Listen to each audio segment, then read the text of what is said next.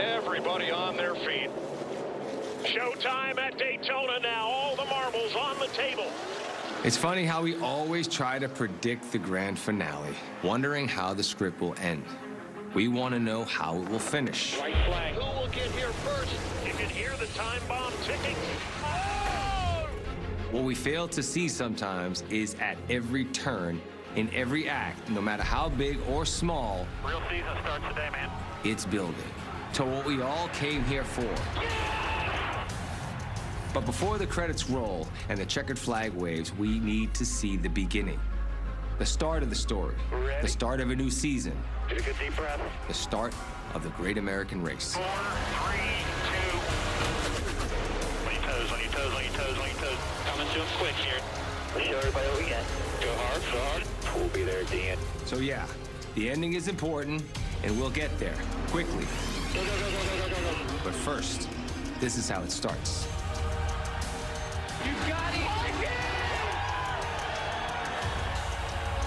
The Daytona 500 is here, right now, on Fox.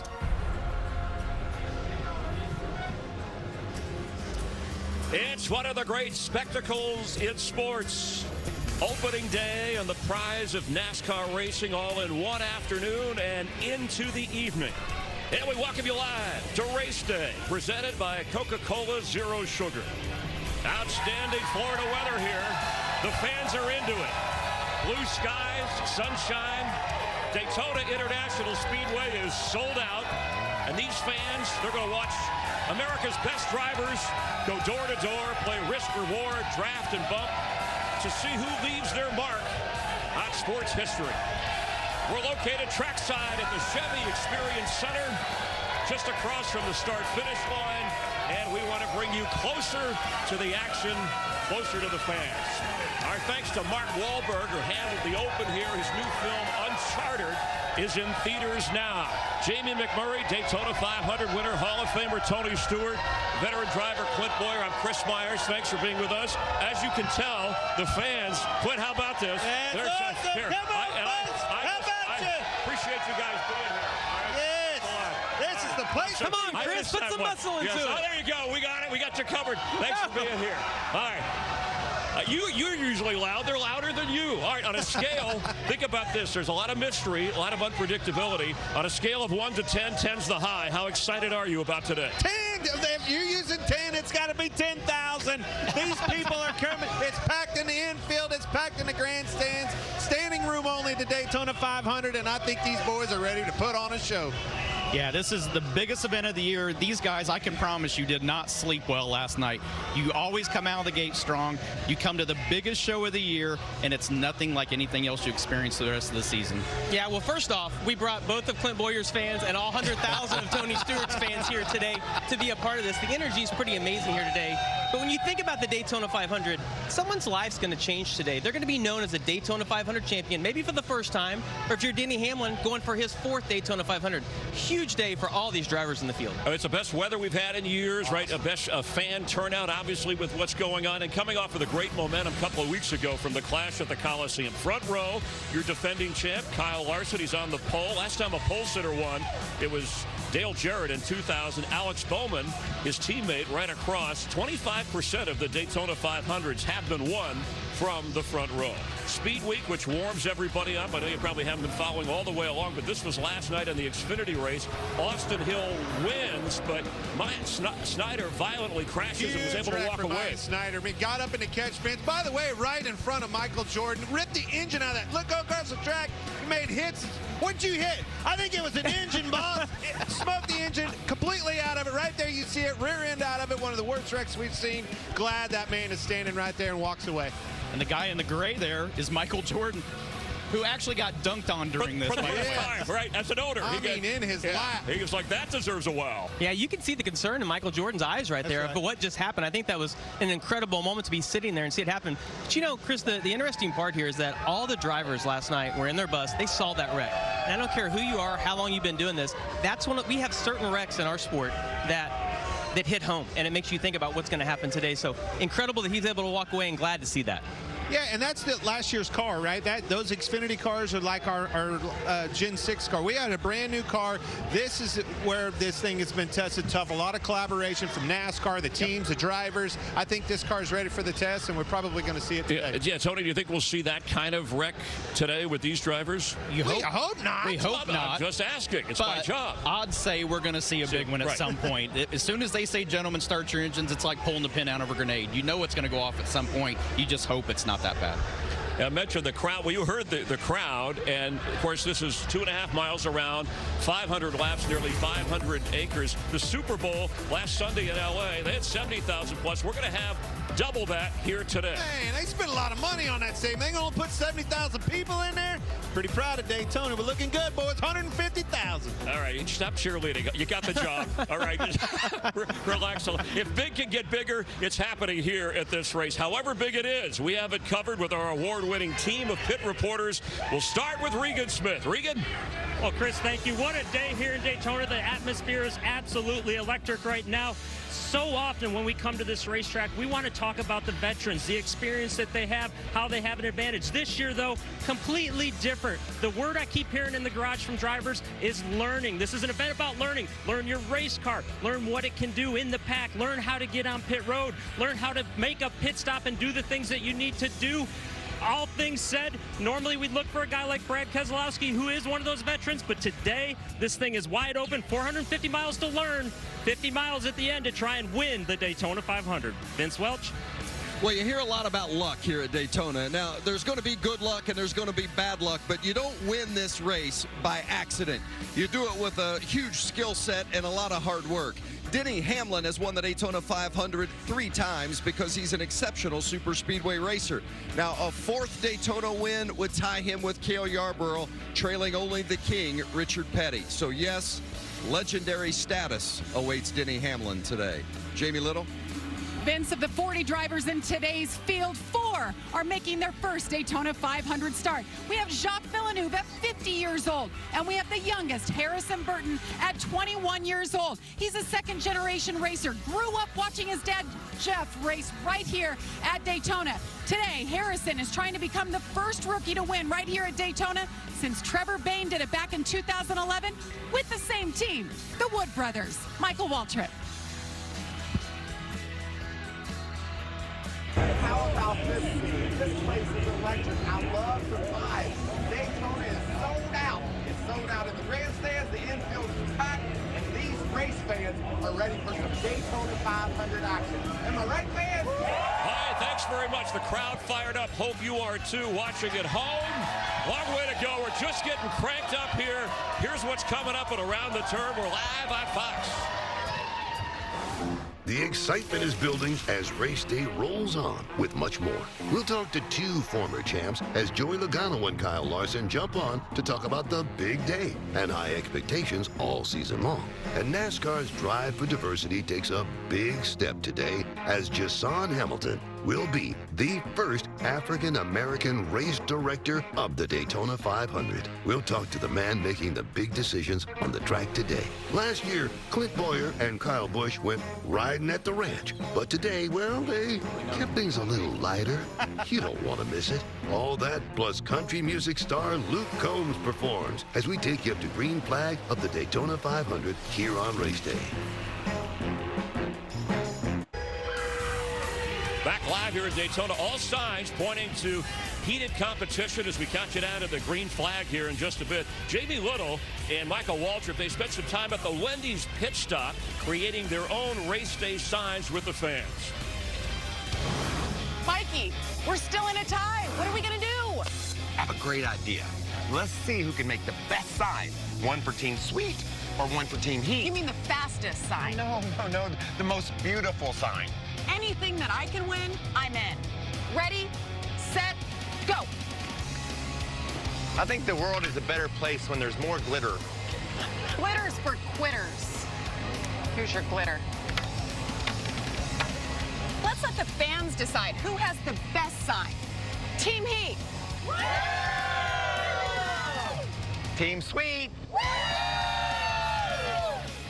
Actually, look at that.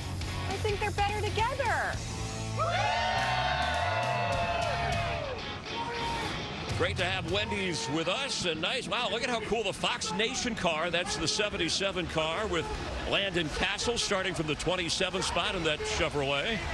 And the new next-gen car, you know, Clint mentioned it. It's making its official debut at a points race today. It's a sweet ride, high-tech upgrade. It looks more like the street car that you drive at home. And I guess what will fans notice first, and what are drivers saying most about the car? Tony, I'll start with you. Well, I think it's to your point. I mean, what the fans are going to see is they're aesthetically pleasing to see. I mean, it's what you see on the street. They're current, they're modern. It's got the cool look.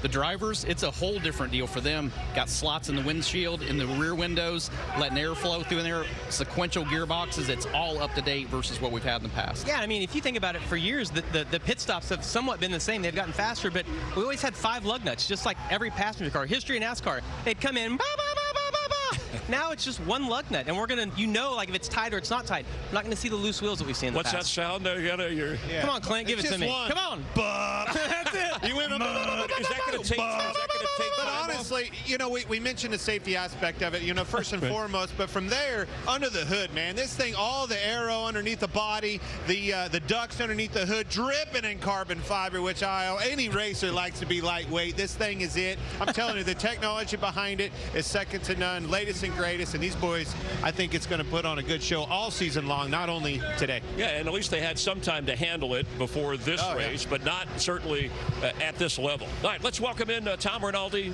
once again. He is here at the track with us. He was here last year for his first Daytona 500 with Fox. Now, as mentioned earlier, Jamie McMurray, who won a Daytona 500, it can change your life. And it's more than a game changer. It's more than a race. It can be a life changer. Right, Tom? That's absolutely right, Chris. Who will take this checkered flag in just a few hours from now? The odds are it might be someone you don't really expect. That's part of the magic and the history of this great race. And as you mentioned, Chris, you don't have to look any farther than last year when the race delivered a winner few saw coming.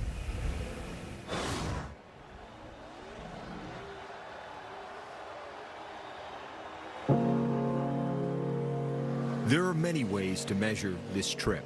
The 2.5 miles around, the 200 laps to run.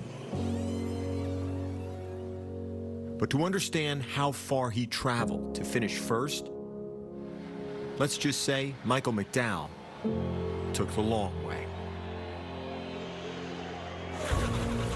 It was a long and dangerous day a year ago. From the 16-car pileup at the start to the nearly 6-hour delay in the middle. A day that required perseverance. What else carries a driver through 14 years, 357 starts, tens of thousands of miles, without a single win? So often, we worship the phenom. But who values the committed? Here comes the field driving. Over the years, the 500 has. First victory comes in the Daytona 500. It's been a place for the underdog and for the unexpected. Perhaps nobody gave this man a shot to be here in victory lane. Maybe the day that he finally won had to be a day this long to honor the journey and to celebrate the trip. Well, they go in a hard crash. And when the last lap crash claimed others, McDowell had his final chance, and finally he claimed it. Daytona 500, are you kidding me? Maybe years or miles aren't the best measure of the victory. Maybe it's the moment, and that will last forever. What a story for McDowell, and he'll try to defend that title here in just a short order, starting in the 6th spot on the starting grade. And then let's take a look at who we might be talking about a year from now, Chris, the same way we talked about McDowell. Here's a shot of some of the longest odds for drivers in this race. Will we be talking about a Reagan or a Dillon or a Suarez? And what is it about this race that allows long shots and those we don't expect to ultimately prevail? I know you guys will break that down right now. Yeah, well, 4 drivers. Thank you, Tom. We'll hear from you later in the show on Martin Truex. 4 drivers in their first Daytona 500 vying for that trophy. We have 6 drivers who have won this race before. Of course, Denny Hamlin is the favorite, but McDowell was a 66-1 long shot. Trevor Bayne 11 years ago was 80-1 when he pulled the upset, youngest ever to win the Daytona 500 at age 20. Which of these drivers in these cars will take home the Great American Race today? We're counting it down to green flag. Coming up, a pair of champions. Joey Logano will join us live on the set. Also, Kyle Larson. And a lot more to come as we continue live from Daytona.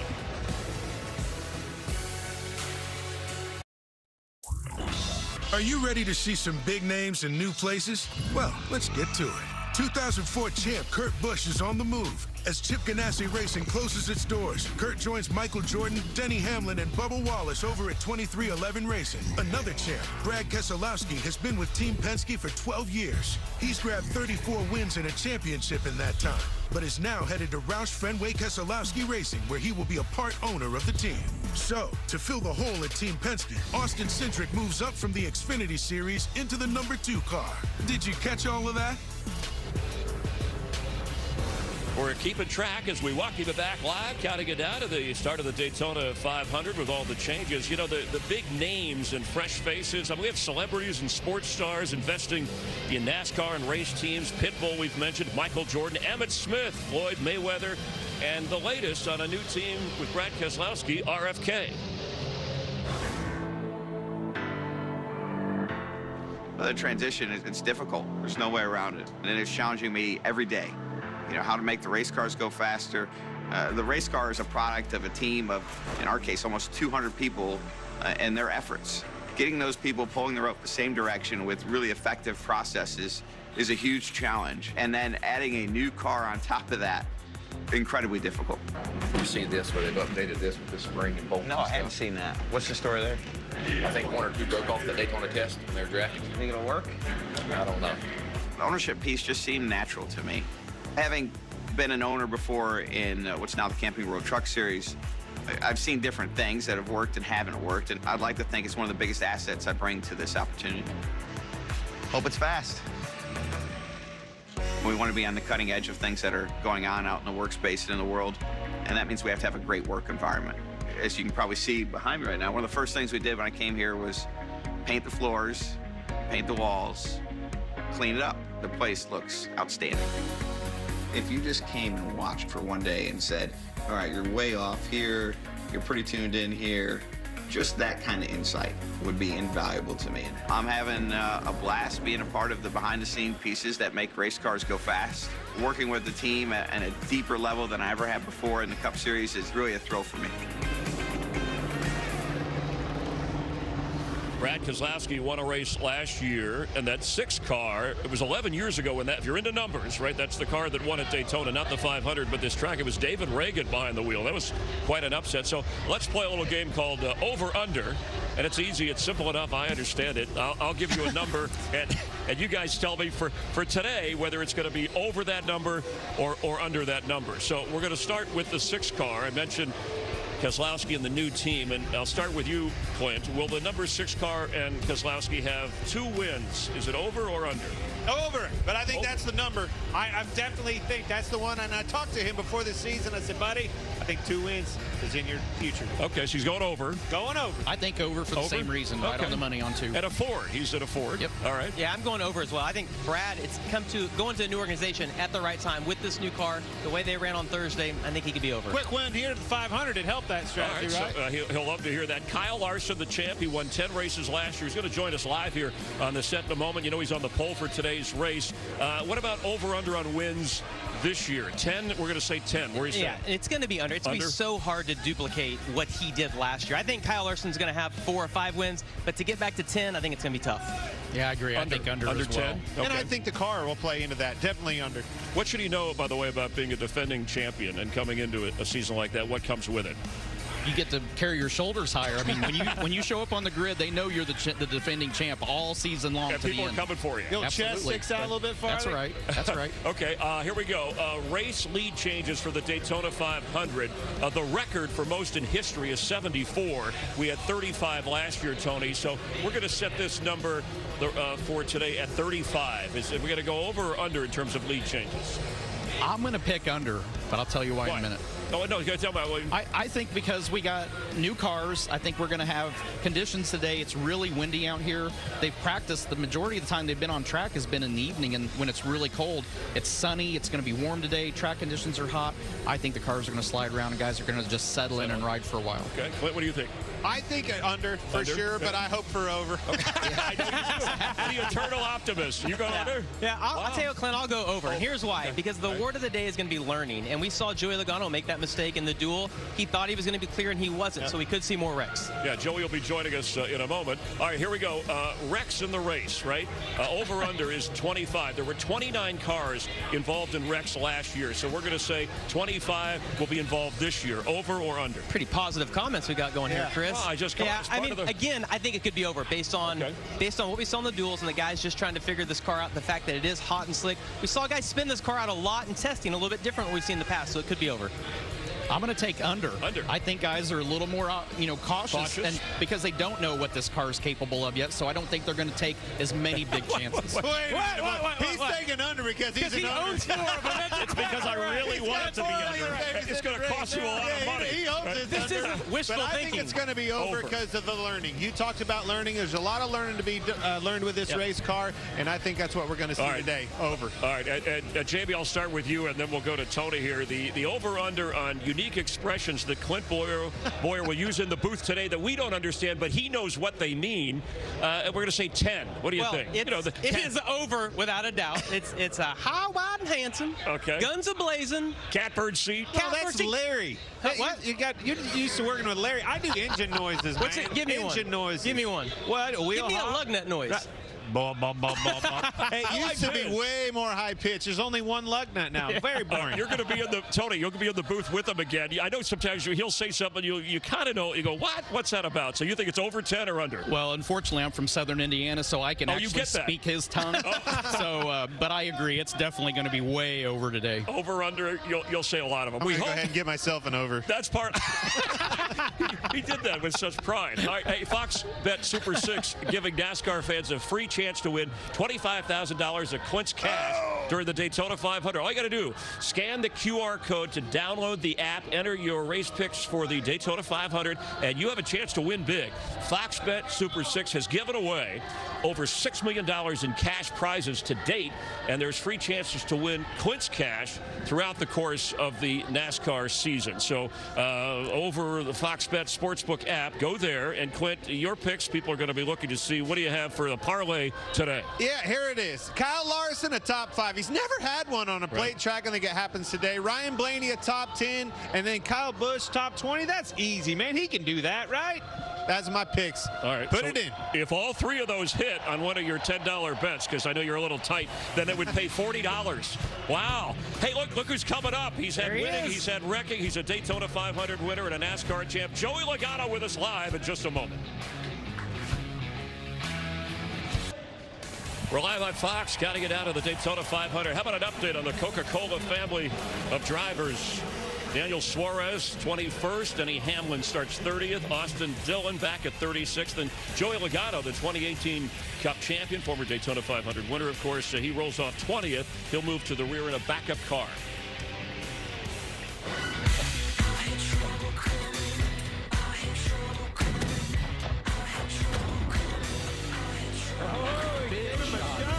Second place. Hey, baby! Woo! Oh, baby!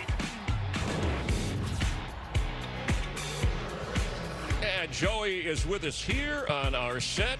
Roger Penske's 22 for his birthday today. By the way, the captain. It is. I'm sure you could get him a nice present. Hey, congratulations, by the way. You win at the Clash a couple of weeks ago, and then within 36 hours, your wife, Brittany, you're back. You have your second child. So are you riding a high, or do you need some sleep? What's going on? Well, I've had a few nights down here to get some rest. My wife told me last night that I've seen my new daughter for only half her life as I've been down here in Daytona for so long. But talk about an amazing 36 hours, from winning the race out in L.A. I was nervous I was going to miss the birth, right, because you're all the way across the country. We get home, Monday night we go to the hospital, and early Tuesday morning we welcome our third little one into the world. I'm going to dive right into it, Joey. Tell me about this race car. What are the challenges down here for you today? What's the hardest thing? We got new cameras in the car, new rear view stuff. We've seen some blocks. We've seen those things. What is for you today, right now, your mindset? What's the biggest challenge for you? I mean, there's multiple challenges. I heard you guys talking earlier about all the new things coming our way, and we're going to be learning on the fly as we go out here. But I think some of the big things, the draft is a lot different. It's easier to lose the pack than it has been with the way the air funnels behind the car now. So some changes there, and it's going to adjust your strategy quite a bit there as well. And I think a big thing is these round bumpers on the car. They don't push very well. And at the end of the Daytona 500, nobody cares anymore, right? It's all about winning it. Nobody cares about finishing second in this race. And they're going to keep pushing each other. And I think that's where it's going to go bad. And we might hit the over on the number you were talking about before the break. So I own 40. I hope you're want wrong, it to be too. over. I don't want it either. But I'm afraid at the end of these things, it may come down to that. Well, you're a great restrictor plate racer. I just want to know, how many laps is it going to take you to get to the lead? Well, I think it depends on what our strategy is. My play is definitely to try to get up there as far as possible as I can, try to work with our 4 teammates and work our strategy. There's a lot of strategy that goes on in this, especially with the green flag cycles. You got to pit in these stages at some point. And you want to be with somebody, right? If you pit by yourself, you're on your own island, you're going to be down a lap before you know it. So we need a lap number. I can't we're looking tell you for that. That's what we're doing up there. We're in the booth. You've been in the by same golly, meetings. he was right. Lap 22. Here it is. You sat in those meetings. Well, actually, he didn't sit in the meetings. He would just stand there for a little bit, and he'd throw his arms up and leave. It's typical Clint Boyer style. You have 10 minutes of Clint, maybe, before he's gone. I'm going for lap 22. It's an easy one for you. It would make sense. All right, 22 and 22. All right, so lap 22. I'm thinking the last time you came out on the stage, you sat with me, and then you went out and you won the Clash. I don't even remember. I gave you a lot of tips Yeah, I at the end remember of the Clash. Yeah, yes, I remember that. It was good. Yeah, You got it was more? good. Well, when we get off air, I'll give you some tips. So, you've won 27 Cup races. You've had an amazing career. You won a championship. And you've also won the Daytona 500. I heard you explain what it means to you. Just tell us, to be able to come out and win another one of these races. How special is this race? I mean, it's so hard to put into words, right? That question to me is so hard to answer. You guys know what it's like to be out there just starting the Daytona 500, right? It's a huge event. You look at everybody behind us, 130,000 people here. Who knows how many eyeballs will be watching on Fox today?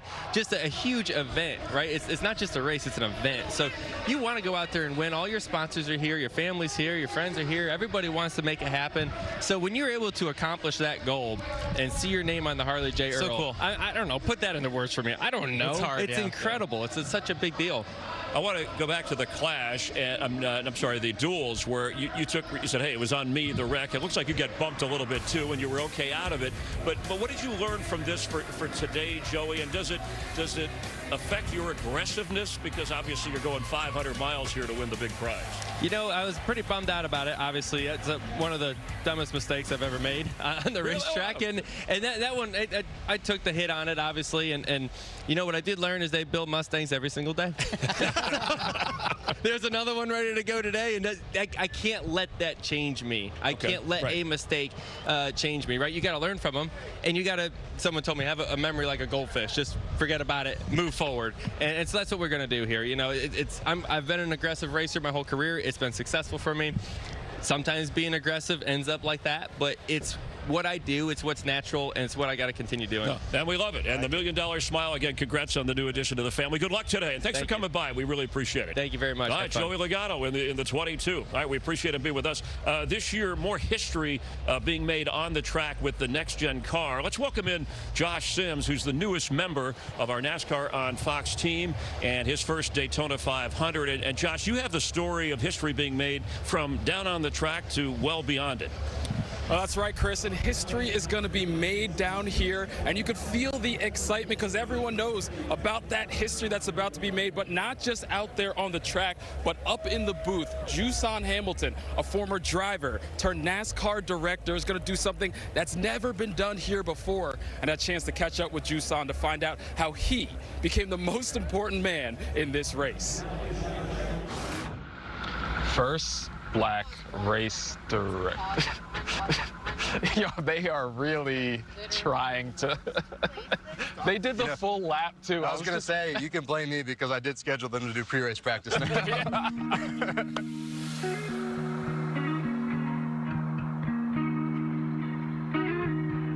think it's important to those watching. I hope that the example that I'm setting makes the path to motorsports for those who have a passion for it seem more in reach and more achievable. If you would ask someone when I was a kid where my path would take me, others probably would have said that was probably a low chance. What we've seen in the recent years in the sport with owners like Michael Jordan, Pitbull, Floyd Mayweather, Emmitt Smith, all getting involved in the sport, what do you think that says about where we are in terms of inclusivity in NASCAR?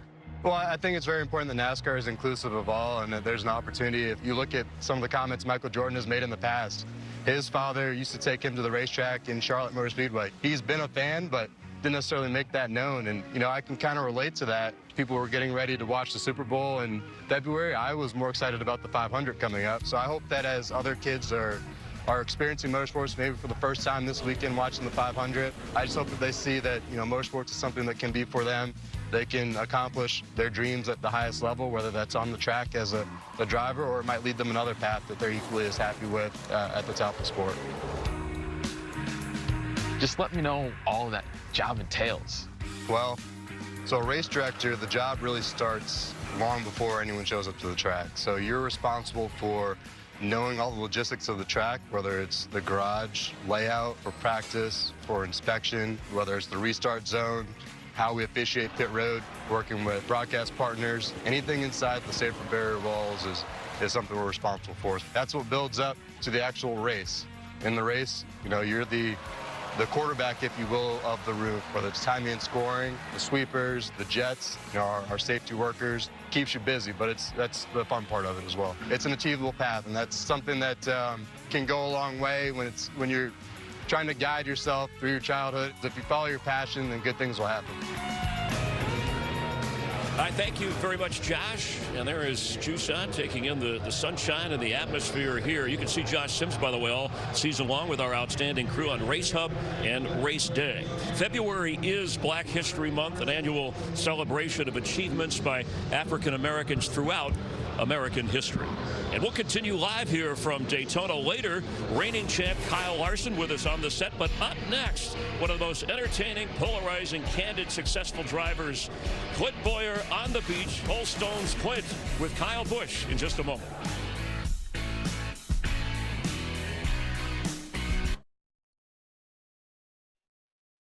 Hi, I'm Clint Boyer. Welcome to Fox NASCAR. This is one-on-one in turn one.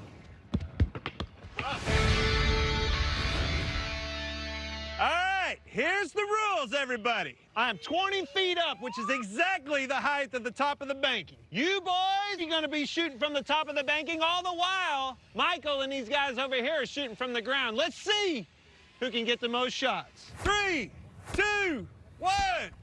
Shoot 'em up. Swing and a miss. Yeah, Willie B, you're way off, cowboy.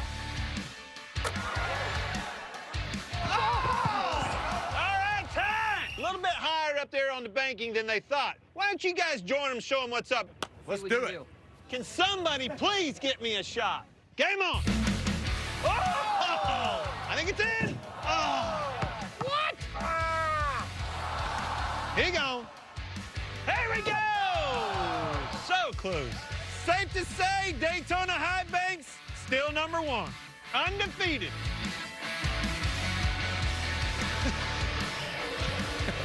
We had the drivers. Our Adam Alexander was part of that. Look at the bank. Over 100 shots from the higher banking. Not one basket was made. Not one. And if you notice, Mikey, he wouldn't even let go of the wall. The banking's so steep up there, he kind of threw the ball. An underdog, like an underthrow. You didn't can't shoot do that. You stayed up there? I realized why they put me in that basket. It was 30-mile-an-hour winds that day. The thing was swaying all over the place. Death grip up there. But Tony, you don't really realize, at least people watching, right, until you drive it or are on the banking. It's what Talladega's the highest, one of the highest. The effect it has on you trying to keep your line or at least work your way around this track. Well, and more so the vision.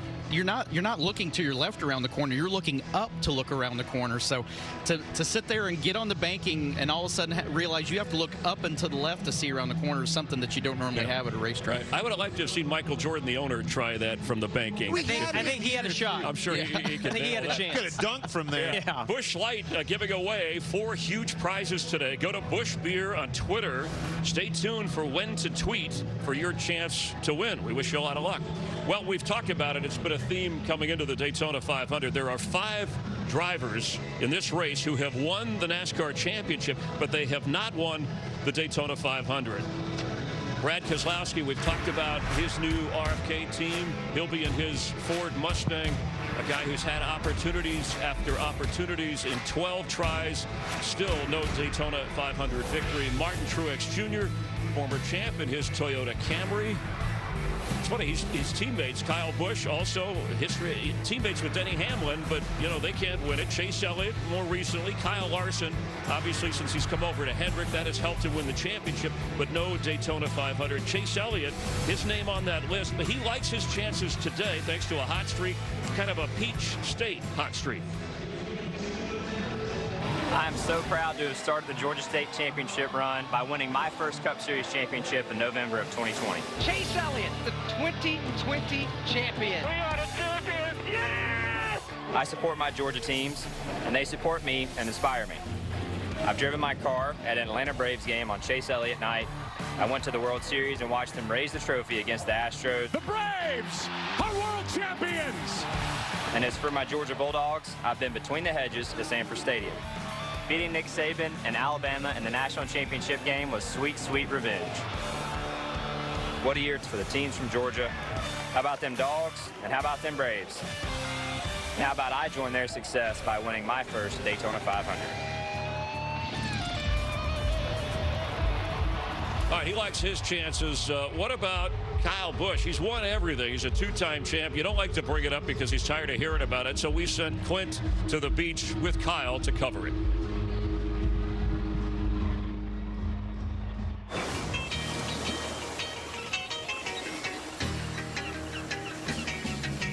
Wow, look what the cat drug. The hell are you doing here? Sit down, boy.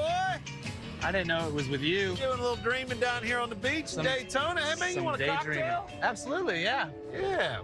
Good to see you, man. Absolutely.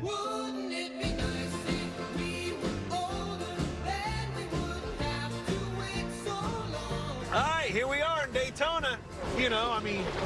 What could the question be that we need to be asking to Kyle Busch? Oh, are you going to be one of those guys? 59 wins. No Daytona 500. No Daytona 500. The damn world cannot have the Daytona 500. For success. Kyle Busch has cut down on left rear. Yeah, it's always kind of the storyline, I guess, when you come down here. No Daytona 500. That is the last box to check. Got to check that box. Kyle Busch goes to victory lane. That's it! Awesome job, man. That's a Kyle Busch win right there. What are some things that you like about this season, like about the car? I think the biggest thing for us, obviously, is with the new car. I think there's a team out there that's got a little bit of a head start. They're ahead of the game a little, so we've got to play catch up and get to that point. This car lends itself to being more of a road racing type vehicle, so that's going to be fun. Definitely getting back to victory lane. I mean, damn, Rowdy Nation comes out, they're loud and proud anytime, but of course more so when we're winning races at Daytona. See these people out here? Hey, y'all think Kyle Busch can win the Daytona 500? See? Anybody can win it. That's the problem. I just haven't been in the right place at the right time. And even if I was, I think I would get crashed because nobody cares. He can do it all behind the wheel, but having one of those Daytona 500 trophies would be extra special. I don't think you can get it done being a lone wolf. I think you have to have some help around you, whether it's a friend from another team, somebody that you actually get along with, or someone from your own team. Even someone in your own team that you don't get along with, they might not even help you, So who's to say? But, if you're the lone Toyota and you got a couple Chevys behind you and a couple Fords behind you, man, it's gonna be hard because they're gonna team up on you. I asked, and you gave me the answer. We're done talking about it. All right, good. There's only one thing left to do. What's that? To win! Oh, how about we drink first? Cheers, pal. Well, that looked like fun. So, of the champs who haven't won, is he your pick today? I think he is. Yeah. 59 wins. This guy's got to get it done. I think he can. But he has. You got to have that mentality, right? You can't be just anybody can win. The only guys that say anybody can win this race are the cats that haven't won the race. I haven't heard Tony Stewart say that yet. I'm kidding. I've said it a lot. I've said it a lot. Who's your choice of the NASCAR champs who have yet to win today? The group from Keselowski, Truex that we showed a moment ago. I think Keselowski, to be honest. I mean, he's got a point to prove. He's going to a new team. He has to have that push. He has that drive, and he's got some momentum after Thursday night. Yeah, Keselowski is the obvious favorite with the wins he's had at super speedway races. He's probably the best in that group. But I think Chase Elliott's a guy. He's pretty confident in his car today, and we know that Hendrick Motorsports always brings a good car. Barely lost last close. year. Yeah, in this race we have Harrison Burton at age 21. He's the youngest driver in the field. We have two drivers over 50. Jacques Villeneuve, right, from F1, former Indy 500 winner, and also Greg Biffle. Yes, he's back. First time since 2016. Yeah, so of the Biff is back. Of the 40 drivers, the experience level. And by the way, where do you keep your trophy from the Daytona 500 since you have won one of these? Yeah, I just have it in my house. Just hang it out there? You show the neighbors? That's so whoa. A Hall of Famer. Where's your championship trophy? He's got 3. He's got... Which one? I'll bet he'd trade one of those for a Daytona 500. That's how much this race means. We're going to get a little music in here. We have a 2-time Daytona 500 winner, our own Michael Waltrip, standing by. Michael? Hello, Chris. Hello, NASCAR fans. Are you ready to kick this Daytona 500 party into high gear? Let's do it. Country music superstar, Mr. Luke Combs.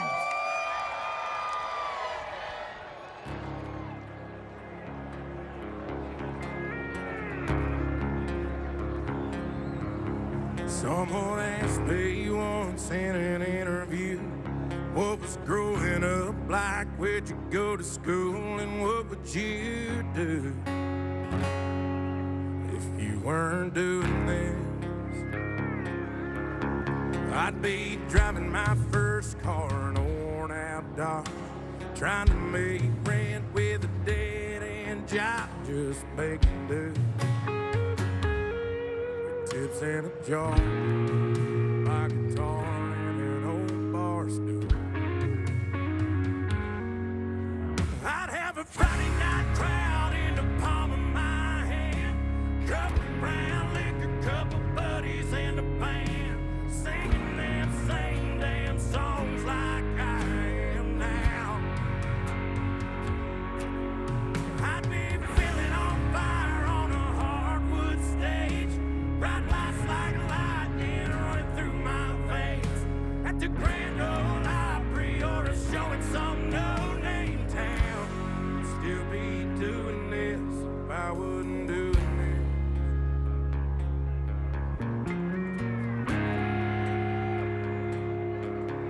I'd still be the same guy they knew back in the day, who was burning CDs just to give away, paying his dues. If I wasn't doing this, 5 deep in a van, head full of steam, hot on the heels of my neon dreams, baby, come true. Living this life just like I was born to do. I'd have a Friday night crowd in the palm of my hand, couple round liquor, couple buddies and a band, singing them same damn songs like I am now. I'd be feeling on fire on a hardwood stage, bright lights like lightning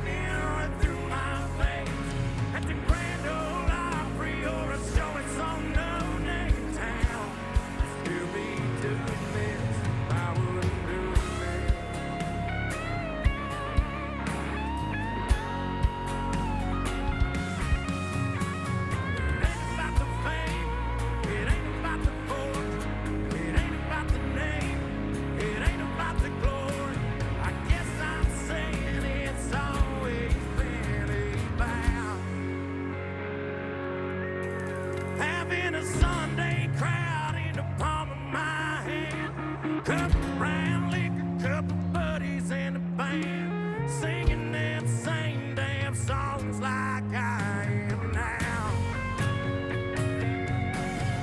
I've been feeling on fire on a hardwood stage. Bright lights like lightning run through my veins. At the Daytona 500 or a show in some no-name town, still be doing this if I wouldn't do it.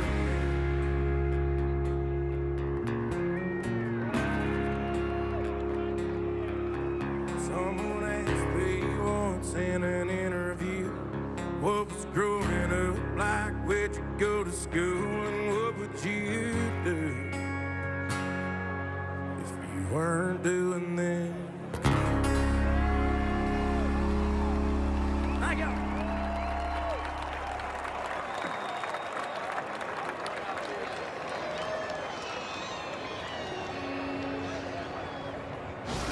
We're getting closer to the green flag. And coming up, Martin Truex and his partner Sherry have overcome a lot. Tom Rinaldi shares how it's her strength that's inspired Martin's success on the track. And the 2311 team had an up-and-down inaugural season, but Michael Waltrip talks to the team and their new addition, Kurt Busch, about a hopeful year 2. Team owner Pitbull has fully immersed himself in NASCAR, and he continues to show his enjoyment by connecting with the fans. Plus, Michael heads to the grid. Anthony Anderson gives us driver introductions and so much more that you won't want to miss. Good to have you watching Race Day. We're live here in Daytona, presented by Coca-Cola Zero Sugar.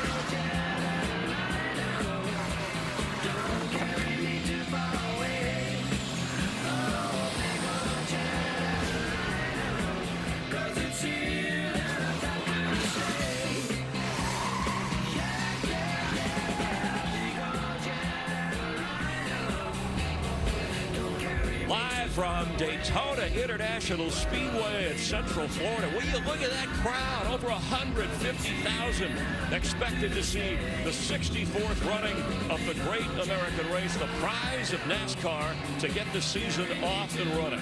Blue skies, warm temperatures, breezy, and the drivers, crews are ready to roll. This is next-gen, next-level racing. And Charles Woodson, the Grand Marshal, Heisman Trophy, Hall of Famer, Super Bowl champion. He's done it all, but he hasn't been a Grand Marshal at the Daytona 500. He will do that today. As we welcome you here at the Chevy Experience Center, our cast of characters, Jamie McMurray, Daytona 500 winner, the Hall of Famer and 3-time NASCAR champion, Tony Stewart, veteran driver, Clint Boyer, and I'm Chris Myers. It's nice to have you with us. I know we said before, scale of 1 to 10, you put it a lot higher, but the atmosphere, the fans have calmed down. They've been here since early this morning and a lot more on their way to see this race. Chris, they've been here a lot longer than early this morning. They've been here all week. I saw some hangovers early this morning, maybe yesterday. And that's just on our crew. But that's what I like to see in our fans, man. I'm telling you, they've been having a hell of a time here in the infield, everywhere in Daytona Beach. This place always hosts one heck of a time. And, you know, Luke Combs up there, man. Yeah. Perfect fit for this crowd, and he's putting them on the end. I love it. Yeah. Yeah, it's been years since I've seen a crowd like this. When we pulled in the infield today to see how many campers and people that were already packed in here, this is an atmosphere I haven't seen at Daytona International Speedway for the Daytona 500 for years. Yeah, it's amazing how many people are already in the stands, the infield, the concert, the motorhome lot's crazy. Right. But what I like is that I've started to see some drivers walking out, and that means we're getting close to starting this race. Yeah, we're playing off the momentum of the Clash a couple of weeks ago. Exciting at the Coliseum. It's the best weather and fan turnout we've had in years, and it should be a lot of fun. We're expecting the race to be the same way. Our defending champion of the sport, Kyle Larson, is going to join us here in just a moment. Off to a good start. He's on the pole. Can he go back-to-back? Get your popcorn ready.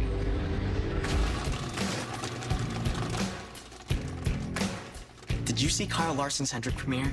It was a blockbuster, grossing millions and dominating award season. A dominant driver in a dominant car. Your 2021 NASCAR Cup Series champion. Oh my God, guys!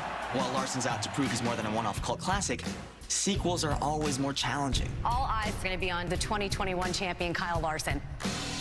There's less time to prepare, but expectations are higher. He is the best driver in the world right now. The championship favorite. Larson is the most talented driver in the series. And he's going to come here and be ready to rock. Kyle Larson. Locations change and studios add new technology. The next gen is here. This is a game changer. Biggest change since 1981. Plus, there's fiercer competition at the box office. Ryan Blaney is a contender. Mark Truex Jr. and Kurt You Busch. can't ever bet against Kyle Busch. He's so competitive. So, will the sequel flop or cement Larson as a future franchise? And Kyle Larson joining us. The champion is Hendrick Chevrolet. In the 5 car, we'll be watching from the start the Daytona 500. Well, you've won everything else already and settled in with the championship. Let's address the elephant in the room right away. The Daytona Super Speedway's not your first choice, but what is it about that? Because you've won in Chili Bowls, Sugar Bowls, Orange Bowls, all over. I don't know. I seem to always find the wreck for whatever reason. It's mostly on my doing, I'm sure. Just making wrong decisions throughout the race to put myself right in the middle of the mess. So I've been through the catch fence here once. I've been upside down at Talladega. I broke a rib at Talladega. So don't have too much fun here typically, but I start from the pole tonight. So hopefully today will be the day. Well, I think we all know, Kyle, the big change, you just said it, starting from the pole. How do you take that pole-winning car, learn what you need to learn, and be right over there in victory lane? Yeah, I don't know. The duels, it was pretty apparent the Fords are really fast. So I think it's going to be important for us Chevy guys to work together stronger than we ever have and maybe piggyback off some of the fast cars for a little while. But our Hendrick teammates learned some things I thought in practice the other day, pushing and shoving and trying to just build runs, you know, if we happen to be up there at the end of the race. So I feel like we're prepared and hope we can take what we learned and do a good job. You have won in everything I've ever seen you drive from ground up. You're one of those guys that's a take charge guy. You like to just get up front, lead, but do it on your own. How do you change your mindset from doing it all by yourself to having to come to Daytona for the 500 and having to rely on other people to help? Yeah, I think that's partly why I feel like I struggle really bad here is that, yeah, I mean, there's guys that run up front, and then all the competitors, they know they're the fast ones, so they can be confident and follow them. And I feel like with myself, I don't have the confidence to make moves because I don't know if people behind me have the confidence in me to follow, and that's why I think I never quite make it to the front, and I'm always mid-pack, right where the crash is. But this style of racing's been different. It's got, we've been too wide for a little bit, but then it gets kind of single-filed out. So I don't think it's going to be as crazy 3-wide action, but now that we have twice as many cars out there, it could be, and it could get to what we're used to, and hopefully it does, and I think that'll allow more of us to have a shot. So 2017, you led the white flag lap, got down to turn 2 and ran out of gas. Is that a moment every time you come back here that you think about? A little bit, yeah, for sure. And two, I was never close to win the Daytona 500 before that, and I have not been close ever since. So that moment was really cool, crossing the start-finish line with the white flag. You've done it with the checkered, which is, I know, better, but that was still a cool moment, and it makes me want to win this race even more than I did before, just because I was so close. Yeah, and you started racing at a young age. I know Tony Stewart right away saw you and said, this guy will be a champ one day. You'll like this next story, so hang around, because we have Kevin Harvick. He started racing at age 5. Denny Hamlin at age 7. Kyle Busch wasn't until age 13. You're going to see all those guys, along with Kyle Larson, on display. The next-gen car, but what about the next-gen driver? There has been much excitement and anticipation, of course, about the next-gen car. We'll see it at its best here at Daytona, but we wanted to dig deeper into the origins of the young driver, the next-gen driver. This is Kidding with Chris. Come on, hurry up. All right, okay, all right. So, if you could tell me your name and how old you are, and then how long you've been driving. My name's Cash, and I'm 7, and I've been driving for 1 year. 1 year? How about you? I'm Owen. I'm 7. I don't really know how long I've been driving. 2 years. Okay, good thing you had a little help there. And you? My name is Brexton. I'm 6. I've been driving for a year. Yeah, right. And you have your fire suit on. You decided to wear that today? Yeah. And why is that? Thought it was a race car driver interview. It kind of is. And you have sponsors. Yeah. This is the first time with Brexton with us, but we've done this before, right? Yeah. And are you guys excited to do it again? Yeah. Yeah, your dad, Kyle, 2-time champ, and your dad, right, champion last year of NASCAR, and your dad, he gets to work with me. Yeah, do you watch your dad on TV? Yeah. Yeah, when he commentates? Okay. All right, now you race against each other. Who usually wins between you guys? Brexton. Me. And Braxton, does it ever get a little tough out there? Do you guys bump into each other? Yes. Well, we can't really dump each other. He tried to wreck me on the You second tried to lap. wreck him? Yes, he tried to wreck me. That was my first time ever racing. Second lap. Okay. Did your dad teach you then?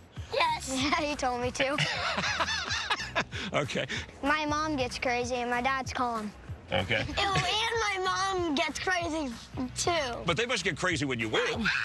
You guys have your own social media following, right, on Twitter? I do. Yeah? You all do? Sorry, I don't want to keep you up here. Instagram. You're on Instagram. That's hipper, more on the gram. And how many followers you have? Do you know? 400? How about you? None. None? Oh, I'm sure you have some. How about you, Braxton? I don't know. You have a lot. I'm told you have more than me. Why is that so funny? I think, can we park him? Is that what they do when you get out of line? Do they park you guys? Okay. And your dad, he hasn't won the Daytona 500 yet. Do you think this could be his year? Yes. Yes. Definitely. Yeah. Oh, you think his? I was going to ask you, since your dad's in the booth, yeah, right, between Kyle Larson and Kyle Busch, who's going to have the better Daytona 500? Kyle Larson. Oh, he's going with Larson. Okay. Well, good. I think Mr. Busch will have something to say about that. I wish you a lot of luck on your careers as the next-gen drivers. So, did you enjoy the interview? Yeah. Yeah. Good. Okay. But we got to go somewhere. Where are you going? Disney World. Disney World. Oh, all right. Well, have fun. 30, 29. And Aubrey has joined Owen with Kyle Larson. The whole family is. Oh, what's the matter? All right.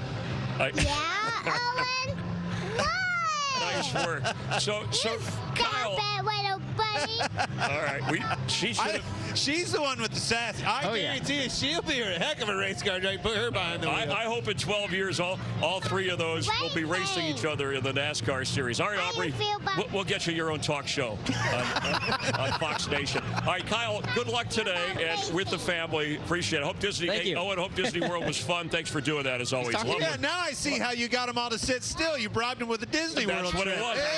Yeah, I'm on your way. That's going to be tough on the Fox expense report. All right, to all the kids that are here, the young, the old, the growing, that want to be drivers and want to watch drivers, this is the Great American Race. Enjoy the sunshine. We're going to meet the drivers, a special introduction for our drivers for the Daytona 500 coming up.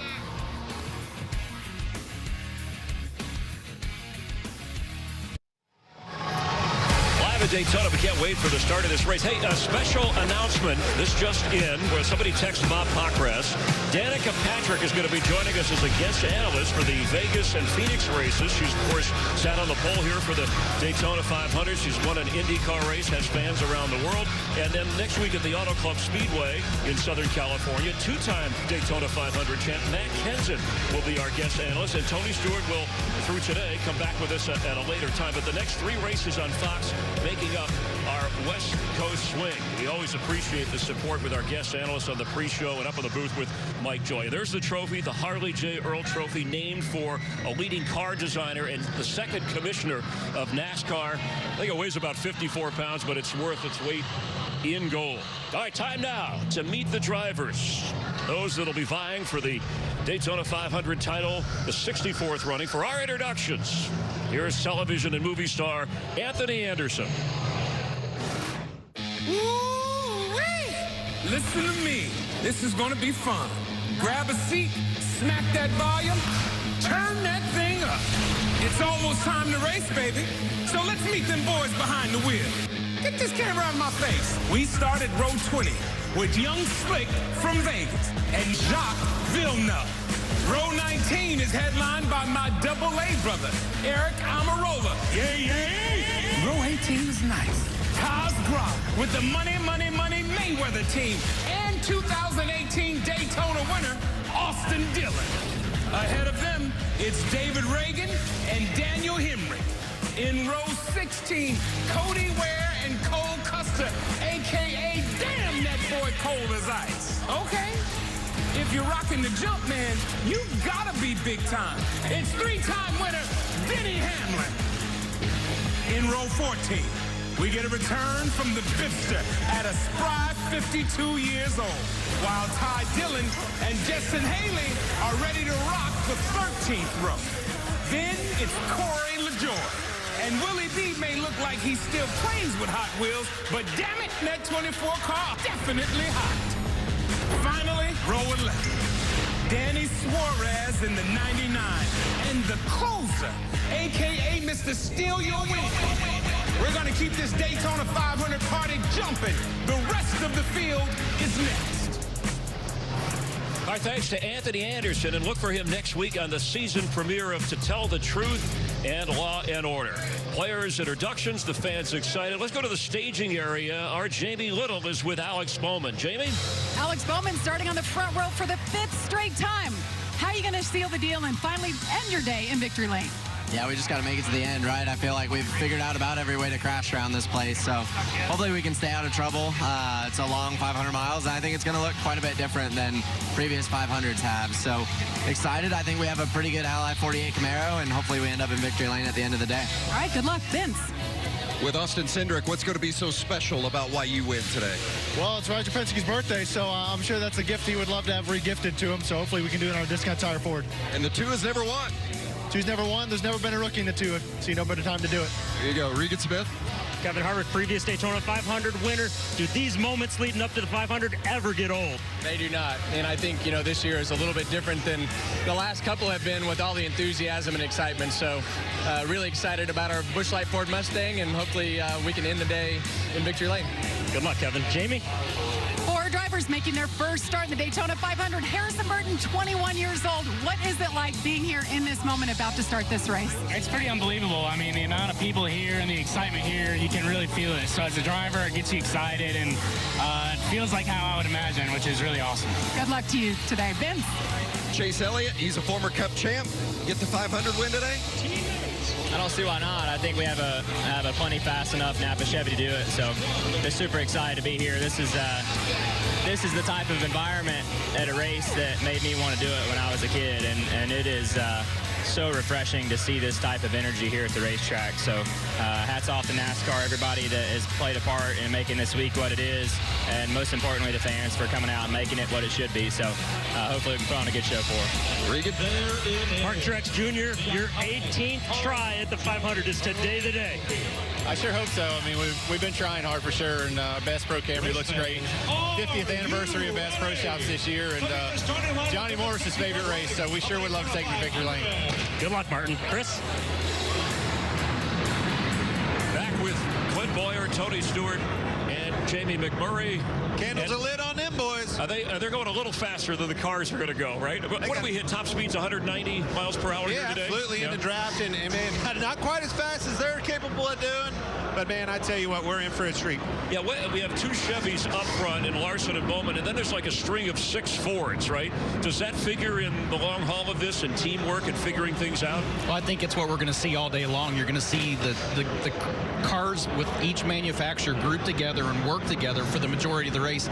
But at every Daytona 500, at the end, we lose people, but most of all, at the end, all bets are off. Everybody's on their own. Yeah, tough to be patient, Jamie, in this race. It is 500 miles long race, 3 hours to get to the end, and you have to be there at the end. We do have some stage points we're gonna award throughout the race, but the ultimate prize is the trophy, the Harley J, at the end of the day, and you gotta be in it to win it. Yeah, Clint, what have you seen this week through the duels and just practice and qualifying? Anything that's going to help you in terms of the kind of racing we're going to see today? A lot of teamwork out there, Chris. You know, with manufacturer teamwork, you know, your allies, your teammates, yourself, you know, you got to find all those things. And 400 miles of this race, I think, is all set in learning, right? You go out there, you figure out who all those guys are, who's going to help you at the end of this thing, and then you try to strategize around at the end of this race who to be with at the right time, coming off of turn 4, making sure you got the right push behind you. Yeah, and we just heard Kyle Larson talk that guys want to be with fast guys. That's how it works out here. And so you spend the whole race trying to figure out who's fast and who do you want to be with at the end. You know, I've been out here when the crowd, I know the engines roar, but drivers, you tell me, can you sense when you get through something that the crowd is up and standing and hollering, or is your focus totally on the track? I'm going to say this about the crowd, and you never hear a guy like Chase Elliott say things like that. It's got his attention, and this is one of the only races as a race car driver that has that momentum, right? That it's so hard to get in your car because you're so excited, you're so wound up to go out there and put on a show for these fans. All these guys are revving at wide open throttle right now. And it's the first one of the year, and that's the hardest thing. Every other professional sport leads to the biggest game of the year. This is right out of the gate. This is the biggest show of the year in front of the biggest crowd for the biggest money and the best trophy. This place will erupt when Chase Elliott takes the lead today. The crowd will go crazy. You're going to hear it in the booth. You might hear it on TV. Yeah, Chase Elliott, the most popular driver again and a former champ, but certainly Denny Hamlin, the story. Again, the favorite. He's won 3 of the last 6 Daytona 500s, which is absolutely amazing. All right, there's a sense of what the atmosphere is like here. Let's go back out and check in again with Tom Rinaldi. Tom? Well, Chris, for every driver here, of course, the ultimate goal is victory and a little piece of racing immortality. But for one driver of the 19th car, Martin Truex Jr., for the last 8 years, he's been driving for something more, for the woman in his life who's in the fight of her life. It's a fight they share to help others.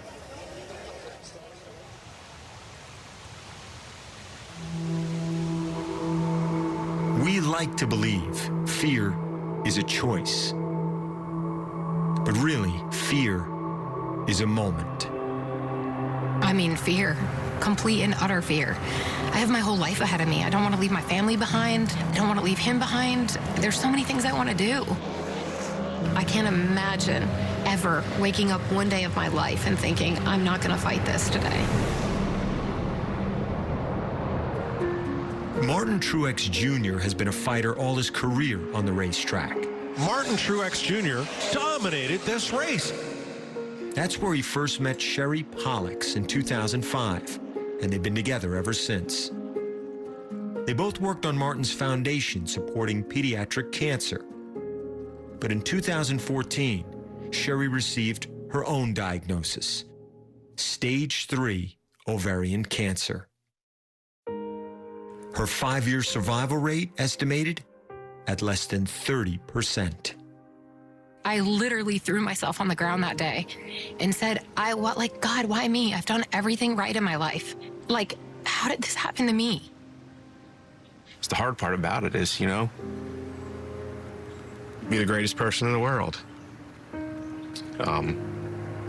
Like her, kids, you know, children.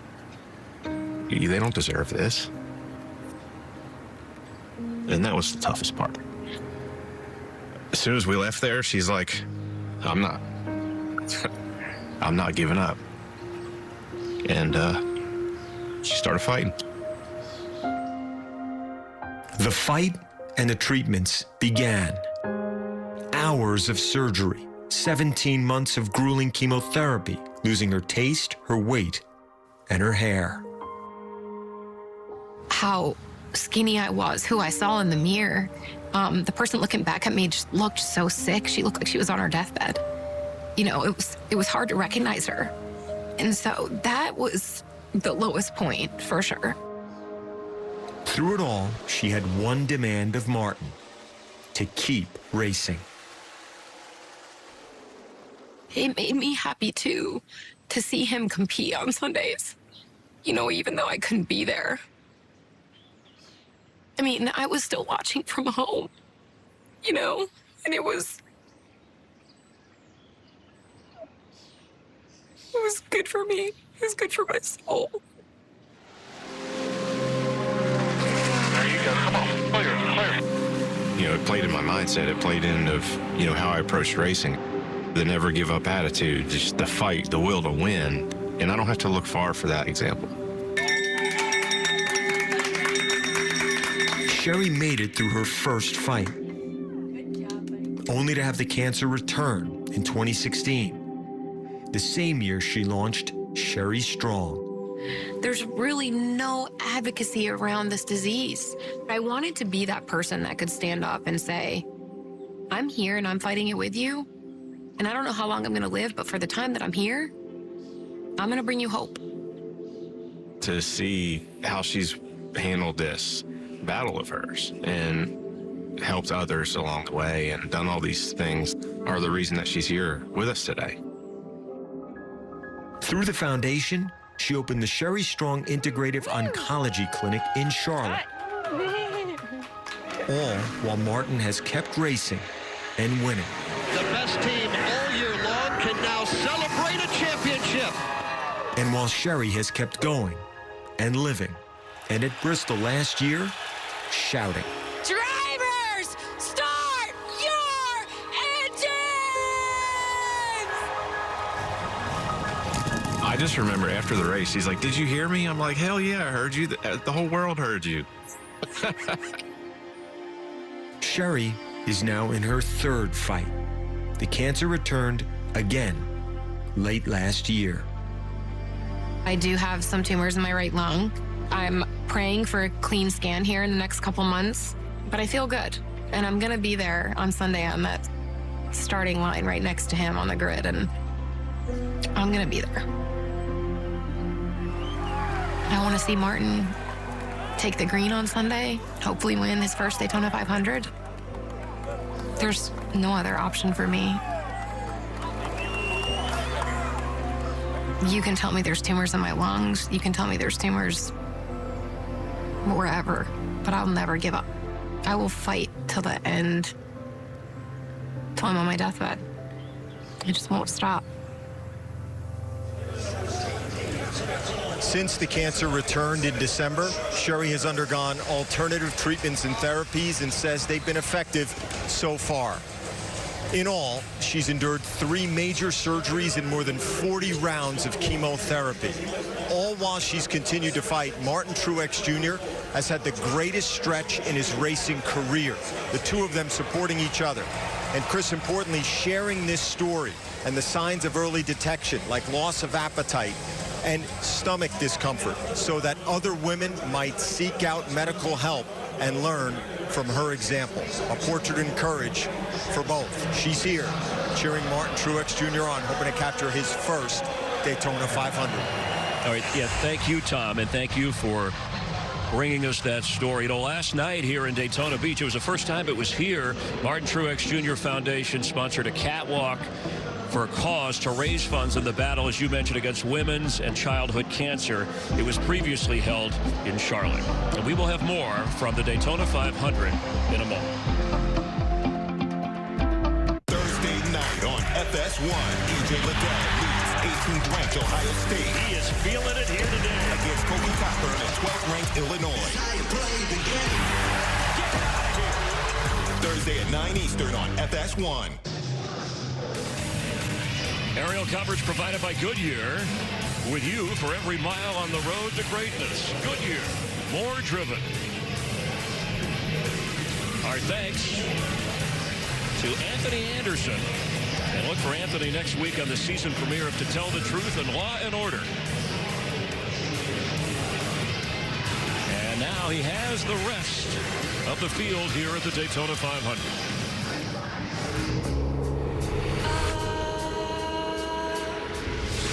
Oh, yeah. This is the time. Now lock in. The top 20 drivers. Follow me. Ross Chastain in row 10 with the polarizing but undeniably fast Joey Logano. Running row 9 is Ricky Stenhouse Jr. and a 500 winner in Kurt Busch. Tyler Reddick and the chosen one of 2311 Racing, my man, Bubba Wallace. MTJ and the Flying Fish Whip headlines row 7 with young gunner Eric Jones. A couple of babyface darlings in row 6, including the sport's most popular one, Chase Elliott. And the other Chase, last name Briscoe, with the candy-coated supervillain Kyle Busch, still plotting for that first 500 trophy in row 5. On to row 4, the Wood Brothers Wheelman and Ryan Blaney in that Penske 12. It's Austin Cindric in row 3. And now, introducing the reigning and defending in row 2, bad boys of RFK Racing. And leading the pack, Alex Bowman, the showman, and the pole sitter himself, the king of the cup,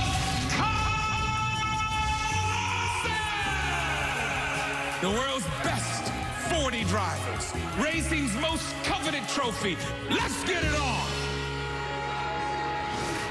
Anthony's fired up, and so are the drivers. There's Kyle Busch, and let's welcome an old friend, former colleague, Hall of Famer, champ, Daytona 500 winner, and Jeff Gordon is with us with the crew. Stats. Who needs stats? Who needs Chris? stats? And now you're going to join us later in the year in an analyst role.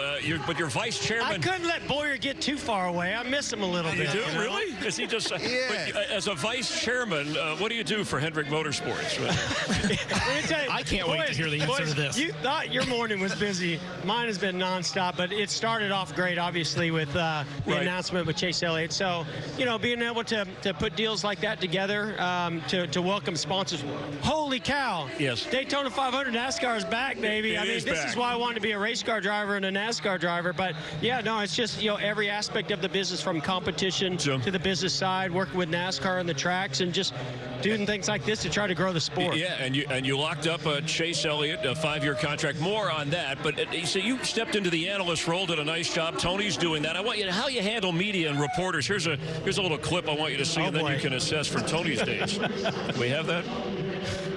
My fitness program is get up and drive as fast as I can to Burger King. I'll wreck my mom to win a championship. I'll wreck your mom to win a championship. I'm like, man, I almost made it through the whole day without getting fined. He better be worried. That's all I got to say. I learned my lesson there. I'm going to run over him every chance I got from now to the end of the year, every chance I got. I'll sit there and think of that petty crap that you think of. Give that mic away. You don't even deserve to have that mic right now. What the hell's wrong with you? And he's the one that drives like a little I'm going to bust his ass. Thanks, Tony. Thank you. Welcome to Daytona.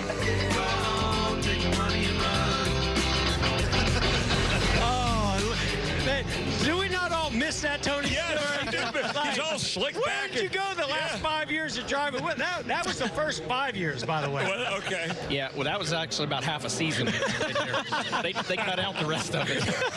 Now he's nice with us with the media, so it should be a lot of fun. Oh, so first lock it up, Chase. By the way, Hendrick has had, a champion the last 2 years, so you now there, you just don't screw anything up. I was going to say, right? I mean, the bar is set here. How am I going to succeed in this? I don't know how you keep doing it. It's timing. We're talking about Daytona, right? To win this thing, you've won it, unfortunately. How many times?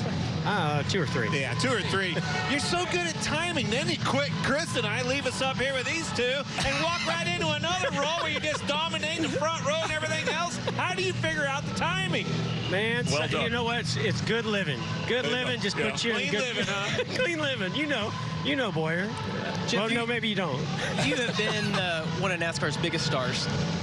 doing Saturday Night Live, Regis and Kelly, and I heard you say earlier this week you talked about wanting to get your drivers into that same type role. What's the plan there to try to do that, and are they receptive to wanting to be that guy? Well, first and foremost, I mean, you're right. I'm stepping into a role with the most amazing car owner and leader, Rick Hendrick, and he has a culture and a vision, and I've been a part of it as a driver, and now I'm having a lot of fun working with really smart people to keep that vision going. But, you know, the thing is, all I wanted, when I look out here, right, and I say, this is why you want to be a race car driver, this is why you want to be a superstar. It makes it a lot easier for me to have those conversations where I just want the guys to be themselves, but just step outside just a little bit or at least to the edge of their comfort zone.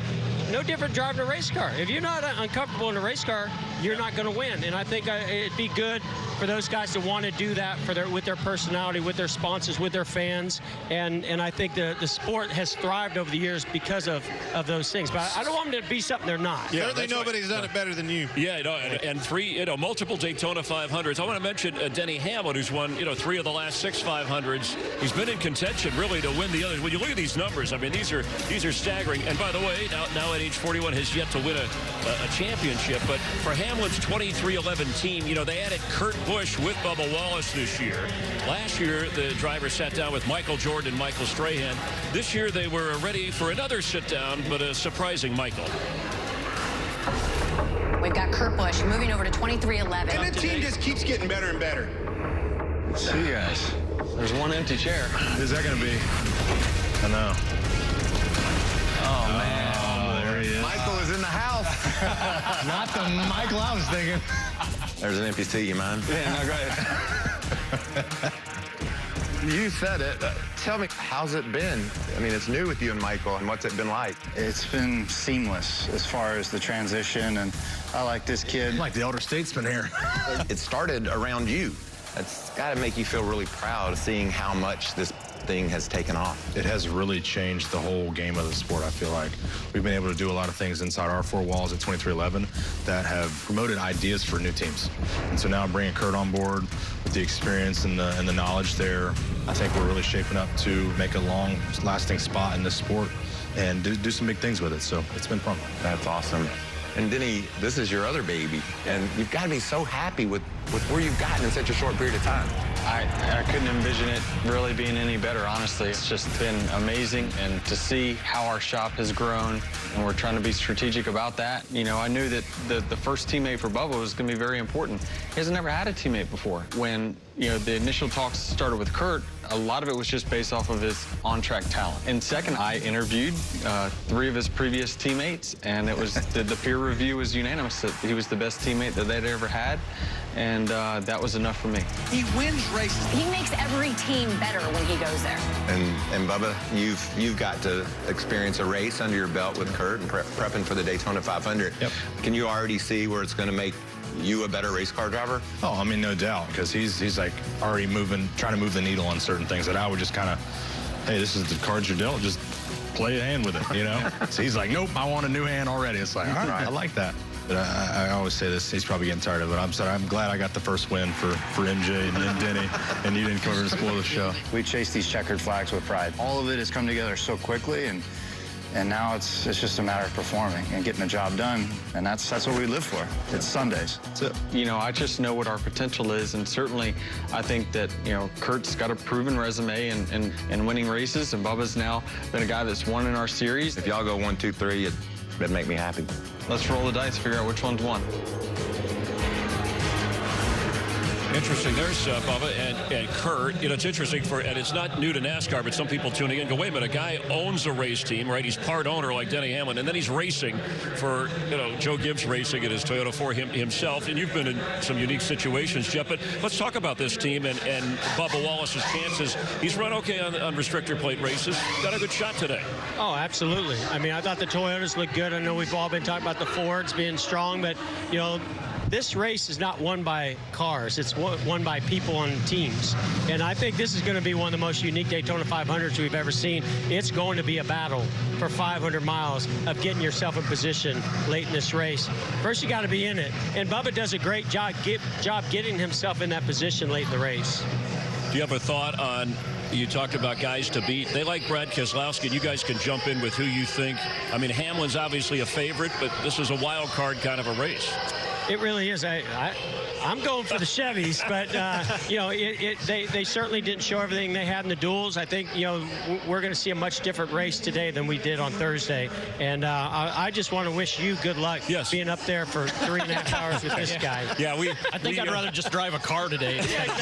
He'd rather be in a wreck than deal with. No, I'm kidding. We kid. And you're going to be with us later in the year too, of course. Right? Absolutely, I'm looking forward to that. Yeah, right, and I know you're a big football fan. You're 49ers. Where am I now? He couldn't get away from that camera too far. I wanted my Niners to go against his those Chiefs again. It didn't happen. Well, now you can root for the USFL until the NFL season rolls around. The USFL is back, ready to spring into action starting in April on Fox. Remember the teams: the Philadelphia Stars, Birmingham Stallions, New Jersey Generals, Michigan Panthers. They're all back. New Orleans Breakers, Tampa Bay Bandits. Football, USFL, coming to Fox begins April 16th. We have the whole season, playoffs, title game, 7:30 Eastern. We hope you tune in for that. All right, so Tony and Clint, you'll head up to the booth with Mike Joy. Yeah, hey, have a nice ride, guys. Around the track up to the booth. I'm going to walk right over there to pit road. And we're going to let you go. Yeah, what do you just wander around and shake hands and get money, or what do you do? Listen, my job's done now. It's all on those guys.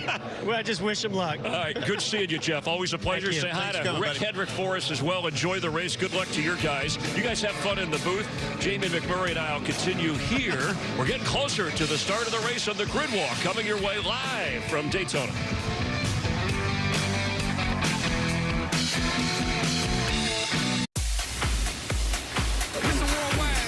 All right, you got me. What are we doing? We got some fan mail for you, Pitbull. Here we go. Oh, fan mail.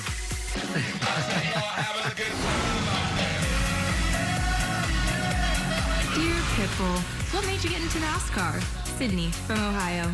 Growing up in NASCAR, what got me into it first was actually a movie called Days of Thunder. We had the Dollar Theater, so you wouldn't be able to see a movie until 3 months after. You'd go to the Dollar Theater, and Days of Thunder was one of them that I was waiting to see. And when I saw of the fight behind it, the technical part of it, and of course Nicole Kidman, that's when I started to become a fan of it. But more than anything, I relate to the grind, I relate to the hustle, I relate to the underdog spirit and mentality. Mr. Worldwide, what attracted you to Daniel Suarez for your first driver at Trackhouse? Well, first of all, they gave me the opportunity to come in Trackhouse. They already had it put together, but what is there not to love about Daniel Suarez? You're talking about someone that's a hard worker and the true American dream. Coming from Mexico, chasing his dream on becoming one of the best NASCAR drivers. Trackhouse, car number 99 and car number 1. Dale. Yo, Pitbull, when you're rolling in the 305, what are you cruising with? Sincerely, Mo. Cruising through the 305. Listen to me, they suspended my license a long time ago. It's been a while since I've been driving. Just gotta be real with you. Dear Mr. Bull. I like that. Dear Mr. Bull. As long as it's not Dear Mr. Bull, we're gonna be all right. Have you given any thought to a NASCAR-related nickname yet? May I suggest Dale Earnhardt, LA's very own J-Bone. J-Bone. To share a name with the Intimidator. Dale Earnhardt. That's a blessing right there and a true honor. Dale Earnhardt. What? So let's do it. Ready? Armando Christian Perez, Pitbull, Mr. 305, better said Mr. Worldwide, or should I say Dale Earnhardt? I love it. Thank you very much. I appreciate the nickname. He rest in paradise, Mr. Dale Earnhardt, and big shout out to Dale Earnhardt Jr. Just one of the many personalities in the sport. Another one is our Michael Waltrip, who's standing by with his Daytona grid walk. Michael. Oh, Chris, this is the best it's felt in a long time. I love hearing Mr. Worldwide getting us jammed up and going. I also love talking to Charles Woodson, NFL Hall of Famer. Pleasure to see you. Thanks for coming to Daytona. Tell me how this feels. Man, it's great to be here, man. To have all of the people in the stands, man, and you feel this energy. I can't wait for the race. You've been in some big events. This feel good? This feels great. I can't wait. I'm glad you're here. Awesome. Michael, I gotta know, what has the last year been like? How's it changed your life? I know you're such a good man. I know it means a lot. Oh, it's a dream come true, you know. So many years of grinding it out and not getting to victory lane to finally do it at Daytona. It was just huge. And then this week's been so special. Just having all the fans and our sponsors and everybody here and enjoying the moment and hanging out in victory lane and taking pictures with the trophy. Kind of got to relive some of those moments we didn't get to have last year. But yeah, it's been awesome. It's just a dream come true. Really thankful for the opportunity. And we got another opportunity to do it again today. So let's see what happens. Who doesn't love love? Everybody loves loves. I love love. Ryan Blaney is with Big E. Big E, how's it going? Hey, Ryan, have a fun day. Hey, we need to get our man pumped up. Get him going here. What do you think? Who we have right here is a man known around the world as Y.O. Ryan Blaney, look at this man. 3 wins in 2021, and this is his year. I agree. Yeah. Appreciate y'all coming out. Thank you, Big E. Yes, sir. Thank you, Big E. If you want to drive for me. You do the driving. I do the hyping. Hey, pick him up over your head. Oh, no. For later. We'll say that for later. Oh, man, that was funny. Where's Harrison Burton? I have to know. 21 years old, first Daytona 500, is it? You watched your dad race here, but isn't it as big of a dream come true as you thought it would be? It is, and it's lived up to expectations. This whole week has been amazing with the Wood brothers to drive for them and do those that left the legacy that this car has now proud is the main goal, and we'll go out and try and do it. What's the goal? Victory lane? That's always the goal. We'll go try and do it. Right on. Have fun. Let's see what Ryan Briscoe's up to. Hey, there's the baby. Your baby's here. How you doing? Hi, baby. Look how precious. Ryan, how's special you and Johnny Klossmeyer debriefing? Sorry, buddy. Can I say hi for a second? I can borrow him. Midwest Dirt Racer, Daytona 500. How's it feel? It's pretty dang cool. This is my second one officially, but it feels like the first one with all the people. It's pretty unbelievable. Got my son with me, so that's cool too. So hopefully be a good day. Yeah, I think it's going to be a great day, and I'm really thankful that you're here, and I hope you have a great race. Let's see who else we can find. Hey, Kyle Busch. Hi, buddy. How you doing? I'm good, man. What's up, Mikey? I'm just doing the grid walk. Charles Woodson. Big E was here. All right. Nice. You got some names. Yeah. Now I'm talking to you. That's all right. Well, we're no name over here, but we're ready to go racing. How about you? I can't wait for the 500. Do you feel the energy? Do you feel the excitement? You love what you're seeing? Absolutely. Fans look amazing. Grandstands look great. Everybody's energized, all ready to go, pumped up for a great Daytona 500 today. So hopefully today's our day. Man, I hope so, too. Have fun. Chase Elliott. We're going trackside in about 10 seconds. I just wanted to say hi and have fun. I'm glad you did. Good to see you. You want to send it to Trackside Services? Who am I sending it to? Just the fun that we're going to have here. Oh, okay. Yeah, sure. We'll send it to whoever is at Trackside Services today. Why not? There you have it. Ladies and gentlemen, at this time, we ask that you please rise and remove your hats as Robertsdale High School Junior ROTC presents our nation's colors. Here to offer today's invocation, please welcome Chaplain of Advent Health of Central Florida, Farzad Norian. Dear Lord God, we pause for a moment to acknowledge you and ask for a sense of your presence to be with us this afternoon. Father, please protect and bless the drivers in the race today, our officials, crew members, fans, and their families. And please protect and bless our men and women in the military and law enforcement as they serve this country day and night. And please bless their families. For these things we ask in Christ's name. Amen. Here to perform our national anthem, please welcome award-winning, multi-platinum country music icon and star of the upcoming Fox series Monarch, Trace Adkins. Oh, say, can you see by the dawn's early light what so proudly we hailed at the twilight's last gleaming, whose broad stripes and bright stars through the perilous fight o'er the ramparts we watched were so gallantly streaming, and the rockets' red glare, the bombs bursting in air, gave proof through the night that our flag was still there. Oh, say does that star-spangled banner yet wave o'er the land of the free and the home of the brave?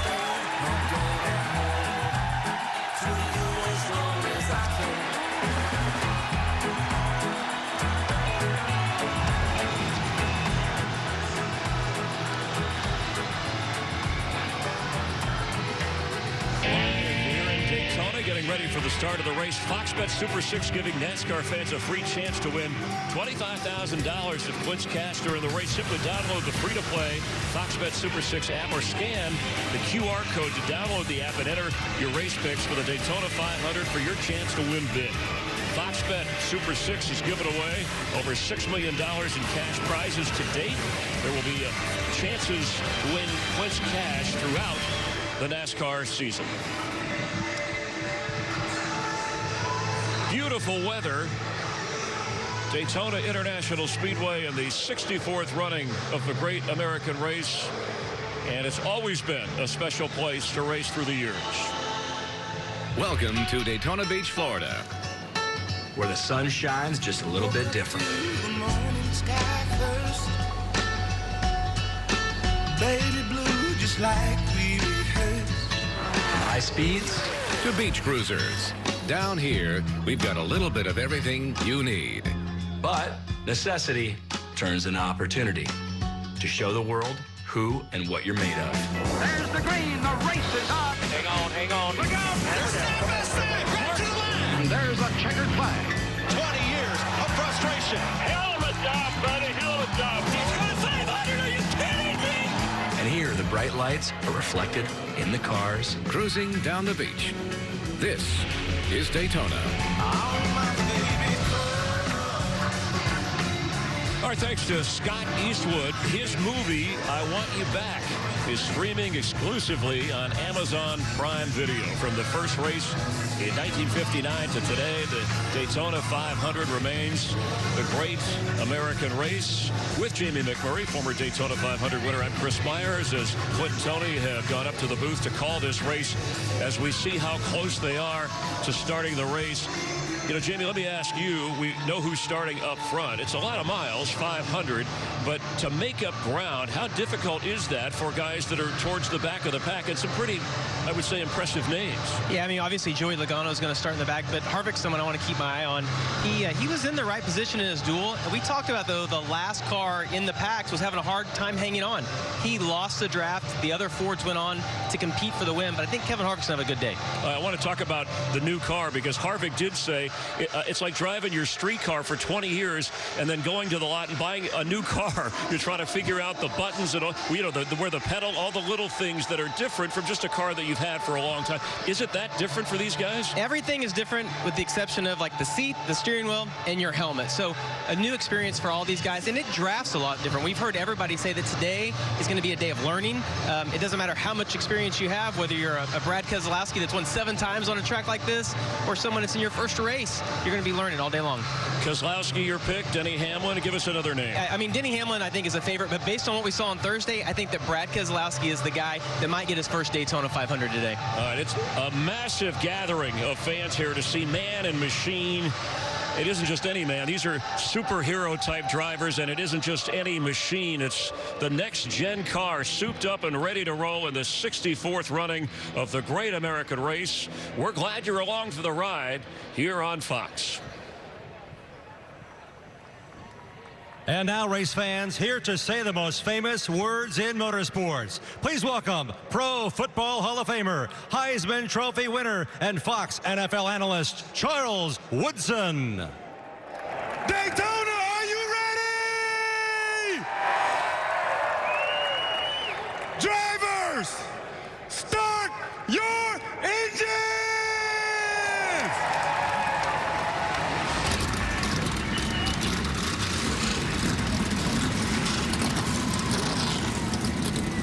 Fox Chairman Lachlan Murdoch will be waving the green flag. Buckle up. Let's head upstairs.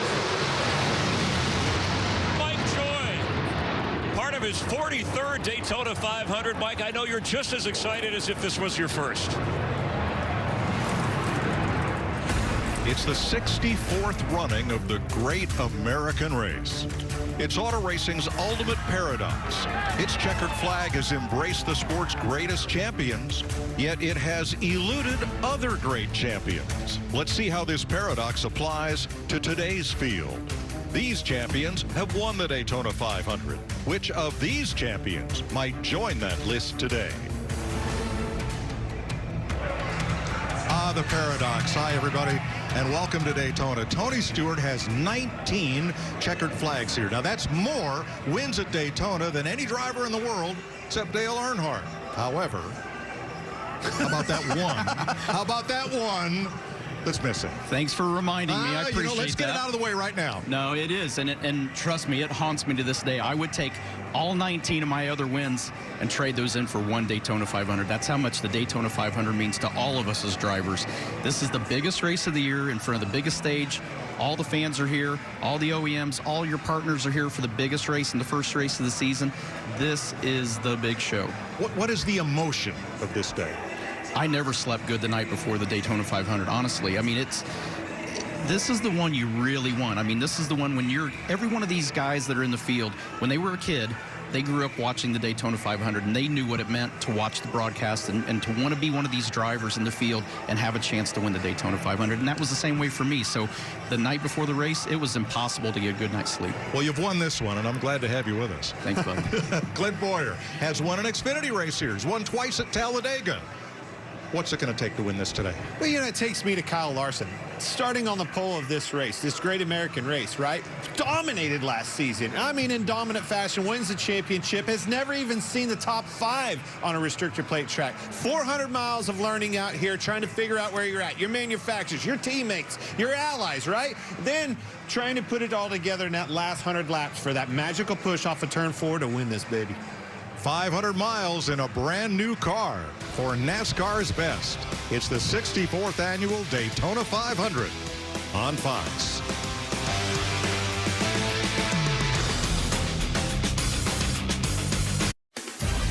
America, start your engines. The race to win my cash is on with the Fox Bet Super 6 Stage 2 contest. All you have to do is download the free-to-play Super 6 app and pick 6 outcomes for your shot to win. Just make your picks before Stage 2 and watch the action unfold. Winners, you'll be announced at the end of the race. Watching NASCAR and winning my cash, it doesn't get much better than that.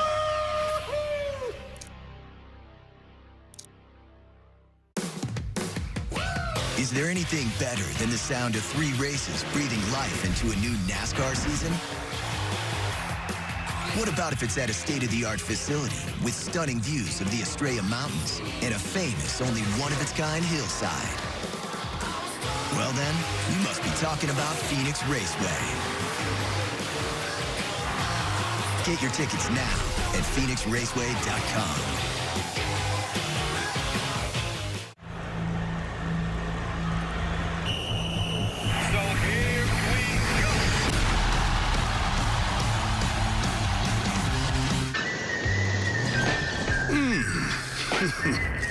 What a day for racing. Man, it doesn't get better than this.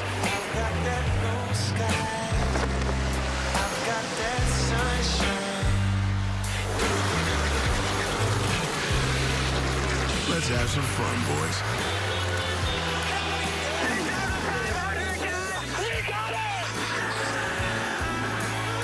Daytona 500, are you kidding me? Because Here at Daytona.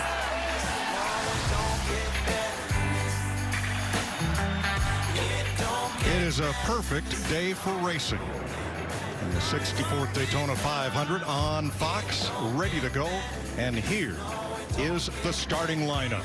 The front row was set Wednesday night in time trials, defending series champ Kyle Larson and Alex front row Bo.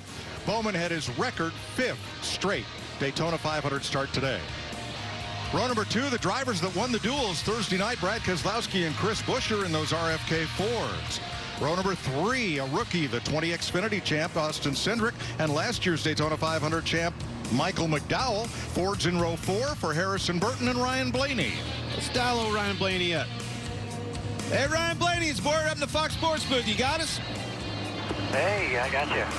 All right, man. Them Fords have been looking good. You teammates have been working well together. You got enough to stay up front today? I sure hope so. You know, I think Fords are fans, like you said. You know, I think me, Austin, and Joey, and Eric and Bird work really well together.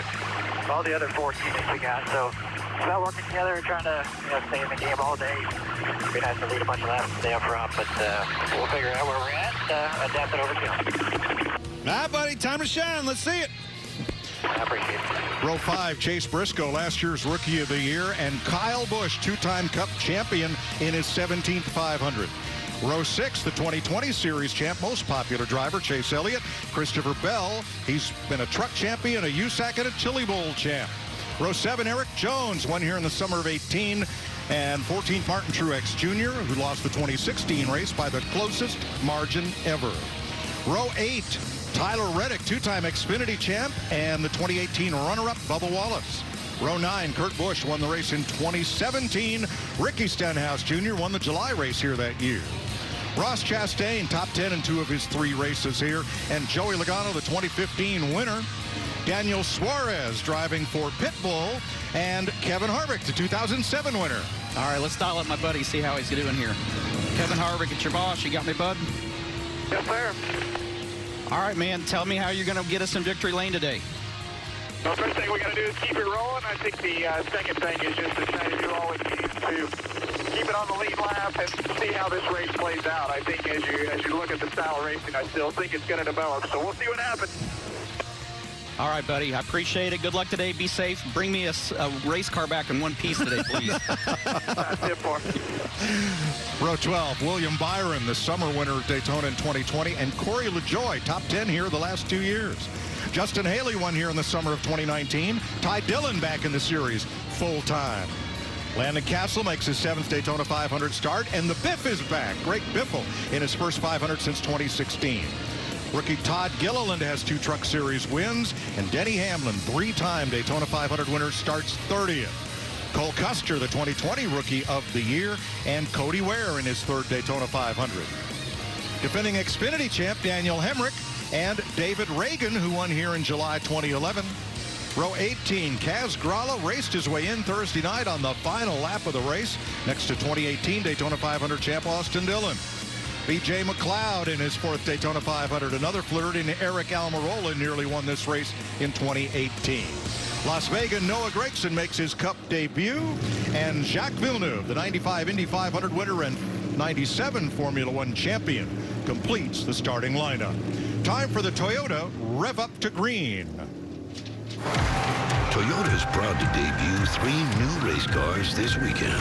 On Friday night, the all-new Toyota Tundra TRD Pro turns fast laps here at Daytona. Today, the next-gen Toyota Camry TRD takes center stage, trying to deliver a 4th Toyota Daytona 500 win. And later tonight on FS1, catch the brand-new Toyota GR Supra funny car, speeding down the track in Pomona.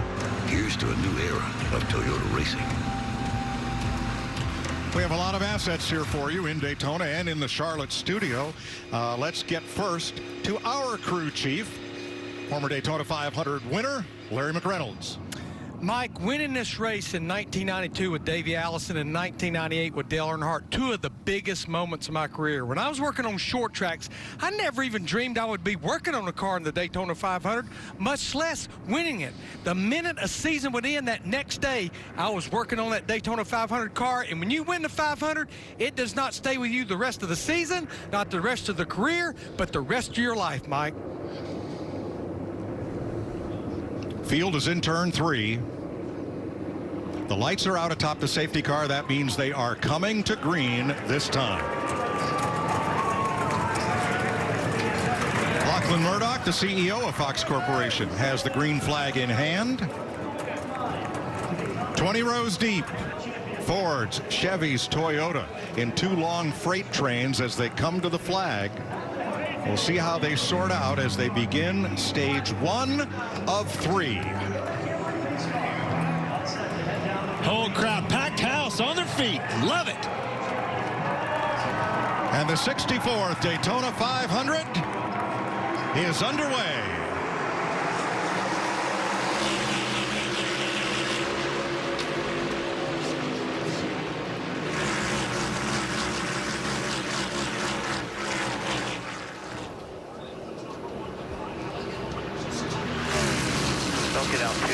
Doing good.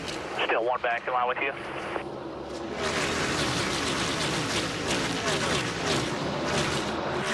Still one back, 48, one back, off and into 6. The top lane still about 5 back up, Tom.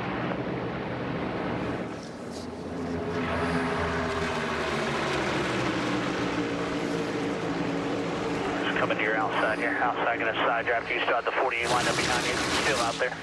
That's Tyler Munn. He is the spotter for pole sitter Kyle Larson, who will not lead the first lap of this 500. Brad Keselowski picks up right where he left off in the 150 Thursday night. And it's company right behind him that I see, just like what you talked about in the 150 dual races, the Fords. The Fords were fast. The Fords were a family in this race, and I think that's what you're going to see a lot of today. A lot of communication, a lot of cooperation within those manufacturers.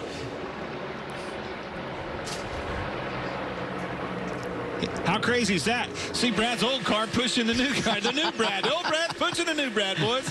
Brad Keselowski drove for Roger Penske last season in the number 2. Xfinity champ Austin Cindric has been elevated by Team Penske to fill that seat as Keselowski goes over to become a partner in what is now Roush Fenway Keselowski Racing. I think number 6.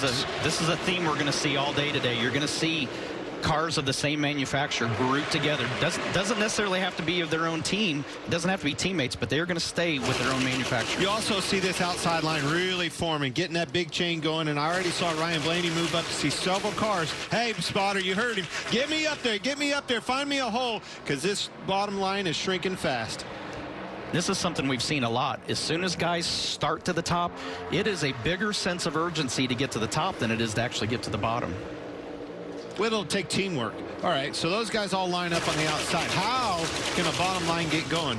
Talked about it when they at the green flag. You got to find your allies, got to find your teammates, your manufacturers, all them boys, stack them up, work together, and push hard. 4 Fords at the front. Kyle Busch got up into line and brought Christopher Bell, Martin Truex with him, along with Kurt Busch and Bubba Wallace, the first Chevrolet Stenhouse in 10th.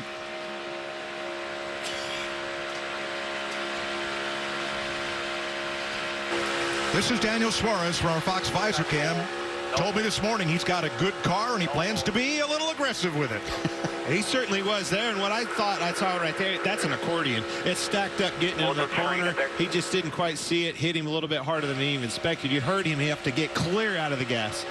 Yeah, that's not as aggressive as they want to be on lap 3 or lap 2. They've got a long day. They've got to learn a lot today, and that's the biggest word that we've talked about all morning and what we're going to talk about all day. These guys, this is the first time they've been in a pack that's this big, so they're all trying to figure out, A, what's their balance feel like? It's sunny, got bluebird skies today. It's the first time that they've been in a pack this big, so finding out what these cars are actually going to drive like. These guys are all going to school and going to class right now. Stage 1, 65 laps, and it will include at least one pit stop.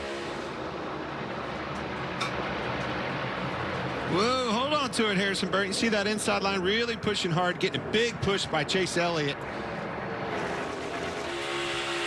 There it is right there. You can see them take off from from Daniel Suarez here.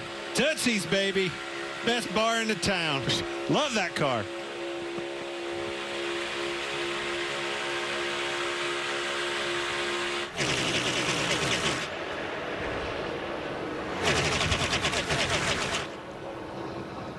Rush hour at 187 miles an hour. Rookie Harrison Burton leading that group on the low side, watching car after car go by on the top. That's got to be tough. I can promise you he's not worried about those cars on the top right now. He's sitting there focused on that 9 car that's trying to get him and get that line on the bottom moving. And that's full contact right there. Heck of a bump draft by Chase Elliott. That's probably the longest all week long that I've seen somebody be able to push. So you know that 9 car is very strong. And it moved the 21 up 2 spots on the inside. And now drifting a little back again. But that's what it's going to take. You see that long line on the outside, you're going to have to do something. Now you got Ryan Blaney dipped down there in front of Harrison Burton. Again, formulating that line, finding your allies. I think that's Bubba Wallace dropped down just in front of them, trying to get something going on the bottom here, led by Kyle Busch. That really broke that top line up right there. Huge, huge gap. Took about 6 links out of the chain, looked to me like. Yeah, it did. Kyle Busch powers up to third with help from his teammate Christopher Bell. A lot of energy on that inside line now with all those Toyotas, 5 of them in a row. And I was surprised to see the top 2, to see Keselowski and Cindric on the outside not get down. Yeah. That shows you how important that manufacturer play is going to be. All the energy came right out of that outside line. It's now the cars in the low lane that are out front. Let's go to pit road and check with Jamie Little. Bubba Wallace in the 23, one of those cars that was on the high line. He's been organizing, been listening to his radio, trying to get all the Toyotas together. And as soon as they got 5 of the 6 together, they dropped to that bottom line. Remember, Bubba almost won this race a few years ago. He won at Talladega. People trust him. They're going to go where Bubba goes right now. Looking back from his teammate Kurt Busch on that last shot. The Fords up top. RFK, Penske, RFK. And front row. All lined up. Really haven't seen the Toyotas all week long, and then here it is, the Daytona 500, Kyle Busch and company, Martin Truex right there pushing him. You never do you, Tony? I mean, the Fords make a lot of noise. The Chevys qualify fastest. The Fords race best on Thursday. Where are the Toyotas? And come Sunday, oh, there they are right up front. Yeah, they have a real bad habit of doing that on race day. But, you know, that is traditionally, you hit the nail on the head. You always see the Chevys qualify up front. You always see the Fords run together. But it's really hard. It's hard to predict because you never seem to get enough of the Toyotas together in the qualifying races to see them get that energy going. So now you got the entire field there. You got all the Toyotas that are working together and making a move. Dead even for the lead as they come to the line for lap 9. Give that one to Keselowski. Vince Welch. Well, and the top spot is the best spot. It's the one that you control, so that's where Brad Keselowski is, and he loves it. Remember, Keselowski's a Cup champion, has 35 career wins, but no Daytona 500 trophy. That in itself should be enough motivation for today, but as you mentioned earlier, Mike, he's part owner of his race team now. And remember, he lost his dad back in December, so a lot of different emotions for Keselowski. And Mike, that Harley J. Earl trophy, it represents much more than just a race win for Brad today. Absolutely. They're lapping past Daniel Hemrick, who due to an inspection failure had to do a pass-through penalty on pit road after the green flag wave, so he goes 1 lap down. Keselowski, Cindric, Buescher are the Fords out front.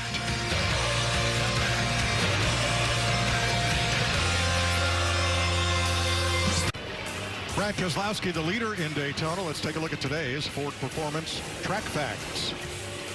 Ford has won 3 of the last 7 Daytona 500s with Joey Logano, Kurt Busch, and last year, Michael McDowell, who is running 4th behind Keselowski, Cindric, and Buescher. Ricky Stenhouse has moved his Chevrolet up to 5th. We knew he'd go for the front early. Kyle Busch is the first Toyota in 6th.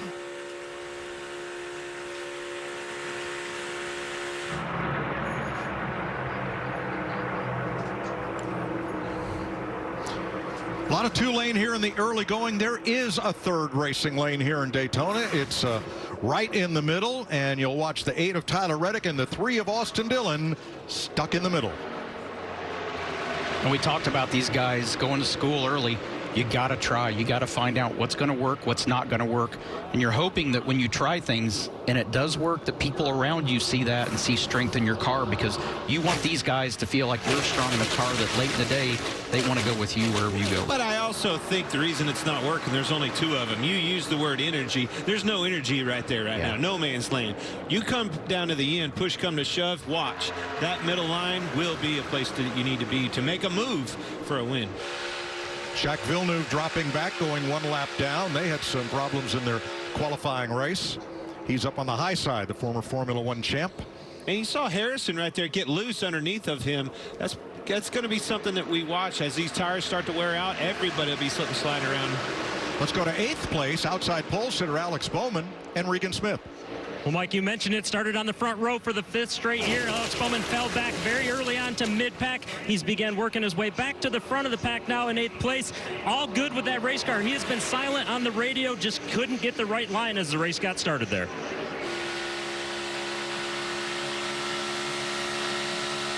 Coming back from Landon Castle, Joey Logano was in position to win his qualifying race. Chris Buescher made a drop to the bottom. Logano came down to block and ended up in the wall, tore up his car. This is a backup for Logano, who started back in 38th, and he's worked his way halfway through the field. Yeah, just a little late block, you know, but not only Joey Logano learning, everybody in the field learned from that mistake made. But you know, hey, Tony, what are you going to have to do to win this race? If you're the leader, what are you going to have to do when you know you come around here for the last lap? What's one thing you're going to have to do? Make a big-time block, which is what he was prepared to do, and he already said to pre-race he'd do it again tomorrow. Kyle Busch leading that inside train. We listened in. It just doesn't seem like it runs down here. It seems like the tighter radius is pinching it off, and it's just dragging it down. Up top, it just free rolls better, especially down off the hills. I don't know if the bottom, I mean, without lesser cars up top, stronger cars down low, I don't know if we got anything. And something I heard Thursday night during the qualifying races, it seems like in the middle of the corner, we hear a lot of RPM drop that we don't normally hear from the last generation car. Just seemed like the cars get bogged down in the center of the corner. And that's what Kyle's talking about. It just doesn't roll the corner and maintain speed. That's why that top lane is probably advantageous, because they can stay up, get a big run up the hill, big run down the hill coming off, and keep that momentum going.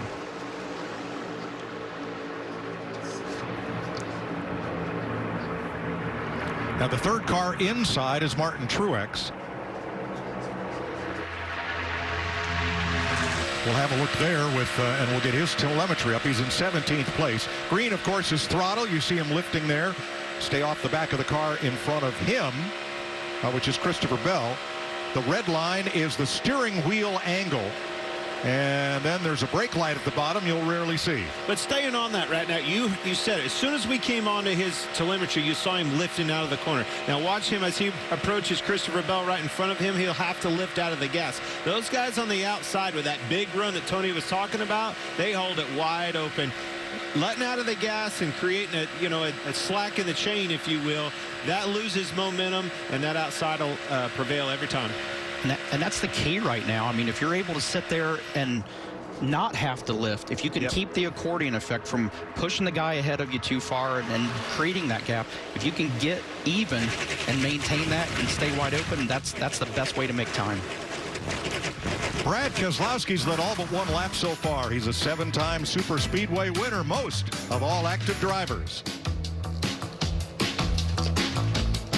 The Daytona 500 on Fox is sponsored by Ford, built for America. And by Credit One Bank, the official credit card of NASCAR.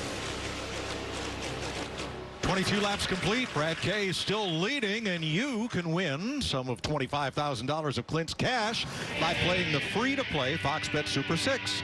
Just scan the QR code now, enter your picks for today's race. You could win big. Download the Fox Bet Super 6 app, play along for free throughout the NASCAR season. Come and get it. $25,000. Get your picks in. Stage 2, baby. Tony, where do you get all that money? Most of it came from me, I think. Yeah, I think Some so. of it did, for sure. You can thank him, folks. Brad Keselowski has led 22 of 23 laps now. We're working lap 24, but at a price. When you're pushing that wall of wind at nearly 200 miles an hour, you're burning more fuel than anybody else. Yeah, but they're going to stay together. They're going to have to feed off of whatever fuel mileage Brad's getting at this point. The rest of that group is going to stay together. They're not going to, they don't know how much each other's having to get out of the throttle, so they don't know how much they're actually saving as well. So they have their projections off of that lead car. You know, we've talked about all this, lifting our gas and all that stuff. This inside line is figuring it out. You were talking about it. Don't push through that bubble, get to their bumper, and create that slinky. And it looks like that inside line just keeps getting better and better. And oh, by the way, is that 11 car Denny Hamlin start clear at the back of this field, already starting to find some momentum and marching towards the front? I believe so. Hamlin is 15th. He started 30th in the number 11. 3-time 500 winner.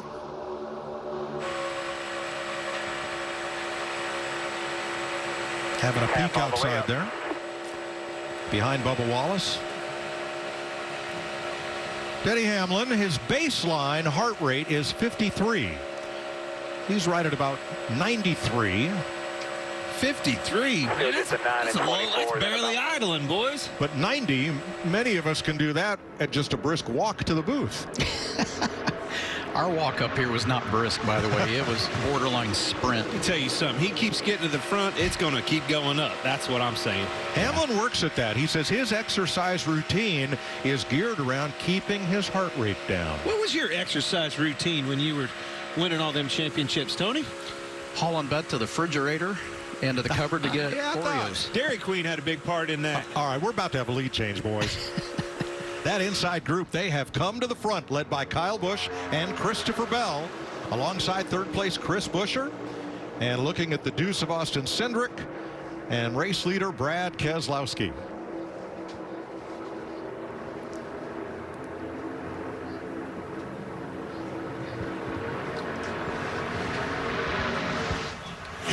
Seems like that bottom lane gets people in it, gets a big line going, and then people like bail out on it. You either got to believe in it or not. And every time they do, it almost gets quite to the front, just like you're seeing. See, there they went. Back there, you see mid-pack about William Byron, 24 cars, some of that. They keep dipping back and forth, and whichever line they're in, it seems like everybody follows suit, and that line takes off. Saw Blaney jump to the bottom there, and he really doesn't, where he's at in the lineup right now, he doesn't have a lot of Fords around him, so he has that flexibility to not feel like he has to be loyal to somebody in front of him. He can pick and choose where he wants to go. This is the first time I've seen separation in this outside line, but I think it's because, in fact, everybody keeps moving back and forth. As those cars come off of there, they lose their momentum, and guess what? Kyle Busch in that bottom lane finally leading the lap. Because the outside lane detached and the bottom lane was all fully formed up, nose to tail. What? 28 laps complete. We're not sure when this first pit stop is going to happen, so we're going to keep it right here and go Fox side by side.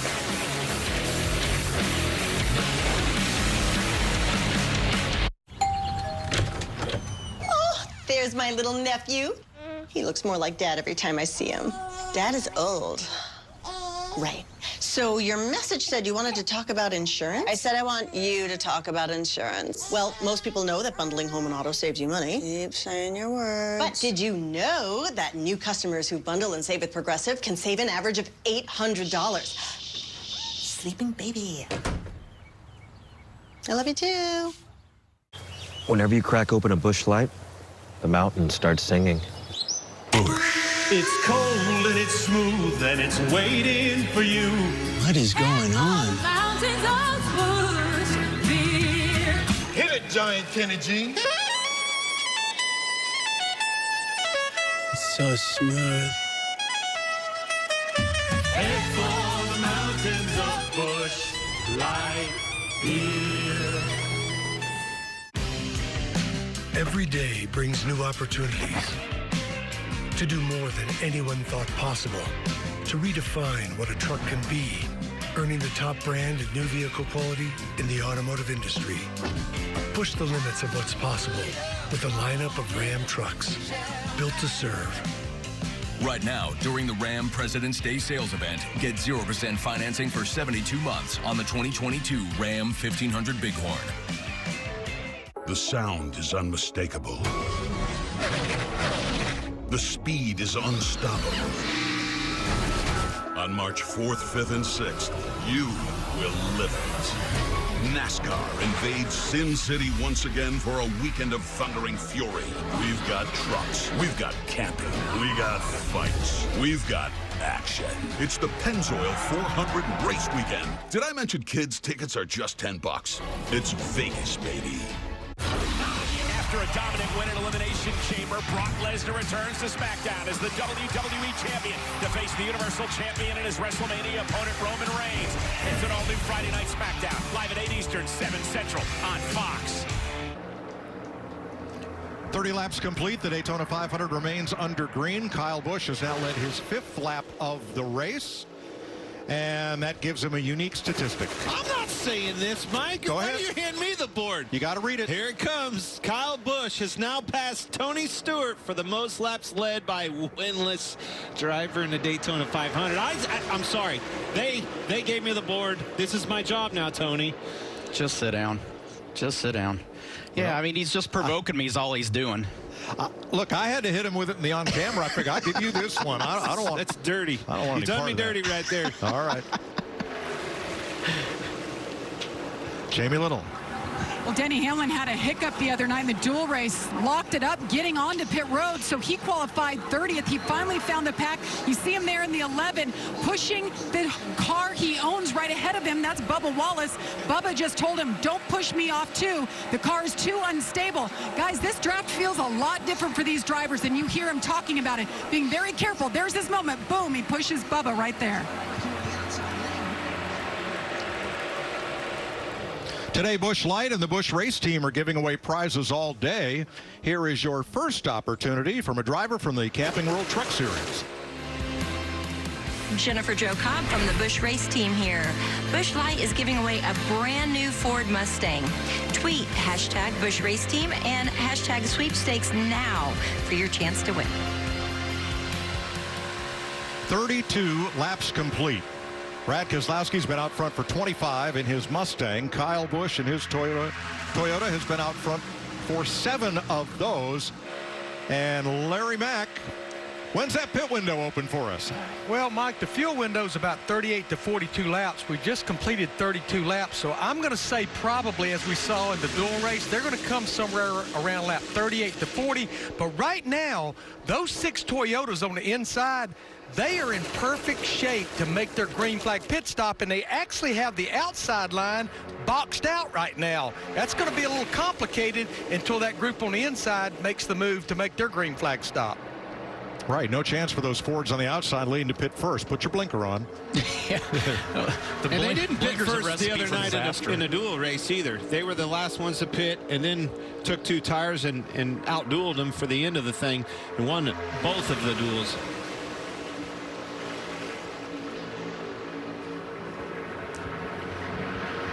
We're going to watch carefully as they come to pit road, because with the much larger brakes you can stuff underneath an 18-inch wheel versus last year's 15-inch wheel. Drivers are taking it deeper onto pit road. Vince Welch. We start getting ready for pit stops. That outside line led by Brad Keselowski wants to get to the bottom, and Keselowski's teammate Austin Cindric is behind him. But Keselowski wants to get out far enough to where he can bring Cindric and also the 17 of Buescher and the 34 of McDowell with him. So that energy on that top row, if they can form up and get to the front to where they can get down, it'll be mission accomplished. But right now it's a struggle. Yeah, it looks like somebody turned the switch off on that outside row. Well, I think everybody keeps ditching the outside row for that very reason. They keep getting down below, and then they lose their momentum on the outside. Of course he wants to get down, but you can see he's lost 10 car lengths to that point. Now we're having a different discussion with not only our spotters but our teammates. Now the strategy is, where do we fit in? We got to get to the bottom. And you said it, or Larry said it, these Toyotas are in a perfect spot, catbird seat for that pit road entry. And then you talked about, all right, what do these guys got to do? We're going with our teammates. We know that, our allies. The difference is huge brakes. These cars have more grip there. Now Tony, they can get into the corner way deeper than they've ever been, and we've been seeing guys have trouble coming on a pit road. Denny Hamlin, 3-time champion of this race, has spun out in the duel. Very interesting and challenging for these guys getting on a pit road. There's the key right there. Those Toyotas all lined up and all on the inside lane. And because you want to leave pit road with friends so you can form up a draft again, they all want to put pit together. Exactly. And to your point, Clint, what you're talking about on the brakes, not only do they have more brakes, we never had a problem with not having enough brake pressure and brake power to stop. The problem was you didn't have enough grip in the tires. So now it makes it harder on the driver to have to modulate the brake pedal when they do come in, not sliding the tires and getting in too deep. Having a look at Christopher Bell and looking at the hood of his car. Uh-oh. Larry? Yeah, that is what we call a hood flap, and that's in case the car turns around backwards. And, Mike, I've got the sheet of mandatory parts that has to be on that car. Hood flap is definitely one of them. Well, it's on it, Larry. It's just not very functional right now. Kaz Grala has already made his pit stop. Here are the Penske cars. Vince? Well, that 2-car of Austin Cindric was getting a little hot riding behind Brad Keselowski. It's going to be a 2-tire change, just right side in gas for Cindric. Ryan Blaney in the 12, you see him come in just a little bit free out there, but overall the car was good. Right side tires, not going to see many adjustments. They're waiting on fuel here. Stuart Haas, Front Row Motorsports, most of the Fords made their pit stop here at lap 39. And here comes the Toyotas. They're coming. And they're bringing a lot of Chevrolets with them. Kyle Busch leads them down to pit road. That yellow line's where you got to get down to pit road speed, Vince. Well, and you want a clean pit stop here. Martin Truex has dived in that 19. And Truex, as far as he's concerned, he said they just want to get through this race clean, especially these early stops. Regan? Kyle Busch has been happy with his race car all week. No different today. Not a word on the radio for Kyle Busch. Jamie. And the 20 of Christopher Bell, you guys just mentioned, you heard Larry talk about that hood flap. They're not fixing it. They're going to leave it as is as they made the right side change. Most of these teams took only right side tires, but had to wait on fuel to leave their stall. Yeah, it's a great point. You know, and that's the gamble there. But the biggest thing is that I'm looking at for these pit roads is the efficiency. Who can do this as a group more efficient than the other? Oh, got a spin. Jacques Villeneuve spins entering pit road, gathers it back up. Made a nice save there. And the speeding police have Ty Dillon for the first speeding penalty in the last 2 years of the Daytona 500. Jamie. Harrison Burton, first pit stop ever for the Daytona 500 here for young Harrison Burton. Right sides, they got enough fuel in there. Happy with the car. Like the bottom line much better than the top. Well, this will spread things out a bit. Black flag out for Ty Dillon to serve that speeding penalty. He's back in the Cup Series with Petty GMS Motorsports. Newly formed link-up of Richard Petty Motorsports and Maury Gallagher's GMS Racing. Two-car team, 42 and 43. So Joey Logano in a backup car from the back. Up front, Kyle Busch up high. And we're right back at it after green flag pit stops and one spin.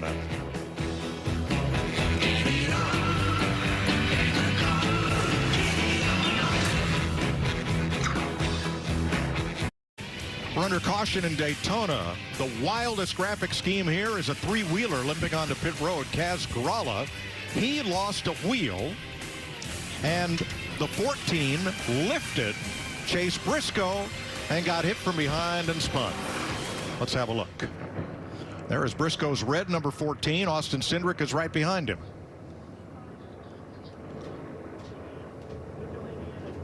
Yeah, everybody just kind of scattered. Everybody just scattered waiting on the caution there. Here's the radio chatter. They saw that tire coming off before us, but he just stopped in front of me, so hope he's all right.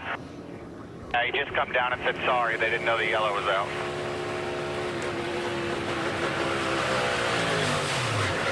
Wave him off. You actually heard him lift before he spun. F4 ready. We got That's run exactly what happened. I don't think it hurt it too much. You see sparks flying right there. Obviously, you don't want to tear the underneath sides of these cars up, but I think he'll be all right. Yellow's out. Turn 2, spinner. He's down and out of the way. Wave him off. How'd you like that at 180-some mile an hour? Woohoo! That'll wake you up. Well, thanks to Mahindra Tractors for that view of our onboard cam. Chase Briscoe makes it on into his pit stall, as Kaz Gralla has fitted a new wheel and rejoins the race. Under caution for the first time in Daytona. How's that go? I knew I was in trouble when my own wheel and tire passed me. Kaz Gralla, that, by the way, is a major infraction and will result in a 4-race suspension for the crew chief of that car. Wow. That's steep. And 2 crew members. Shows you how big those rotors are. You're actually driving in on the rotor. It's a run flat. Yeah, that is not a good situation. Jamie? Cliff Daniels just came on the radio to his driver, Kyle Larson. He said, we just came in to top off. We're completely full of fuel now. Most everybody else isn't. That means on the end of the stage, we won't have to take as much time on pit road. Thanks, Jamie. Now, Briscoe and Cindric got back out there. No big problem on either of those cars. But Larry Mack, you got some splaining to do. We only have one lug nut. How do we lose a wheel? No, it's a great question, Mike. So the hub on all four corners, they have drive pins on them. And then the wheel itself, they have drive pin holes. And that's what indexes the wheel when you throw it up there. And if you don't get it indexed and all the way up on there, you may think you have that one single wheel lock or lug nut tight, but it's there, but it's not tight. That's about the only way you can lose a tire and wheel with one single lug nut. Okay. New 18-inch diameter BBS forged alloy wheels on all these Cup cars, new for 2022. Every seat, every infield space sold out for the Daytona 500. It is an awesome sight. I can tell you from the driver's standpoint, when they pulled off a pit road and saw the crowd from inside the car, that gets your heart rate going in a hurry. A couple of drivers made a second pit stop during that caution, including outside pole sitter Alex Bowman. His first stop was fuel only, but he came back in for left side tires. 21 to go in this first stage. The stages are 65, 65, and 70 laps to make up the 200 laps, 500 miles as we approach the Geico restart zone for the first restart of the day. Kyle Busch inside Joey Logano.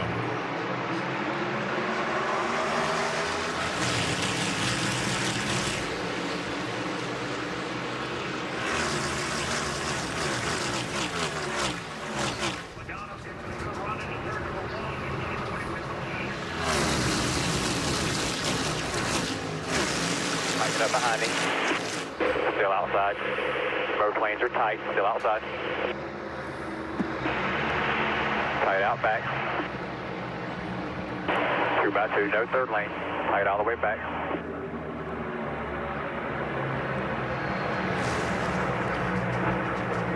One off you.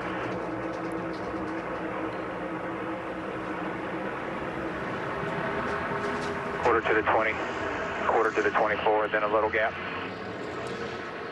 That is Denny Hamlin's spotter, Chris Lambert. He's second on the inside. Kyle Busch the leader. Joey Logano in a backup car. Didn't take him long to find his way to the front. No, and he's aggressive. He's a great restrictor plate driver, loves the super speedways, has figured it out, and I think we all figured it wasn't going to take long. We just didn't know how long it was going to take him to get up there. I think you can put Denny, again, we talk about three-time champion and Denny, and you never, fully understand how did he get that done? That's always the question, and exactly what you see. Went from 30-something to right to the front, and not only that, he's already lined up with some teammates, some allies for that help. Learning a lot early in the race with both of those guys. Brad Keselowski's led 26 laps so far, but he is currently in 8th place. Vince? Well, Mike, all these teams have access to the other team's data, and Keselowski was very curious about how Kyle Busch was driving his car when he took the lead. Looking at the data with the 18 lifting off the 2 to get the 22 off. How are they connecting like that? The 18 is just brake right there. Brad, 50 to 60 pounds of you is leading there. So what he's talking about right there, he was actually dragging the brake as a lead car.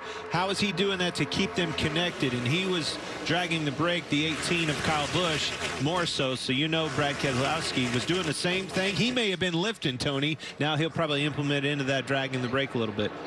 And this is all part of that learning process we talked about. You're gonna hear us talk a lot about it, especially the first half of the race.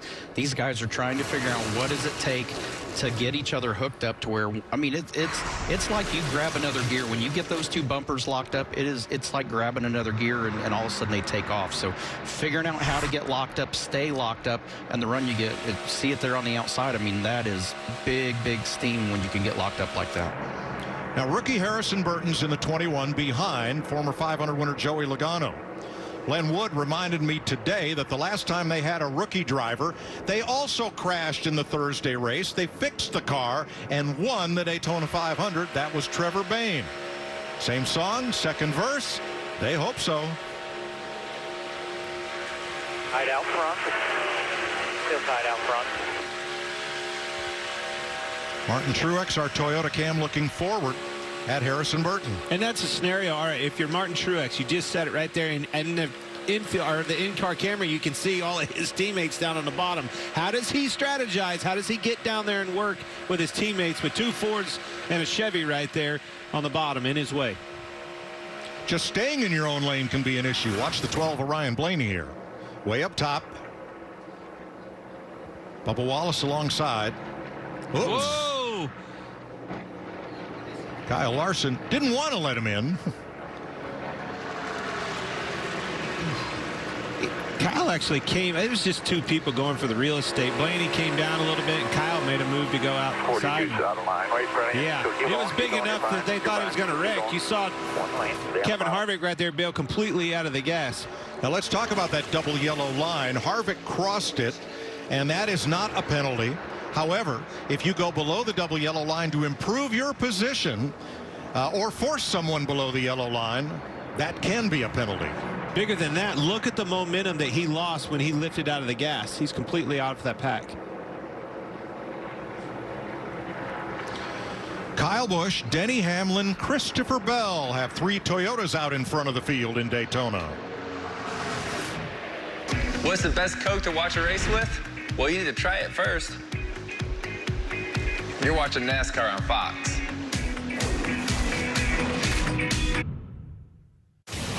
The Daytona 500 on Fox is sponsored by Toyota. Let's go places. Caution number 2 in the Daytona 500 at lap 52. Justin Haley having a problem. Haley either lost a tire, but that tire looks intact, so he did break a wheel. Well, that tire didn't have a wheel inside of it like Casgrales was. Different scenario right here. And the wheel is broken. Now, these are forged one-piece wheels. They won't do any bending like the old steel wheel, but they will fracture and break. The question when is there's why. a problem. The question is why, though. But you can see the wheel split in half right there. That's a outer or inner ring of the wheel that, you know, goes up against and beats the tire. But again, Tony, just like look at the pins. There's no lug nut on it either. The pins are sheared off there's no from the lug hub. nut. That's going to be tough to overcome. I'm going to tell you, it's a loose wheel.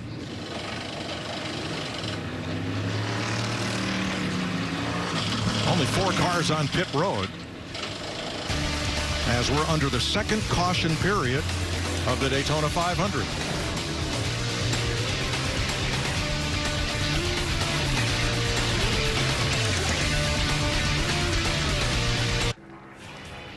Welcome back to the Daytona 500 on Fox. We're working the second caution of the day. Justin Haley lost a wheel and tire, and during that time the 14 of Chase Briscoe was damaged in the first caution. You saw him dragging the rear diffuser, so they're taping that up at the rear of his car. There's a look at it. And let's check with Larry McReynolds for more. Yeah, Mike, let's go to our Ford Performance cutaway car and let's show you the rear diffuser that's under the rear of the race car. It's really a very first in NASCAR. It's used a lot in road racing. It's very aero efficient. It actually creates more rear downforce and it pays no drag penalty. Another thing it will do, it cleans up the wake of the air off the rear of the race car, which is better for a car behind you. That car is still in dirty air, but not as much without the rear diffuser. And the other thing, it has a center flap in case the car turns backwards, and there's a detent. I think that's what they were working on the 14 car. We saw it with Joey Logano's 22 car in the dual race. Thanks, Larry. Justin Haley is still on pit road making repairs, trying to they did get a wheel on it, but they may have some suspension damage. And here's Jamie Little. And Ryan Blaney came in. They had an extended pit stop. They took the right rear off, and they couldn't get the new right rear on. You see the guys looking at it now. They took it back, tried to get another wheel on, and it did the same exact thing. It's just not meshing in there. They're wondering if the problem is actually on the car where you put the wheel and apply it to that. So they've got an issue here with Ryan Blaney definitely keeping an eye on the right rear. Can't get the nut off the stud either. It's like the impact didn't have enough oomph to get it off there. Is that oomph a word, Tony? Do you know what I'm talking about there? I'm from Didn't have Southern enough Indiana. That HPs is behind the impact. There's one of my words. There you go. It's short for torque. Yeah.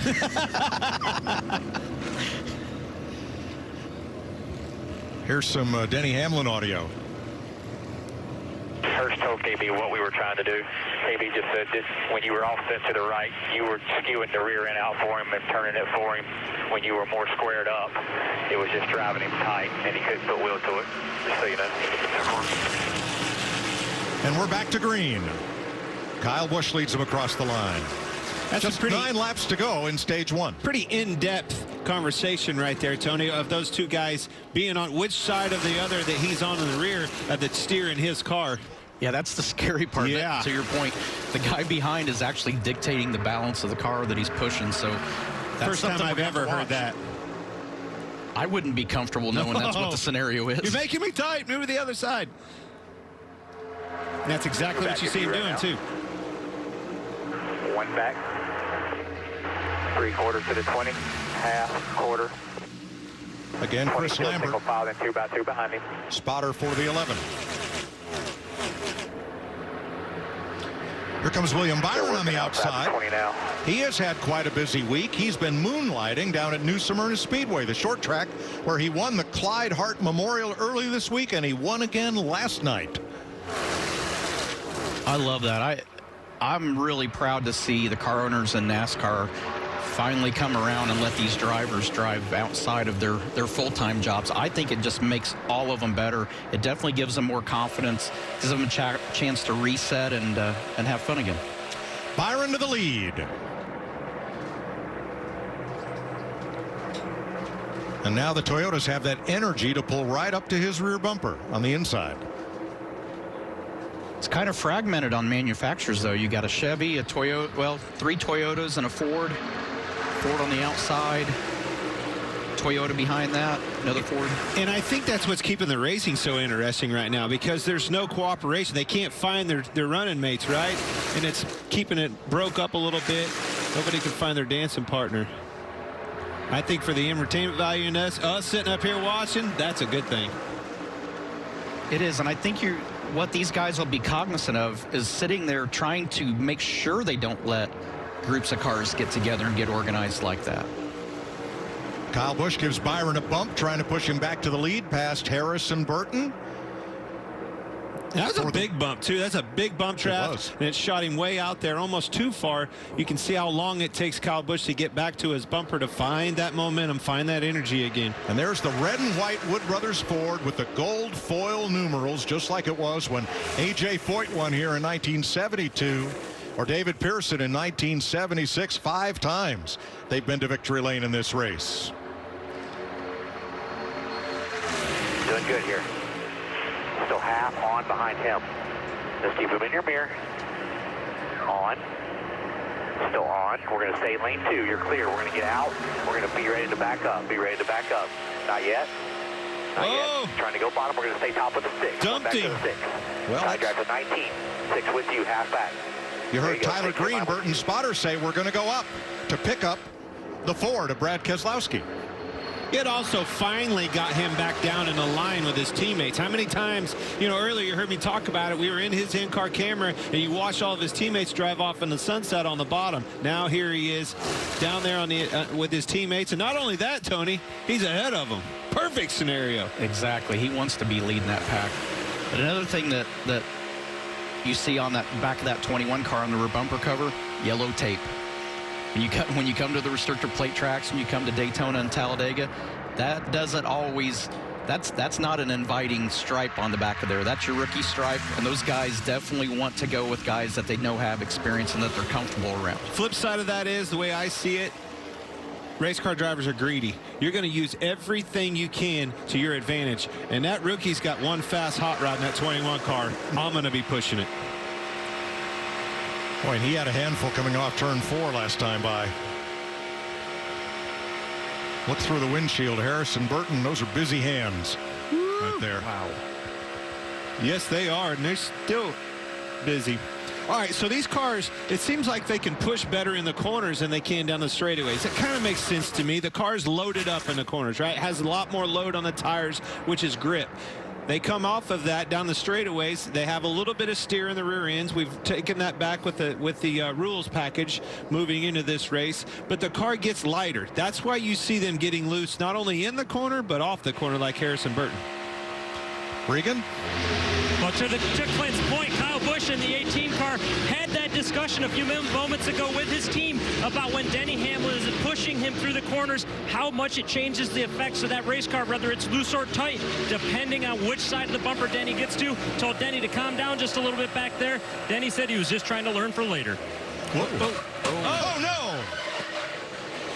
Big crash on the back straightaway takes out William Byron, Kyle Busch, and Harrison Burton. Oh, crap.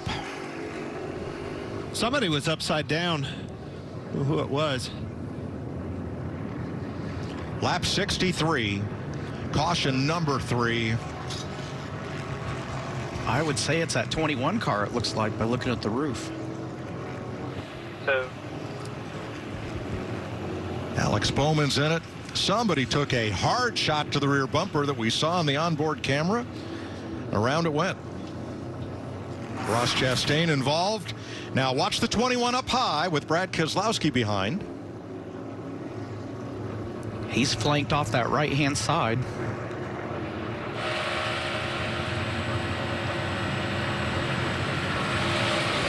Come off the corner, the car got light exactly like I was talking about. Man, it went over too. I was right. Dang it. A lot of good cars. Denny Hamlin with a spin there, not sure how much damage. Kyle Busch, 24 of William Byron. They're both going to get swept up in this. Oh. Denny Hamlin, Christopher Bell gets into Burton. And that's a long slide on the asphalt into the safer barrier, hard for Byron.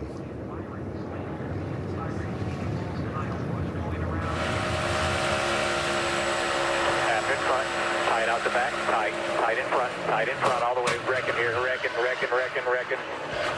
Oh, man. Keep rolling if you can, just lock it down, let them come under you. I don't think Denny's got, well, never mind. I almost said he didn't have much damage, but he definitely has a lot.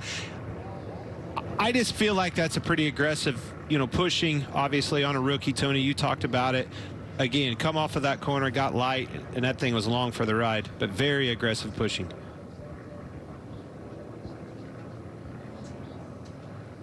That is not at all what you're looking for. That kid is sitting there going, what happened? He's lucky it didn't bite right there. Yep. And here's Harrison Burton on the radio. Yeah, you can't push to the right, Brad. I mean, Dale. I know. Is it going anywhere? Just spin the tires. That's lit. Yeah, it's important. Yeah. All right, let's ride along with Ross Chastain. He got a big chunk of this. Tight front. Check up. Hang on, man. Hang on. Keep coming. Left front fenders. Feeling pretty good here, guys. Is it still?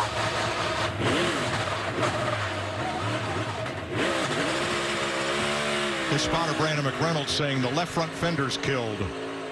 He's just trying to get it back on track, and it's not going there. There's the monster cam for Kurt Busch. You got to spin low. A couple of them spinning low. You got one. Wow. Whoa! Now that is parting the seas right there. They're flipping underneath of him, spinning on the outside. Woo-hoo-hoo. Up through it, Harry. That is exactly what that is. I want to see what his heart rate monitor looks like right through there. the roof. 8 cars involved as we're under caution at lap 64. Alex Bowman, tires flat, trying to get a push. They may need to pick him up. And Ross Chastain, who told me this morning he had a good car and he was really looking forward to this race. It's over all too soon for him. Hearing the frustration in Harrison Burton, that boy had a really fast car. A little too aggressive, too early, in my opinion.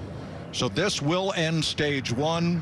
Boy, our thanks to Peter Larson and the folks at BSI for giving us such in-car views, amazing in-car views for every Daytona 500 since 1985. Harrison Burton goes for a flyer at Daytona.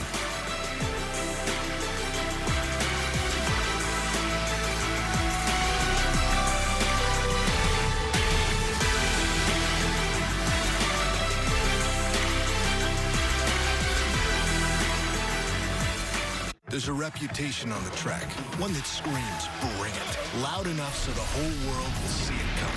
I am the NASCAR Xfinity Series. I am NASCAR.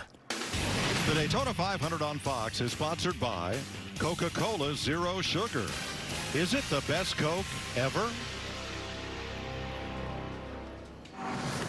The USFL is coming starting April 16th. These trucks have been driving around Daytona all week. It kicks off with a historic inaugural game. The New Jersey Generals take on the Birmingham Stallions in prime time on Fox and NBC. Spring football, that's going to be fun. Sure is. Can't wait.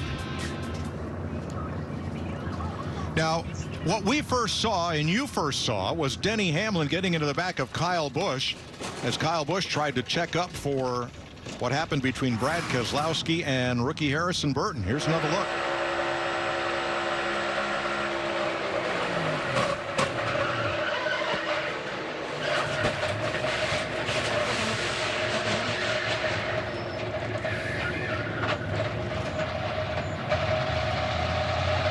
And that's your dual path onboard view.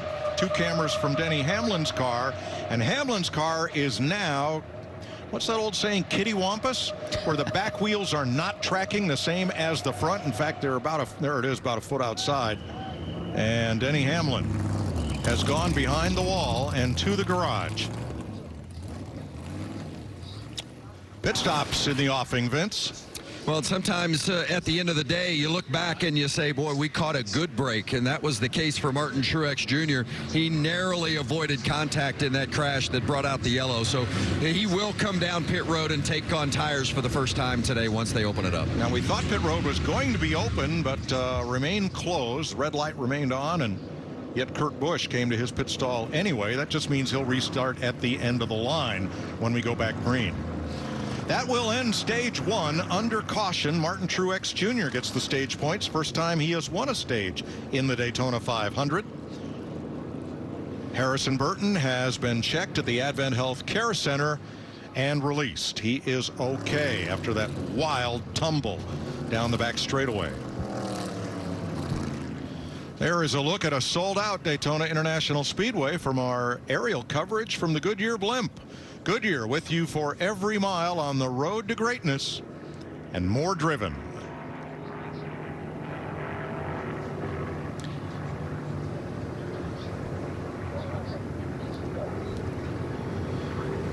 Working lap 68 and a concern under the right front and a little damage along the right side on Kurt Busch's car. As the action heats up on the track on the way to what will be a sweet victory, Jamie Little and Michael Waltrip spent Daytona 500 weekend checking out a different kind of heat and sweet at the Wendy's pit stop in the infield. Posing trivia questions, making fan signs, Jamie and Michael have had a lot of fun making the race day experience a little bit more delicious with their Wendy's hot honey chicken sandwich. Michael and glitter. I'm not sure that's a good sign. Took the kids down a couple times this week. Went to Wendy's to drive through. You literally, Tony, drive the golf cart through there, pick up your sandwich, pick up the kids. It's Frosties for the kids, right? They wanted to go every day. Awesome to see that down there. Hats off to everybody involved. Great job. Probably a good thing that this wasn't around when we were still driving, or I'd probably take the opportunity during a caution to go through there. I know. All right, the first pit stop was mostly right side tires, and that's what we're seeing going on. Most of these cars now are rights. And if there was debris on that back straightaway, and there probably was, Most of the teams will take left side tires as well as a precaution. Yeah, pretty much 4 tires all the way around. Martin Truex, Logano, everybody 4 tires. For that reason, a lot of debris on the racetrack. But again, reset. Let's get 4 tires on this thing. The other thing, let's get some practice, you know? Here's a look at the race off pit road, sponsored by Ram. Cars taking fuel only. As you see in that right column, getting out first.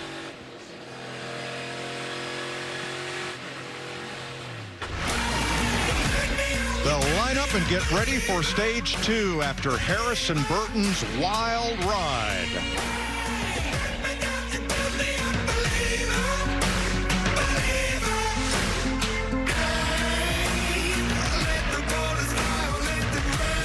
This year, there's a whole new season to love what we love. Burnhouse. Winning. Racing. I am NASCAR. Welcome back to the Daytona 500 on Fox, brought to you by NASCAR's premier partners. Let's check in with our Stage 1 winner, Martin Truex. Hey, Martin Truex, it's Glory up in the Fox Sports booth. You got me? Hey, what's up, old buddy? Boy, he's pretty close to that. A few laps before that, I had just made mention about you moving to the bottom and leading up bottom. How happy are you made that choice? Very, very, very happy. This race has been pretty unlucky for us over the years.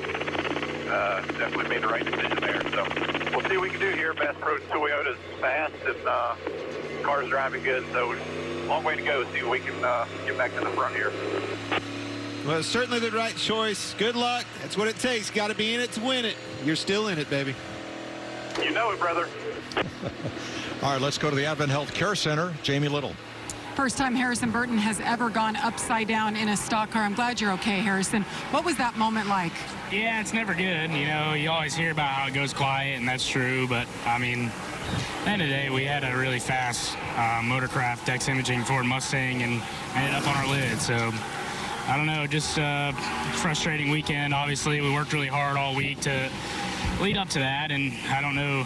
It's hard to see. I mean, it's hard for me to tell what happened. I felt like I just maybe got a push in a bad spot of the bumper and got shot at the inside. Before I could save it, I was already in, I think it was William on my inside. So, frustrating deal. Obviously, just wanted to get stage points there, trying to be, you know, smart about it, and just got turned around there.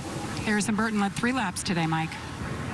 Thanks, Jamie. And in that replay, you saw the 20 of Christopher Bell spin around and around and get up and into the wall. Here was some Brad Keselowski team audio. It was Keselowski into Burton that started that. Thought I was attached to him pretty good there, TJ. I'm surprised because that was not the area where I was struggling with taking a push. Yeah, it surprised me too. I'm not sure. We had been pushing there and working good there. I'm not sure what happened here. Just got to shake it off. At the end of the day, that's all you can do. Go back to doing what got you there. Aggression is certainly why he's up front, and it ain't going to be the last time. So out of the race from that crash, Harrison Burton. The 1 of Ross Chastain, the 24 of William Byron, and 3-time winner Denny Hamlin. Eric Jones leads him back to green with Ryan Blaney on the outside, then Chris Buescher and Austin Cindric.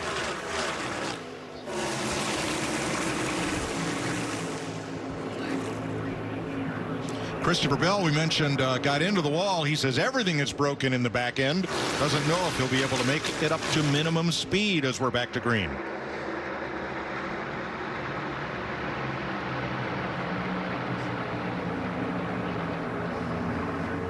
Still 1 back to the top. I know Bob's going to get the push. Go to the bottom here with him.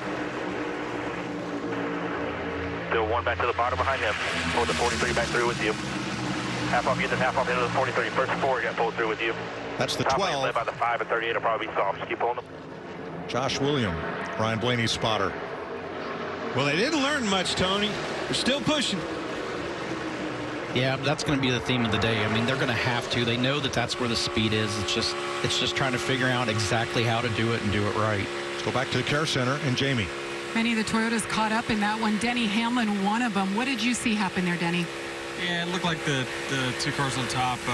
The 6 was pushing on 21, and you could see the 21 was kind of getting out of control there. So, you know, mindset was that you got to back off. But I think the 6 was just insistent on pushing him at all costs, and it eventually turned the 21 around. And tough, you know, considering it's just for the stage. But we were kind of boxed in there where I noticed that something was going to happen, but I was boxed in. I was behind the teammate. I wanted to try to help, but again, just too aggressive pushing right there when they weren't lined up in control.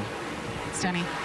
17 Daytona 500s for Hamlin. This is the first time that he will fail to finish the race. That's pretty incredible. Hard to be Mike, he had 0 DNFs last year. He was running on the lead lap in all but 2 races last year.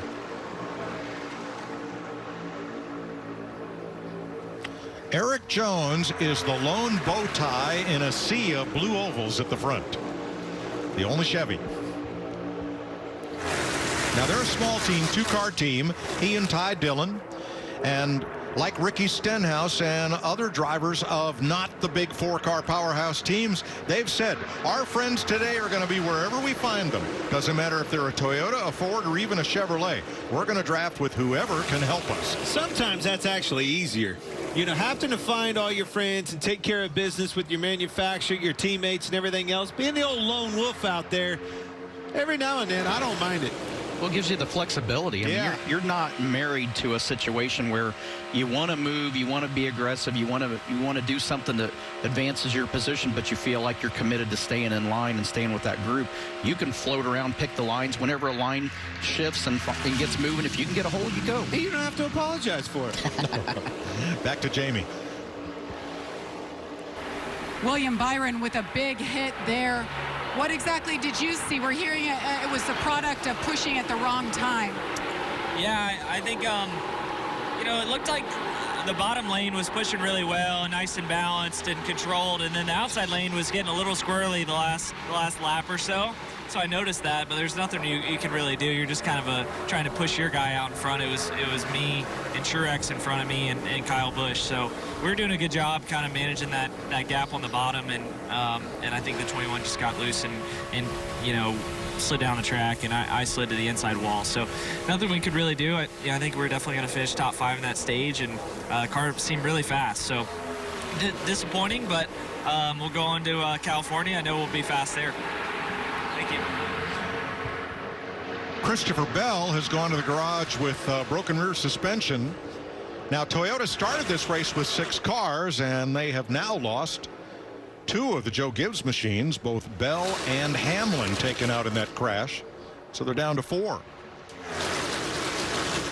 Daniel Suarez in that purple and white 99 making some noise on the outside.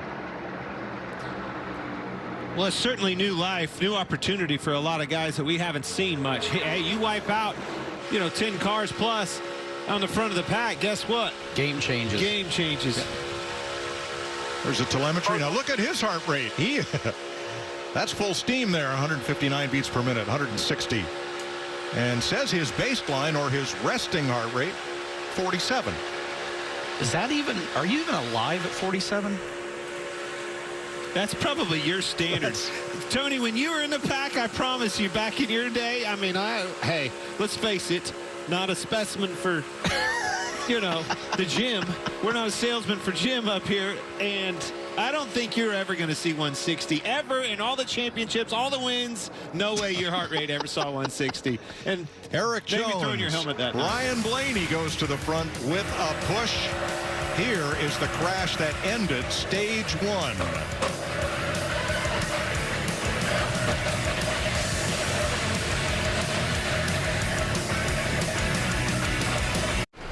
Mahindra's the official tractor of Tough, right, Chase? Yep, that's right, Tony. This baby's got 4,000 pounds of front-end lift capacity, right? It sure does. So who's tougher, kid? Me or you? You are, Tony. Can you put me down now? What? You want to go higher? Okay. I said down, you old goat. I am the GOAT. Mahindra, the official tractor of Tough and Stewart-Haas Racing. Come on, Tony, put me down. 17 laps into stage 2. Ryan Blaney is in command of the Daytona 500. He's led 10 laps. his rookie teammate Austin Cindric in second. All right, race fans, here's your second chance to win great prizes from the Busch Race Team. Let's hear from a pro late model driver. I'm Brittany Zamora from the Busch Race Team, and today we're giving you a chance to win the ultimate mountain vacation flyaway. Tweet hashtag Busch Race Team and hashtag sweepstakes now for a chance to win. Kevin Harvick in fourth. There's his Busch Light onboard camera looking ahead at Chris Buescher. 8 Fords at the front of the field. Ty Dillon's Chevy in ninth. Ricky Stenhouse's Chevy now in 12th. Logano right with them. Fords at the front.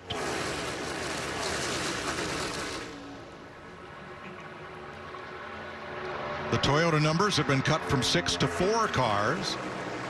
And the Chevys not formed up among organizations as they work a mostly single file draft. I think things are calmed down for a reason right here a little bit. Everybody saw what not to do. We're going to settle in and ride, log some laps. The second and third place cars talking about drafting. 17, Stuart, a good job at taking care of me and let me do my thing. Copy that all the way. 2, just come over and said everything's all good with what we're doing here. So just keep doing what you're doing. Be more normal now. Just no more drafting. Normal drafting. Well, let's not just see what it looks like. Let's hear what it sounds like with a Crank It Up.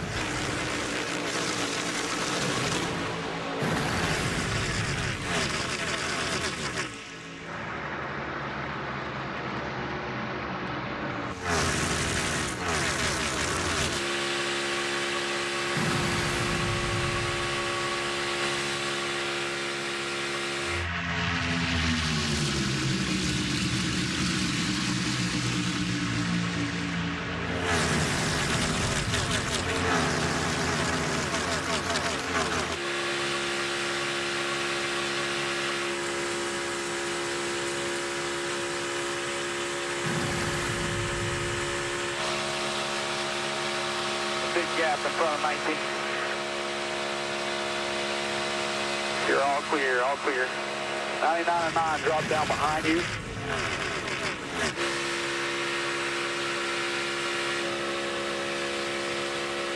Hands now tight. Still by half in front of the 42.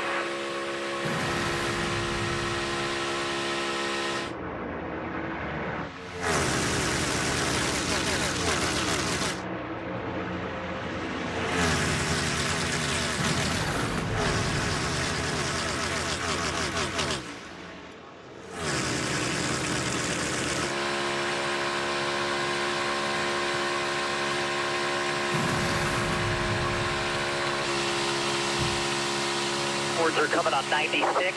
I'm probably going to do 100 on track, 101 on pit road.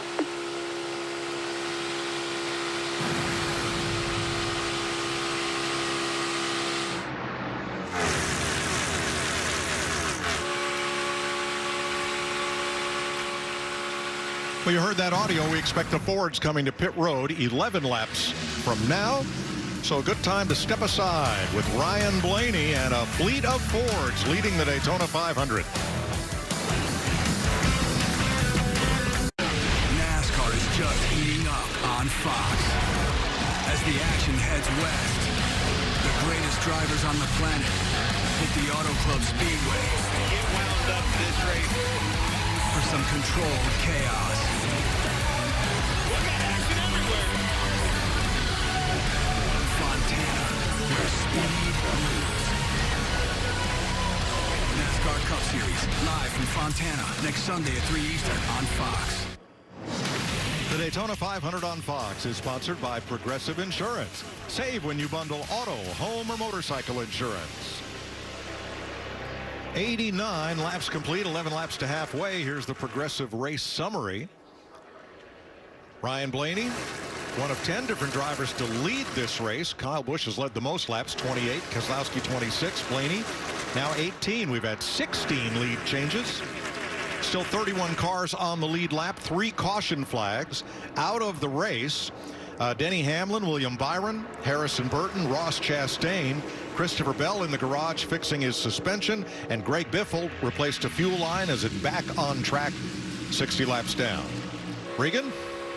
Well, Mike, Kevin Harvick in the 4 cars worked his way up to the 4th position, running strong right now. Interesting, though, earlier in the race when they lost track position with that car, he said it was extremely slow. Couldn't figure out anything he could do with it. Got the track position. Now he loves this race car again, says it's got speed again. So very unique things going on for the 4 car. Jamie?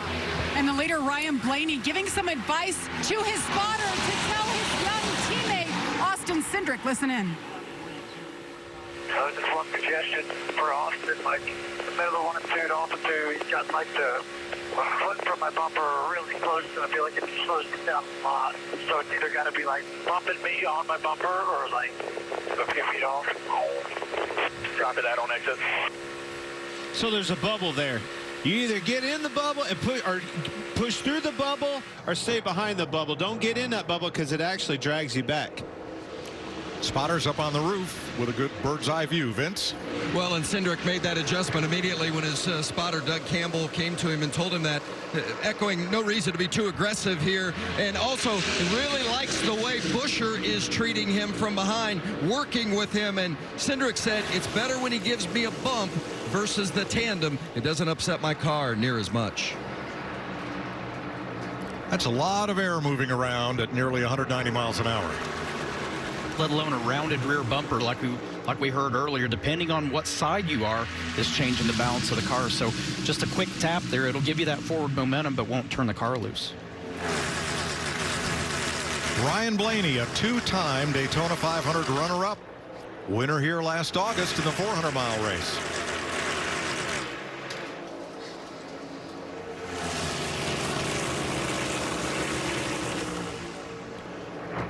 All Fords at the front. Ty Dillon is the first Chevrolet. He is in 9th. Kyle Larson in 13th and 14th. Noah Gregson. This is the Beard Motorsports number 62. Gregson out of Las Vegas, Nevada, has replaced Brendan Gaughan in that car. Beard Motorsports. Mark Beard passed away. His wife and family decided we're going to keep racing. That team has one full-time employee, and here they are, racing to try to win the Daytona 500. They only run here in Talladega. It's pretty cool. Yep. That one employee, you ought to be pretty damn happy. One full-time employee. A lot of helpers and volunteers. Should be proud. There's your Xfinity fastest lap. Last time by, Brad Keselowski, who runs in 5th place. Kevin Harvick in 4th. Todd Gilliland in 6th place. Chris Buescher in 3rd. Austin Cindric in 2nd place. Darren Shaw is that young man's name.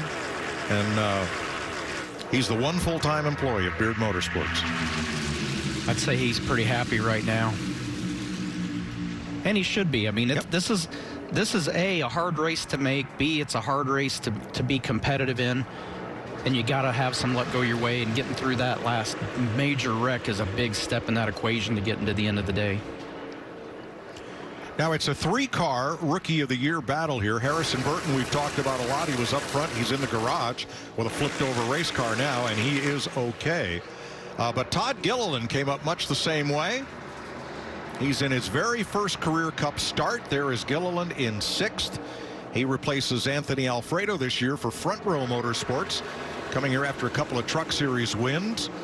And a dad who always ran well here at Daytona, David Gilliland, and a grandfather, Butch Gilliland, who was a star of the Winston West Series.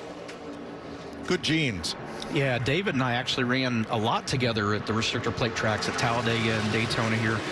He was always good help, and we always were able to. He had the confidence in me, and I always knew when I saw him in my mirror that I had the confidence, that I had the flexibility to move around and know that I had somebody that would go with me.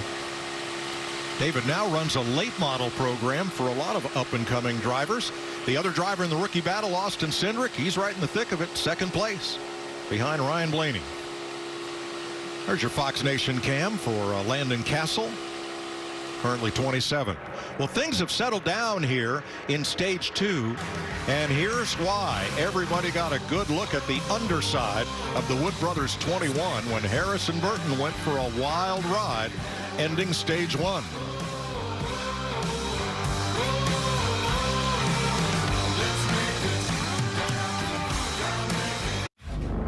What does NASCAR do when it gets a brand new car? Watch the revs? Mind the shifts? Yeah, didn't think so. We're more the drive it like you stole it kind of crowd.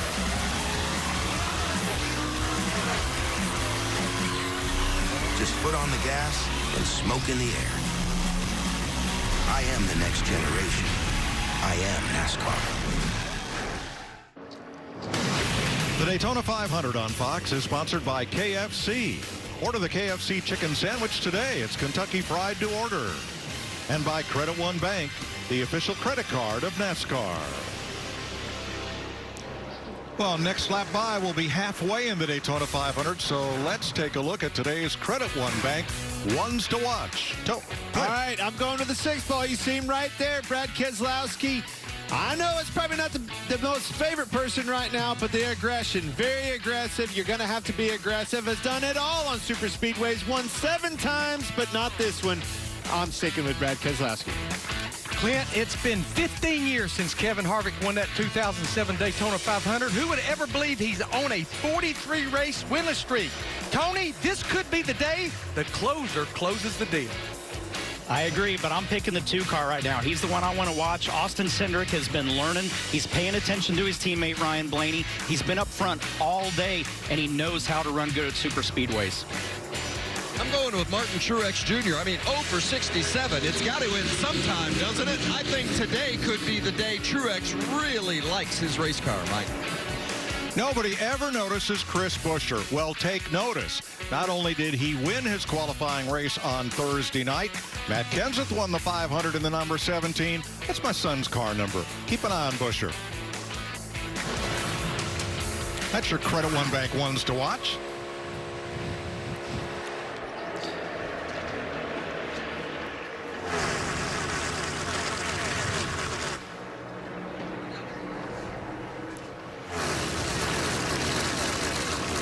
The entire pack, save one car at the back, is there on the inside lane, and it's going to fall in line.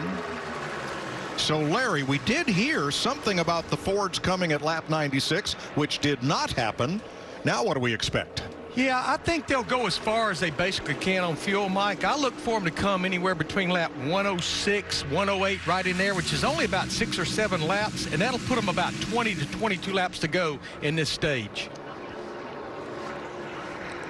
And I feel like part of that is there's no pressure. They're not too wide. They're not having to lean on each other to maintain track position. It looks like everybody's fairly content to stay in line right now. So when they're single file like this and in a single, you know, you're not too wide. You don't have a lot of air disturbed on both sides of you. It makes the cars drive a lot better. So the cars are handling they're probably handling fine at this point. So there's really no pressure to do that. And all you're doing is stretching that fuel mileage out to where at the end of the stage, you got a lot fresher tires to finish. Well, 50 years ago, A.J. Foyt led 167 of the 200 laps, but he didn't have the kind of traffic that we have here. This is picking up. They're on pit road, the Chevys. Chevrolet's in. RCR group, seems like. And these are the single and 2-car Chevrolet teams coming in for right sides and out. Whoa. Very close on the Rick Ware crew there. Now, we listened in on stage 1 winner Martin Truex. Come out flipping it here. Throwing it out there. I'll do whatever you want. We're going to race for it. We need to have a hell of a pit stop. You got to be at the front or we're going to get wrecked. You know what I mean? Doesn't like where he's running. And I don't mind that right there. If you're single file and you're just logging laps, one thing. But if you get pushed, 2 and 3 wide, I agree. You do not want to be in the eye of the storm. You're getting a wreck.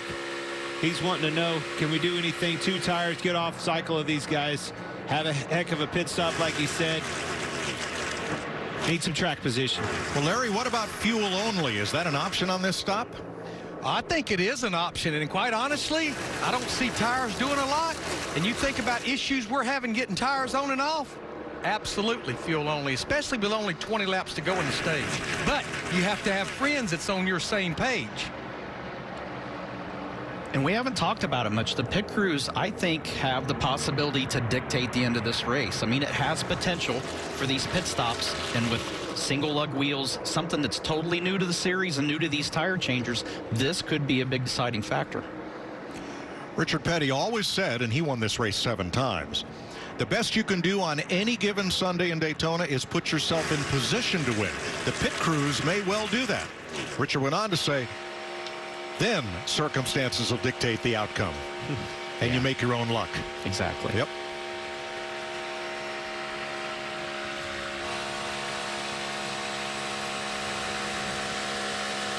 Now, the 4 remaining Toyotas are 18th through 21st in this draft. That's not on the outside looking in, but it's not far from it right now. No, but it's not reason for, cause for alarm either. I mean, they're grouped together. They're still where they want to be with each other. And as long as they stay attached to that lead pack, that's the main thing at this point. Now, the Chevrolet is a different story. From 13th through 17th are all Chevrolets. Kyle Larson, Noah Gragson, Stenhouse, Reddick, and Jones. The remaining teammate in the race for Larson is Chase Elliott, but he's back in 23rd with Daniel Suarez. Let's get a pit road update from Jamie. Well, Mike, you guys were talking about the Toyotas. They took right sides on the last stop. Well, Booty Barker, the crew chief for Bubba Wallace, just told him, hey, tires aren't doing much. So this next stop, we don't need to take tires at all. Fuel only, so keep your eye on what the Toyotas plan to do here. You called it, Mike. You ever thought about being a crew chief? Oh, no. No. Pay's horrible, Mike. But something that's going to make that when they do come for these pit stops that we're going to all have to watch is on the entry is being very careful to not slide the front tires or slide the rear tires. So when they do come, it's going to be very crucial, because if you do slide it, you have no choice but to change it. And we see that, and I've done it. Probably you've done it. Everybody has done that. Crew chief says, whatever you do, don't slide the tires. You know he's either going to take 2 or no tires, fuel only. And what do we do first thing? Lock Smoke them the up. tires. Yeah. All right, so if the Fords come as a group and 11 of the top 12 are Fords, does everybody else come with them? I think at this point in the race, I think I would. You have to. You don't have a choice, because we know that there's strength in numbers. Oh, boy. They're all peeling off. Feeding time at the zoo. Here they come. Everybody except Martin Truex and the Toyotas will pit. Vince. Austin Cindric in this 2-car, it's going to be right side tires and gas. They've been really happy with it. He's been extremely comfortable riding behind his teammate Ryan Blaney. It's smooth, Regan. Sure, very happy with his race car. No changes and gas only. Jamie? The 12 of Ryan Blaney, remember, he had problems last time. They couldn't get those rear wheels to adhere to the car to try to tighten up. Good job this time in the 5 of Kyle Larson, fuel only. That was a land rush off pit road. Larry? Yeah, the Toyotas, they are coming out. I like what they did there. That was chaos right there. Chase Briscoe, too many cars on pit road at one time. Briscoe missed his pit box. Vince? The 19 of Martin Truex Jr. is in. It is fuel only. As Mike had indicated earlier, it's the call. Regan? Kyle Busch, a strong recovery in the 18 car. A little damage on the right front, but it's not affecting him too bad. Jamie? Bubba Wallace's car's been looking good, feeling good. As they talked about, just fuel there. They almost took off with the fuel can there, guys. And that group should have no trouble forming back up together. Chase Elliott stalled out right here.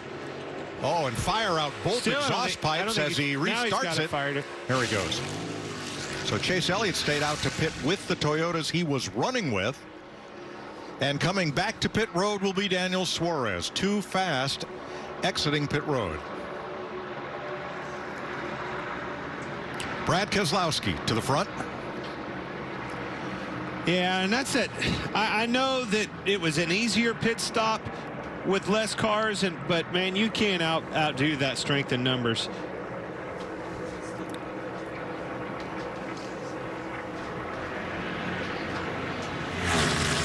Now here's a consequence of pitting with everybody. Watch the red number 14, Chase Briscoe.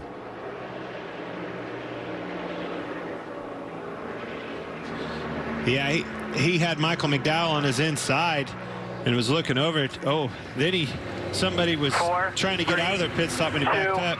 Watch Austin Cindric back there. He backs up right in Austin Cindric's way. Now, Watch two. Your line. yeah, like I said, he had McDowell on his inside, was looking over to see where it was and just missed it. Couldn't see the vantage point with that car on the inside, but it also hurt Austin Cindric in a big way. And Briscoe is now 23rd. Cindric, who was second, is now 13th. And here's what happened to Chase Elliott.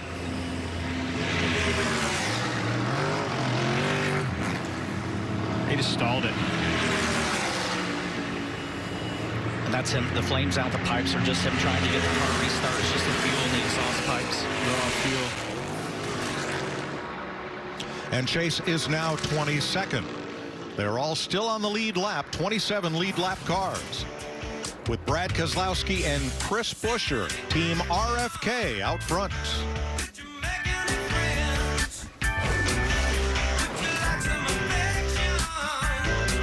Who we have right here is a man known around the world. Ryan Blaney, look at this man. 3 wins in 2021, and this is his year. Wow, Big E knew his stuff.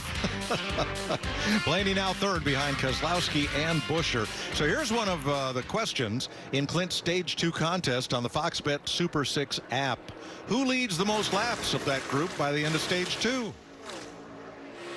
Well, right now, Ryan Blaney. You could just keep running that around there longer. Yeah. It's going to be a no-brainer. Round and around. He's led a total of 36 laps so far.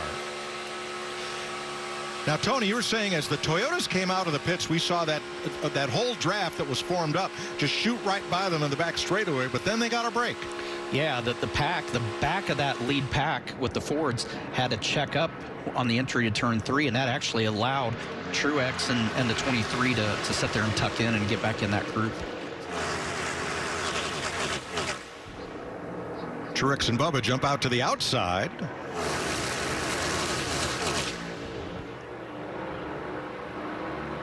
Along with Kurt Busch and the 18 of Kyle Busch.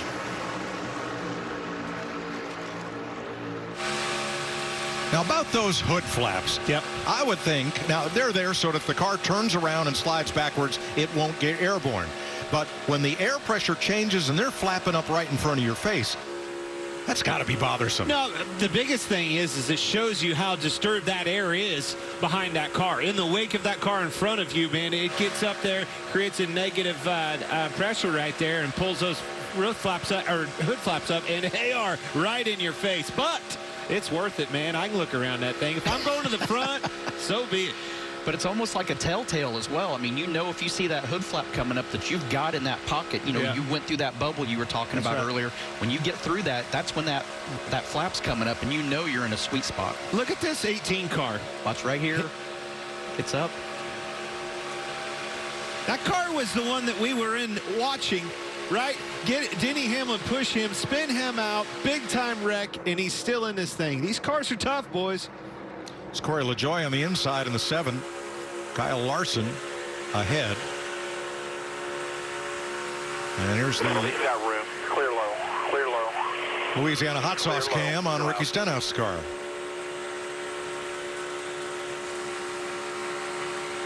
Bottom's good. Bottom's good. Clear low. Starting to see some moving. 12 to go. Into these stages get interesting. In the back of that pack from about 10th on back, things have gotten busy. Jockeying for position. Not happy with being back there. You heard Martin Truex talk about it. Now he's formulated a line. He's getting his wish. Making it happen.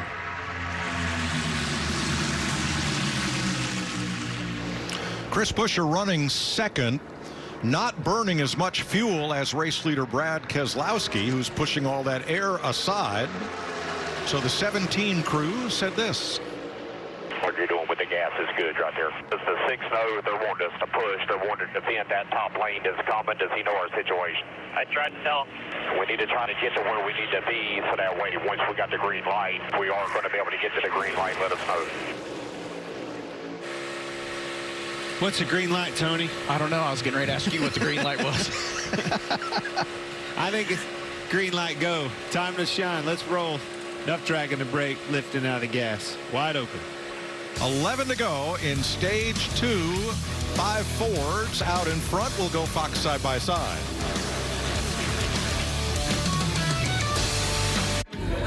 Ever wonder what everyone's doing on their phones? They're banking with Bank of America. The groom's parents, they just found out they can redeem rewards for a second honeymoon. Romance is in the air. Like these two. He's realizing he's in love and that his dating app just went up. Must be fate. And Phil, he forgot a gift, so he's sending the happy couple some money. Digital tools so impressive, you just can't stop banking. What would you like the power to do? Fries or salad? Salad. Good choice. It is. So is screening for colon cancer. When caught in early stages, it's more treatable. Hey, Cologuard. Hi, I'm non-invasive and I detect altered DNA in your stool to find 92% of colon cancers, even in early stages. Early stages? It's for people 45 plus at average risk for colon cancer, not high risk. False positive and negative results may occur. Ask your provider if Cologuard is right for you. Just screening. Everybody thinks they can win Daytona. I want to be in the show and intend to win this thing. I think women can bring a whole different perspective. I want to be known as Daytona 500 winning Spire Motorsports team. Can't get it straight, I'll just fire everybody. Daytona is a place where magic can happen. Road to Daytona, the groundbreaking series streaming now only on Fox Nation. After 2 years, Auto Club Speedway is back and ready for some action. We're talking 5-wide, full-throttle, next-gen cars, ripping up laps inside some gorgeous mountains type of action. And the access to drivers and stars? Oh, it's got plenty of that action. So get ready. You don't want to miss all the, well, you know what we were going to say. Get your tickets now at AutoClubSpeedway.com.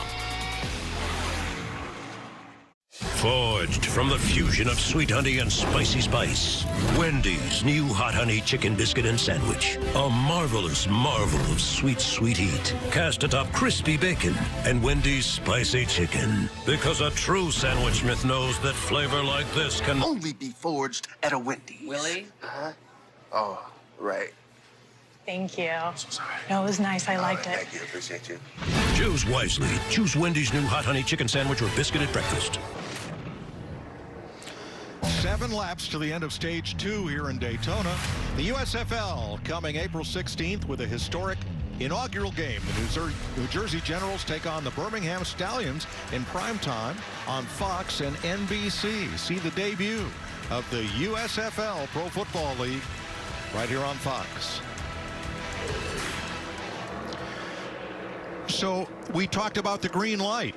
We hear from pit road that is when, because some teams are having trouble wondering if they're getting all the fuel in, and Cole Custer had to come in twice because his car wasn't taking on fuel. The green light is when they know they have enough fuel left to get to the end of this stage. Regan. Mike, you mentioned Cole Custer having to pit twice to get the fuel in that car. What has happened is the fuel probe has broken away from the side of the body. The composite bodies, which are new this year, it broke off of there. So every time they go to push the probe in, they can't get the fuel to go into the race car in that spot. That's the hardest part of having the biggest race of your life, your biggest of your career, the Daytona 500, the very first race. And with a new car to boot, all of these teams have been challenged. Attrition's always been a big part of this race, and you're seeing some of it today. Well, look who's here. Our series champion, Kyle Larson, has brought his Hendrick Chevrolet to the front. I talked to him this morning up in the Sunoco suite, and Kyle said, he says, I can run these races. He said, nearly won one, ran out of gas on the last lap here in the Daytona 500, but he has no top fives in the 500 yet, or at Talladega. But here he is at the front of the pack as we get toward the end of stage 2. Lone Wolf, though, he was up there, 2 teammates behind him. As soon as Brad made a move, you knew Logano was going to go with him. Bye-bye, Larson. That's exactly what happened. Hard to hold them guys back. Let's show you that again. Larson leading the pack. Keselowski drops down. And he's got all the help. And Joey's right behind him. You got two former teammates that know how each other approaches restrictor plate races. They're not with the same team anymore, but they still remember how each other races. We talked about it. 400 miles to learn and figure out how to situate yourself for the right move at the end of the race. You saw that 5 car start at the front, go clear to the back, had another education right there. He'll figure it out, but honestly, that wasn't on him. He just didn't have any help as soon as those teammates went around him. But again, now you got to figure out how to get up there, situate yourself, put those guys in a situation where they don't have a choice to either help you or stay behind you. A lap ago, Kyle Larson was leading. Now he's back to 9th. But we've got 4 laps left in the stage, too. And as much as we all say, hey, we're racing and trying to take these first 400 miles for that last 100, these guys are already thinking about points and stage points, trying to lock up these for the end of the season. And the move that Keselowski just put on Kyle Larson to retake the lead was the same move that we saw Chris Buescher make on Thursday night to win his dual race. Exactly like it, but you didn't see Kyle Larson make a move. He just let him go. Come to the end of the race, you're going to have to block that move some Different way. story. Yep. It's risk versus reward. Let's have a look at today's Toyota top performers. Martin Truex in 3rd, Bubba Wallace in 4th. The Busch brothers both in the lead draft. Denny Hamlin, 3-time Daytona 500 winner, out of the race, along with Christopher Bell, is in the race, but 40 laps down after suspension issues. Keselowski, the leader. You're looking back at Joey Logano in 2nd place. Logano's car chief, Raymond Fox III, was honored here in Daytona this week by the Living Legends of Auto Racing with a Lifetime Achievement Award named for his grandfather, Ray Fox, a pioneer NASCAR car owner, engine builder, and in later years, a NASCAR engine inspector. Aggressive move by the 14 of Chase Briscoe, and Chase is just trying to stay on the lead lap. He knows he's got 2 laps to go. Doesn't want to have to sit there and have to worry about the lucky dog spot. Just wants to try to stay on the lead lap. And can play a big role in the outcome of this stage. Absolutely. How about this? Logano decided to stay with Briscoe, a car that's trying. You know he's going to go for it because he's trying to stay on the lead lap. Left Brad Keselowski back. Now Logano's going to try to make his move, probably coming off of turn 4 to win this stage. Smoke ahead. Down on the bottom of the racetrack, somebody down on the apron. And Logano can win it from there. Because he's locking on to Briscoe. But you see the same thing on the bottom. Well, they broke apart. You had Stenhouse pushing Keselowski. Look at the run on the 19. Look at the run on the... Truex for the stage win, trying to go 2 for 2. He does it. It's interesting how he used, Joey Logano decided to use Chase Briscoe. As soon as he locked onto him, pushed away, bye-bye Keselowski, nobody had anything for him. But that did open the door for a big run from Truex to get the win. Stage 2 to Martin Truex Jr.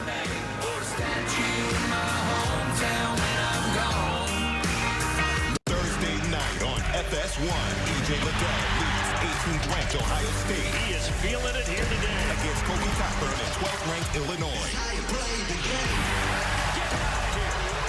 Thursday at 9 Eastern on FS1. Next week, NASCAR heads west for 3 races. We're going to furlough Tony Stewart and have new analysts joining Clint and me in the booth. In California, 2003 Cup Series champ and 2-time Daytona 500 winner Matt Kenseth. Then in Las Vegas and Phoenix, Danica Patrick will come and join us. Please hurry back soon. I'll be back. I'll be back for COTA, so I'll come back and harass you guys. You're a road racer now. I've done my share of it. COTA's a fun one. You're going to like that. A little of both. Okay, mostly on. Let's try for on-road. Got a fun lineup. It's going to be fun, Mike. Yeah, Circuit of the Americas. That'll be fun. You know what they call the nickname of the guy next week, right? Matt the Brat. That's going to be a handful, buddy. During his late model career, his dad was a racer, so they did call him that. We'll just follow your lead. That's what we do. Then he graduated to Cup and became a star and a champion. You guys are going to have a lot of fun with Matt. Matt is awesome. He's got a great sense of humor. He's He knows these cars inside and out. Not the new cars, obviously, but he knows stock car racing inside and out, and he'll do a great job for us. He's got a great sarcastic wit, and it's probably going to be Monday afternoon before I get it. I get some of his lines. But we're going to have a lot of fun next Sunday in Fontana, California. And then Danica for 2 races after winning the pole here in 2013. Most laps led by a woman driver in the Cup Series ever. The end of stage 2, and they come to pit road for service. When pit road opens, here we go. What will they do, Vince? Martin Truex Jr. leading him down, stage 1 and stage 2 winner. He's been up on the chip a bit on the radio, and of course up on the wheel as well. Crew Chief James Small has given him a fast one today. And Joey Logano started from the rear, pits P2. Regan? Chris Buescher running in 7th. The plan here is to take 4 tires right now, setting them up for later on in the race. Jamie. Bubba Wallace in the 23 been really happy with this car today. 4 tires this time. He took 0 tires last time. They'll wait on the fuel. They told him to wait. They're having to remind the drivers, go on our call, because the fuel takes longer than the tires this year. Here's your Ram race off pit road. Mostly all 4 tire changes. And yes, the fuel dump can is the same size it was last year. However, NASCAR has put a restrictor in the flow of that, so the fuel feeds more slowly. More work on the right front of Kurt Busch.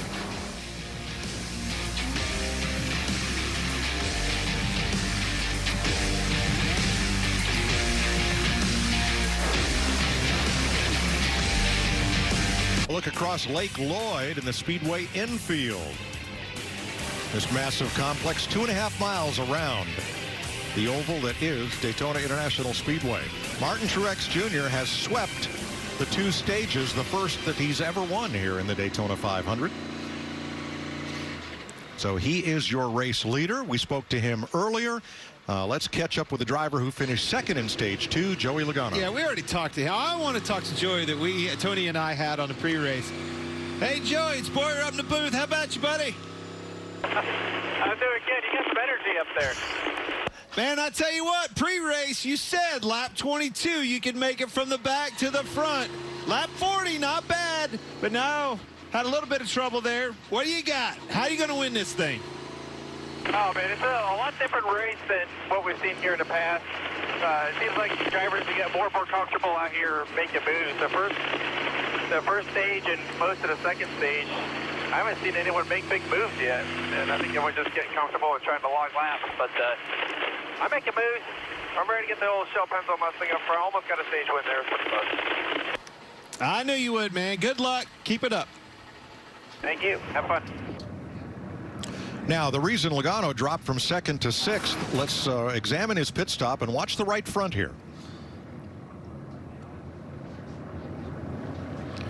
Yeah, one thing I noticed, Mike, is the tire changer, when he first went to take the right front off, it was old school. He had the air gun already running. He had to stop the air gun, put it on the nut, and then engage the gun. That started kind of going downhill from there. Now, we also saw Chase Elliott with an extended stay on pit road. Jamie? Well, Mike, earlier in this race, the 9 of Chase Elliott got into his teammate Kyle Larson. He had a dent in the right front, and he said that the handling had gotten so much worse that last run, so bumpy, they decided to take the time to try and fix it, and he just pitted for a 2nd time and took left side tires. So a suspension adjustment for Elliott to get him back into contention. He is currently 20th. Time for another Busch Race Team Sweepstakes giveaway. Time to win some money. Here's an Xfinity Series driver. Hey, I'm Natalie Decker from the Busch Race Team. You don't have to be racing at Daytona to bring home a big prize. Tweet hashtag Busch Race Team and hashtag sweepstakes now for your chance to win.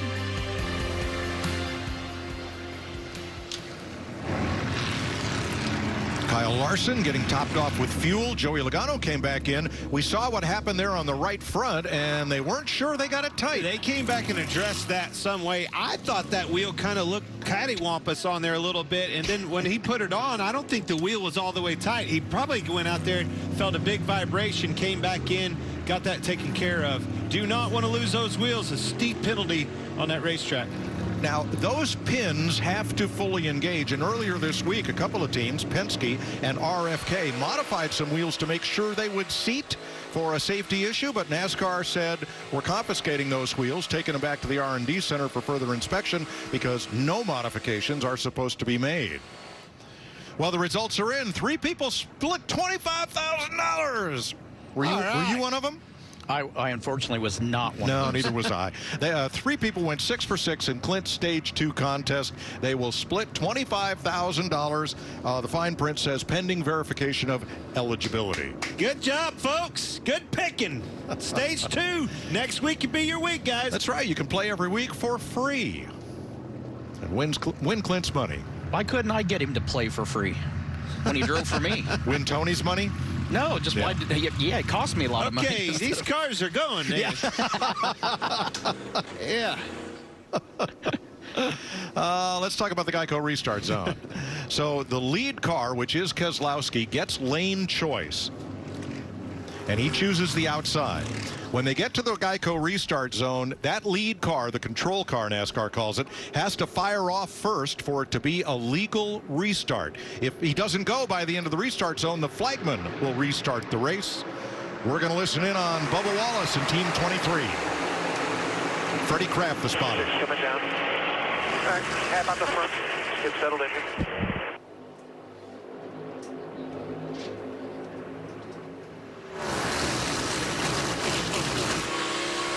I don't know. Freddie talks all the time when he does that podcast.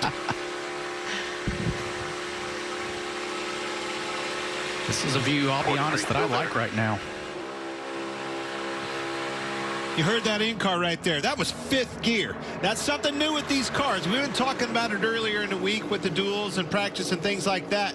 But that is definitely something that, hey, how many times you come off after a restart, you're in high gear, 4th gear back in the day, well before you got to the, halfway down the back stretch. Something definitely new this year. Sequential shifting. I like it. And I'm glad the drivers are getting used to it, because in the first couple tests, there were some guys that went to go from 2nd to 3rd gear that were used to going up and to the right instead of sequential back, and went from 2nd gear down to 1st gear when they were trying to go to 3rd. You paid for one of those mistakes, did you? Immediately I did. Yeah, up and to the right. That's the money shift. Yeah. Kaboom. With this gearbox. Cody Ware there in the middle. Joey Logano on the outside. Our Coca-Cola Zero Sugar Cam.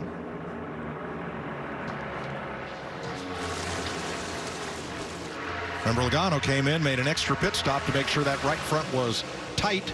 So I had to restart at the back and is 20th. Ryan Blaney has led a lot of this race. He is 6th. He's led 36 laps so far.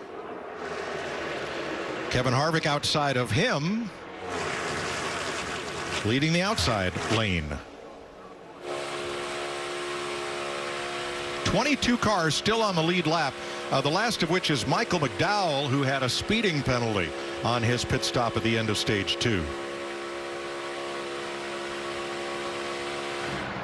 We just saw the graphic there of Chase Briscoe, who made a pretty aggressive move to get in front of the leaders to finish ahead of them in the stage. That has paid off. That's got him in the top 10 right now. That's right. He finished just ahead of Martin Truex. Finished stage 2 to stay on the lead lap. Otherwise, you're waiting around out here, driving around, making laps, waiting for something to happen, an opportunity to get back in the lead lap. Great point, Tony, and a great move by him. That was a pretty bold block that he had to put on a leader of the race as a car that's going a lap down. Something that we don't normally see, but it paid dividends for him. 62. Noah Gregson to the inside. Move it up. Off you by half. 62 down there by himself. Then 1 back to 8 behind him. 10 can't get to you. Trying to get to you. That's 10 feet away. 62. Bottom's covered still. Spotter for the 4, Kevin Harvick. All right, instead of going to a commercial break, we're going to stay right here and go Toyota all out. Bubba Wallace in 3rd. Martin Truex has won both stages. In 12th, trying to work his way back to the front. Kurt Busch back in 19th. Kyle Busch 20th. Still all in this lead pack. Christopher Bell laps down with suspension issues. Denny Hamlin out of the race in the big crash at lap 63.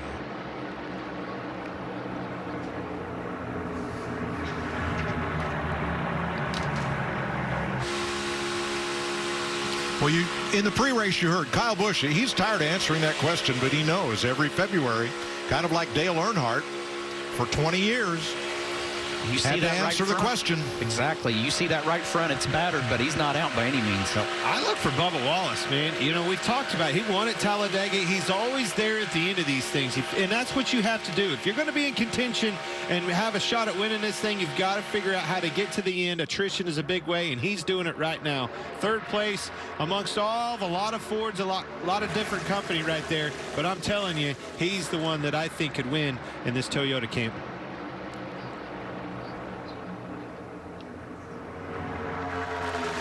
Bubba Wallace locked on to Austin Cindric, running third.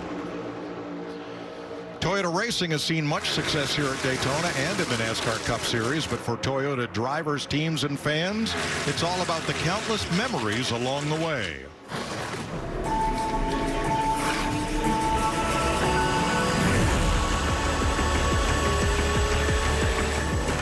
For Toyota, racing isn't all about the numbers, like 162 Cup wins.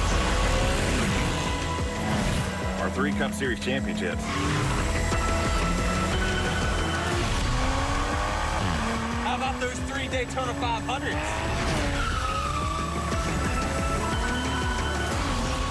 It's about the thousands of scrapes, dings, bumps, and bruises. It's the millions of fans and the endless rain of confetti. It's the countless I love yous. Our success is in a generation of memories. Here's to the next.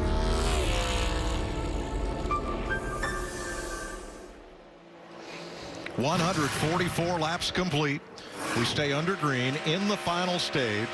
It's the 18th try for Martin Truex to win the Great American Race, and the 17th Daytona 500 for number 18 Kyle Busch. And the thing that rubs you so hard for those guys is the coulda, woulda, shouldas. I remember back Truex, photo finish at the end. How many times Kyle Busch has been in contention and you just can't get it done? And Tony, nobody knows that better than you. I mean, you won, what, 19 times you won here, and you couldn't win this race of all races? 19 times. It's just a flesh wound. I know, it is. You're right. But it shows how much pressure there is to win the Daytona 500. It's one thing to win the July race, the 4th of July race that everybody loves to win. It means a lot to win the qualifying races. It means a lot to win the Bud Shootout.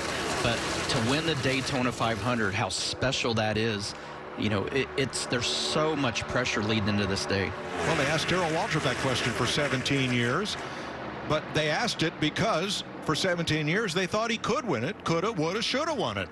So you keep getting asked that question, it means they think you're a contender. That's true, and every year that it doesn't happen, it makes that intensity even go up the next year. What a gorgeous day in North Florida. Finally, we got one after a couple of years of rain and delay. Here we are running the Daytona 500 right on time, 54 laps to go. The Thunderbirds are here. Brad Keselowski is the leader, and Harrison Burton, one of those out of the race. As the shadows get a little longer here in Daytona, the Goodyear blimp is here giving us this great aerial coverage. Anything can happen as long as you have the drive. Goodyear, more driven. Sellout crowd at Daytona International Speedway. Watching Brad Keselowski, Austin Cindric, Bubba Wallace, Eric Jones, and Ryan Blaney pull them around Daytona International Speedway. Kes has led 62 laps of this race.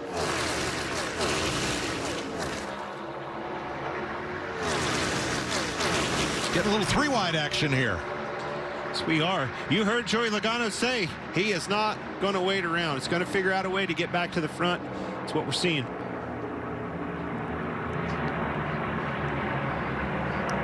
Kevin Harvick right in the midst of all that. So as the laps wind down, your chances to win an exclusive prize from the Busch race team are winding down too. Here's more from an ARCA driver. Hey, NASCAR fans, I'm Amber Balkan. Crash out of turn 4. One car got sideways into the wall, and half a dozen cars are in it, including Joey Logano.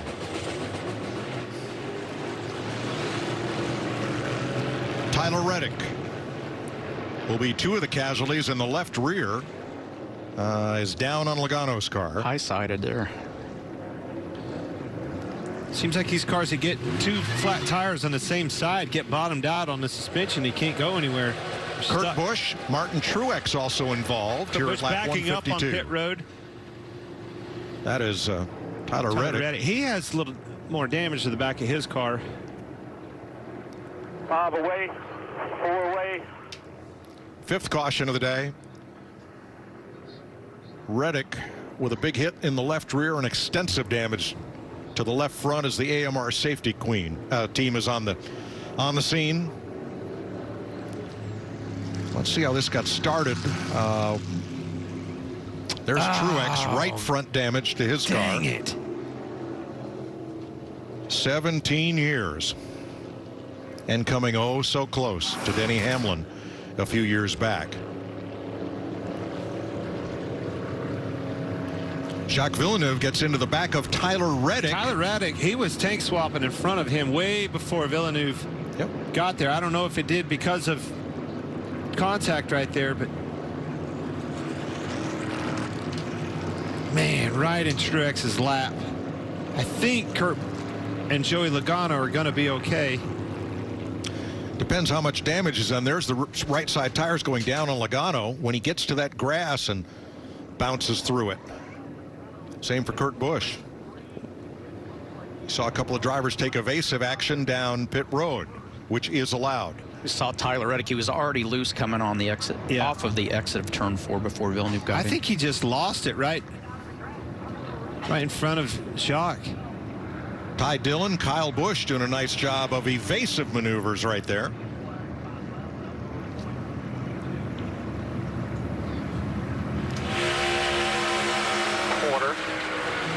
Watch him in front of you. Check him, check him, check him, check him, check him. Gotta hold on to it. You know my nose, Yeah, the right front corner on Truex.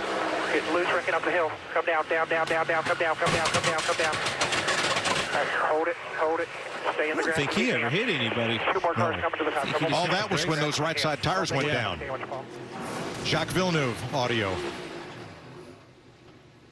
He got loose. That wasn't your fault. I don't know if I hit him after. I might have damage. All right, we'll check it out. It's all good. Problem with that is when somebody gets loose, it scrubs so much speed off so quick, and you're already within a foot or 2 behind somebody. Yeah. You close that gap before you ever have a chance to react. See, way on your left side, that's Jacques, which was right behind Tyler Reddick, and you can see Reddick is already way, I think he just got in a bad spot. Bad wake up off the corner. I don't know if he got tight.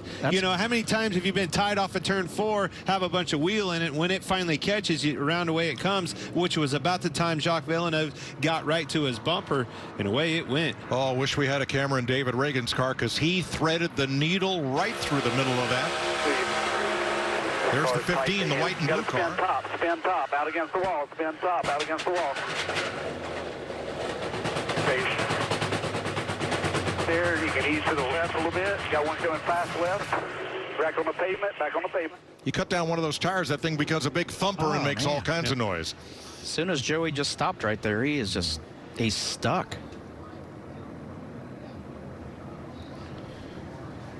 You know, David Reagan retired, hung up his helmet. He came back to run this one race for Rick Ware Racing, and watch the Georgia driver just slide right through here.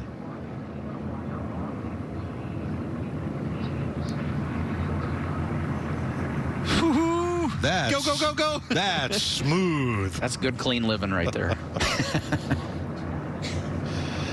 All right, Ricky Stenhouse. Check up, check. Just get check. Come on, go. That's about as good a job as you can do getting through that hole. I know we smoked our tires real bad. Clear. Good job. That's a single-car team. JTG Doherty. That move right there, that feel that you just said, that is exactly what it takes to get to the end of this thing and stay in contention. All right, let's hear what happened to Tyler Reddick. Weird on the replay, it looks like it broke, but I don't, that part of the car didn't hit anything, right? Initially. Tyler, it looked like it broke a right rear toe link, and then you lost it. Yeah, because no one hit me over there. It was broke when I was sideways before someone hit me. And that's the caveat that, you know, we knew he lost it, right? We knew he got loose in front of him, just didn't know why. You hear it right there. Broke the rear toe, maybe from some contact with one of those other wrecks. Finally broke loose. And that's something new as part of the new independent rear suspension in these cars. So before all that happened, we were going to give you another chance to win an exclusive prize from the Busch race team. And once again, here's an ARCA driver. Hey NASCAR fans, I'm Amber Balkin with the Busch race team. We're giving you a chance to ride around the track with Kevin Harvick himself.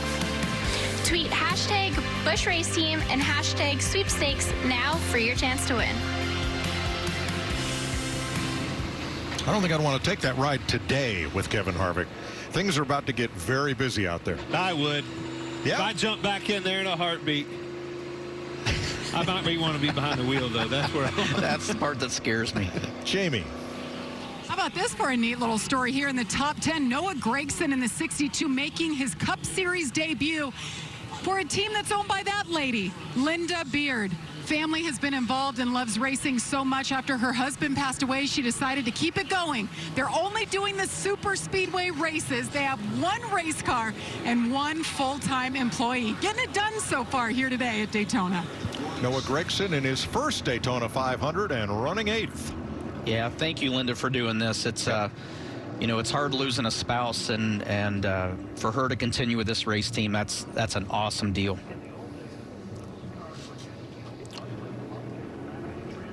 So, Larry, 46 laps to go. What are you thinking? Well, I've got a fire in here, and it's my calculator that's burning up right now, because remember, the fuel window is 38 to 42 laps. We're coming right now with 45 to go. Now, remember, 38 to 42 laps. Numbers all week based on wide open throttle. I think you come here, you only have 13 laps on your tires. I think you come here, you pack that thing full of fuel, and just maybe. DW taught me never say you can't make it.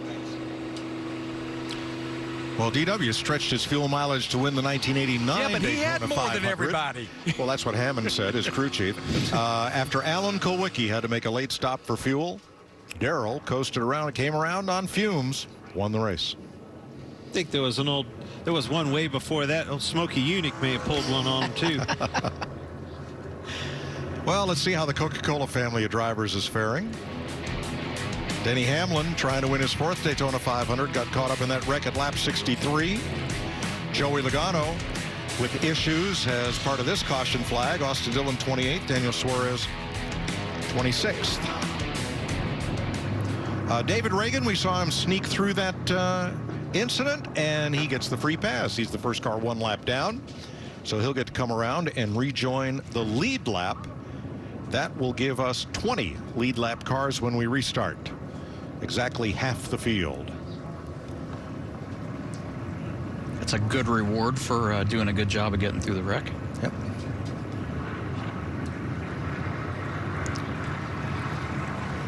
.45 laps to go. Let's see if pit road opens up this time around.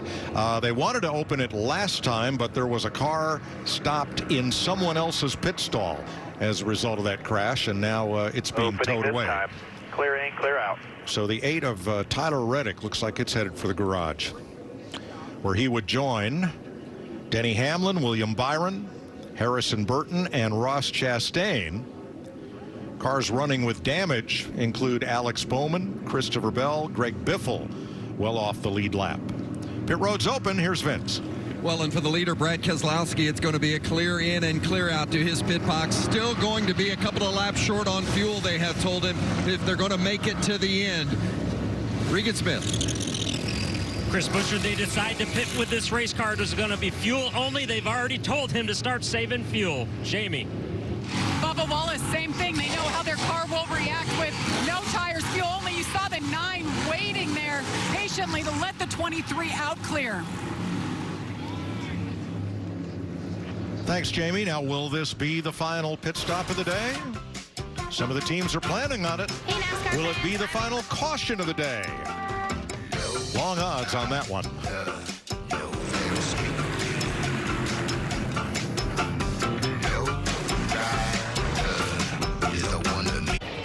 Daytona 500 coverage live from Daytona International Speedway. Race break with Jamie McMurray, Chris Myers. It's been fun so far. Weather fans excited. What's caught your attention? Well, it seems that the second place car can kind of control this race by pushing whoever's in front of them. Brad Keselowski seems to be the car to beat up to this point, but now's when the chaos is going to break out. So you don't want to necessarily be in the lead on that last lap. Let's recap if you tuned in a little bit late. More than 150,000, beautiful weather, largest crowd, best weather.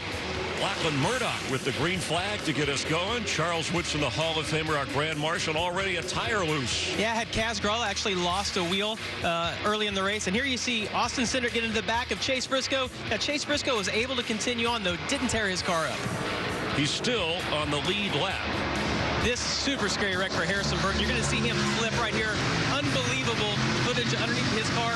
William Byron, hard impact into the inside wall. And look at Harrison Burton's car. It's unreal. That car landed on all 4 tires, so Harrison Burton, okay. And obviously Denny Hamlin, you saw the 11 car involved in that. And then another big one. So we've had 5 cautions for 3 different incidents. Yeah, Tyler Reddick actually had a part failure, we think, right there in the right rear toe link. Causes huge damage to his car, gets turned into the outside wall. His day will be done. 16 involved in the crash today. All right, you talked about Keselowski. Let's talk about what you think we're going to see over these final few laps. Well, obviously the manufacturers are getting paired up. We've seen some guys be able to get in between different makes of the cars. But as this gets down to the end, people are going to get more aggressive. We know that the more aggressive you are pushing, that's the lane that moves forward. It's not totally about having the most cars. As it gets closer to the end, the guy in second or the side-by-side rows is just going to continue to get more and more aggressive. It's great to be out here right near the start-finish line. You can hear how loud it is. Let's go back upstairs. Clint Boyer's always loud, along with Tony Stewart and Mike Joy. Gentlemen. Thank you, Chris. 42 laps to go. And if you have your fuel cell completely full, you might make it. Just might. That's if we don't go into extended overtime. Kyle Larson had to get pushed started out of his pit Stalled stall it again there. right there.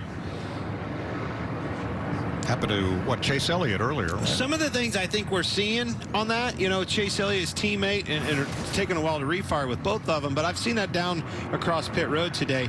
We saw Chase Elliott, one of your cars out there at the Coliseum, and Tyler Reddick both warming their tires up, dumping the clutch, and broke the transaxle out there. I think all those drivers are mindful of that, not wanting to do that. Now, note your leaderboard. Martin Truex was leading, but he's now down at the bottom in 20th. Last car on the lead lap made a late pit stop to top off fuel before we go green. I think that's a good decision. Had a lot of damage on his right front, too. I'm a little bit worried about that. The Toyota pace car, the Toyota Camry TRD, brand new, makes the sharp left turn onto pit road. And we are back under green. Austin Cindric and Bubba Wallace out front. 1434.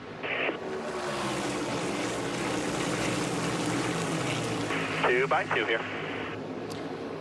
Remember early in the race, Eric Jones, small 2-car team. His friends are where he finds them. Doesn't matter what make of car it is. This time it's a Chevy helping a Toyota with 2 Fords down on the inside. You want to be in a car now, Boyer? Yep, sure do. Want to be in that 2-car right there. Leading this thing. Everybody behind you. Look at the connection right there. You see it with Blaney being able to stay on Austin Cindric's big block by Bubba Wallace right there. But the 2 on the outside, Bubba Wallace and Eric Jones, not being able to stay connected. Eric Jones dumped down, got behind those teammates of Ryan Blaney and Austin Cindric. That's the things that you see. Brad Keselowski dropped down there with him. He's in 4th place. Boy, Keselowski has been fast all week here in Daytona and won his qualifying race, the 150, on Thursday. Bubba needs some help here. He's got it coming. Got Kyle Busch in tow.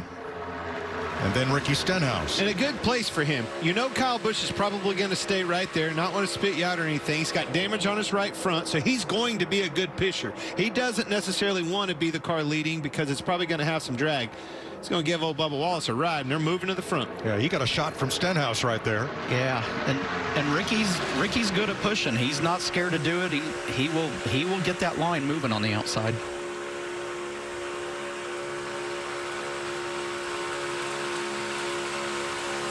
Ricky Stenhouse. 17 still with you. Then the moderate. Then we have the 122 beats per minute. I'm telling you, my heart rate's higher than that right now. Your heart rate when you were his car owner was to the moon and back. Yes, very much so. But man, when that kid won, it was spectacular. He won us a lot of races, and I jokingly say he almost put me out of the open wheel industry. He wrecked everything I had and wrecked cars we didn't even have built yet. But man, when he won, it was spectacular. That kid was, I had a lot of fun racing with Ricky. I love that kid. Ford's on the bottom, Toyota's up top, Chevys wherever you can find them in this group. I'm telling you guys, if anybody can keep up with these two, it's that Toyota of Bubba Wallace on the outside. He's got a teammate behind him. We've said the aggression to Ricky Stenhouse. Pretty deadly combination. Somebody's going to have to figure out how to do that right there. Have to get ahead, because you know those two teammates and Ryan Blaney and Austin Cindric are capable of doing it. It's going to take that same thing to dish it back to him. That's exactly what you got. That was the big push down the back straightaway from Kyle Busch, who now lays off the back of Bubba Wallace. Yeah, right before they got to turn 3, he turned loose of him, made sure he doesn't get him in a bad spot there. They're up where they need to be. You just got to be smart about it and get yourself to the end still.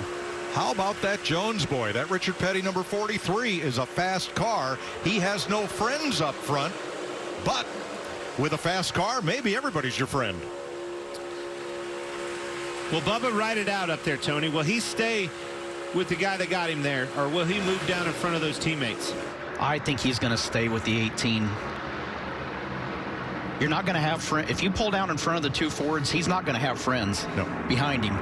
At least he's got a friend behind him that he knows is somewhat in the same camp.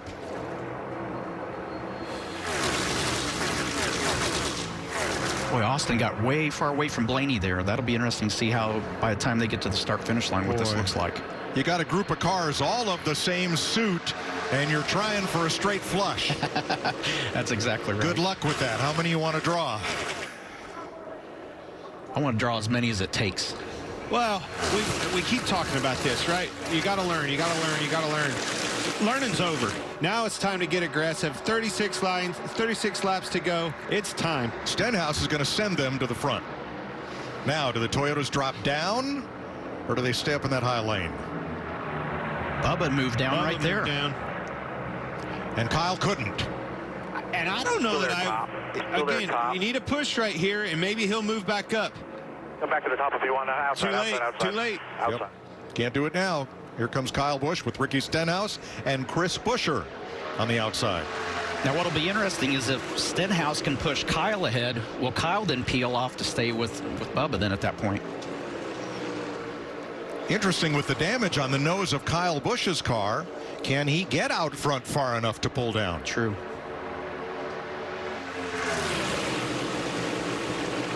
I've seen some ugly cars in victory lane here after Daytona 500 wins, so they don't always have to be pretty and slick to win this thing. Nope. That Toyota, you see moving up. Toyota, Bubba Wallace did not like the push. He didn't mesh well with the two car of Austin Cindric. Austin Cindric had him jacked up and moving all around down the back straightaway. He said, nah, I'll be all right. I'm going to get back up there in front of my teammate. David Pearson here in 76 crashed with Richard Petty on the last lap. The nose of his Wood Brothers Mercury was all stove in when he drove it into victory lane at 10 miles an hour. But he got the big check and the trophy. Blaney with a push to the 2. Austin Cindric forges ahead for a moment. Eric Jones still right there in third on the bottom. Then Keselowski. I'm going to call it right here. Easy one. Those two, the 2 and the 12, they have the fastest cars. They're able to stay connected the most. They're doing the best job of being efficient. Somebody that's going to break that up and be able to win this race, it's going to be because of that. You're going to have to get those guys away from each other. Be in the middle or be in front of them. You got an awful smart guy second in line on that outside row, though, that knows how to get stuff done. That's the saving grace for that outside line right now. He's also got damage, and we saw it. As soon as he got to the front and was leading that line, the old girl just wasn't as strong. He needs to stay right there, stay patient, and get himself to the end of this thing. That's something that you don't see Kyle Busch do very often. Big train coming here. Kyle Busch with a big push. We listened into his team. It's up to you. He asked if we both get clear, if you wanted to move to the bottom, if you felt that was stronger, or stay with where we're at. Yeah, so far I wasn't clear when he went. It's all good. All right, all good. Because when Bubba dropped down, Kyle is saying he didn't have room to get down, but it's all good. That was Tony Hirschman, Kyle Busch's spotter.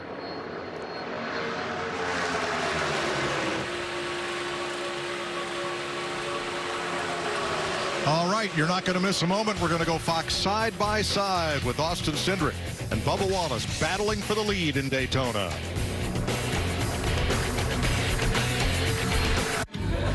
Ever wonder what everyone's doing on their phones? They're banking with Bank of America.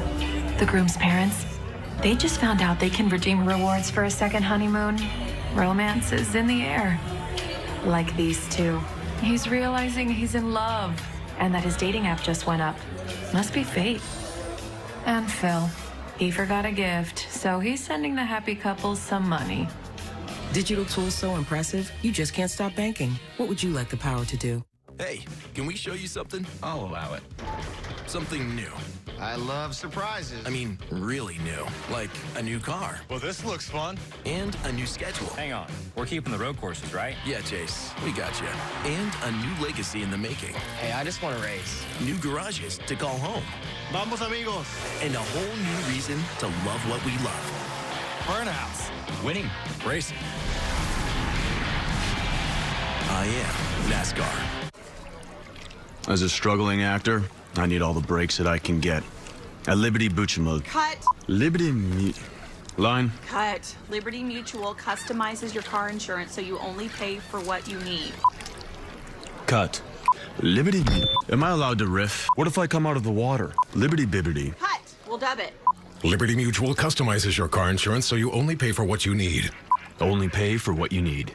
Liberty, liberty, liberty, liberty. There's a reputation on the track, one that screams, bring it, loud enough so the whole world will see it coming. I am the NASCAR Xfinity Series. I am NASCAR. On the front lines, every detail is critical and every second counts. That's why Verizon Frontline is built for 5G to help enhance situational awareness and improve crisis response. Verizon Frontline, the advanced network and technology for first responders.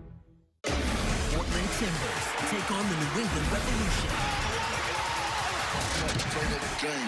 Saturday at 7:30 Eastern on Fox.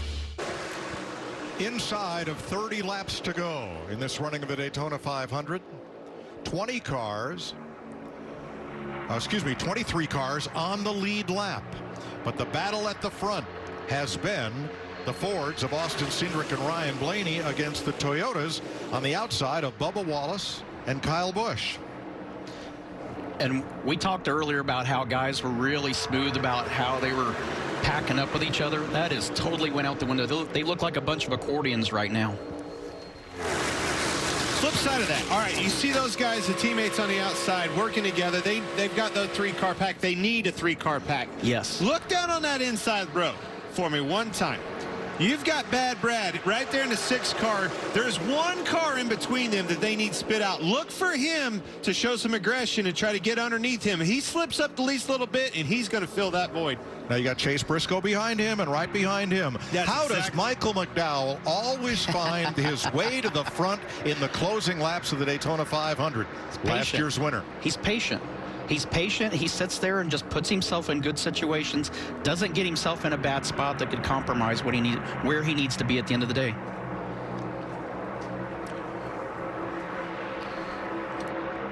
Ricky Stenhouse fell back a bit in his Chevrolet. It looks like Bubba Wallace and Kyle Busch need the 47 of Ricky Stenhouse as a pusher. Uh-oh, got a hood flap. Hood flaps broke off the 18 car. Obviously, the tether is holding it on, which is still fair, right? It's still, whoa! Big push right there. Boy, that sent Bubba up the hill, and it seems like Kyle can really push and give Bubba huge momentum, but Ricky has trouble staying with them right there. He needs Ricky to be able to go with him to complete that and stay forward momentum. That's kind of been the story of the week, Clint, because the Chevrolets had single car speed. They dominated qualifying, but they don't seem to have been able to attach themselves to either the Toyotas or the Fords that well in the draft. And you wouldn't think with this new car that you would see that difference in manufacturers, but it does appear today that that's what we're seeing.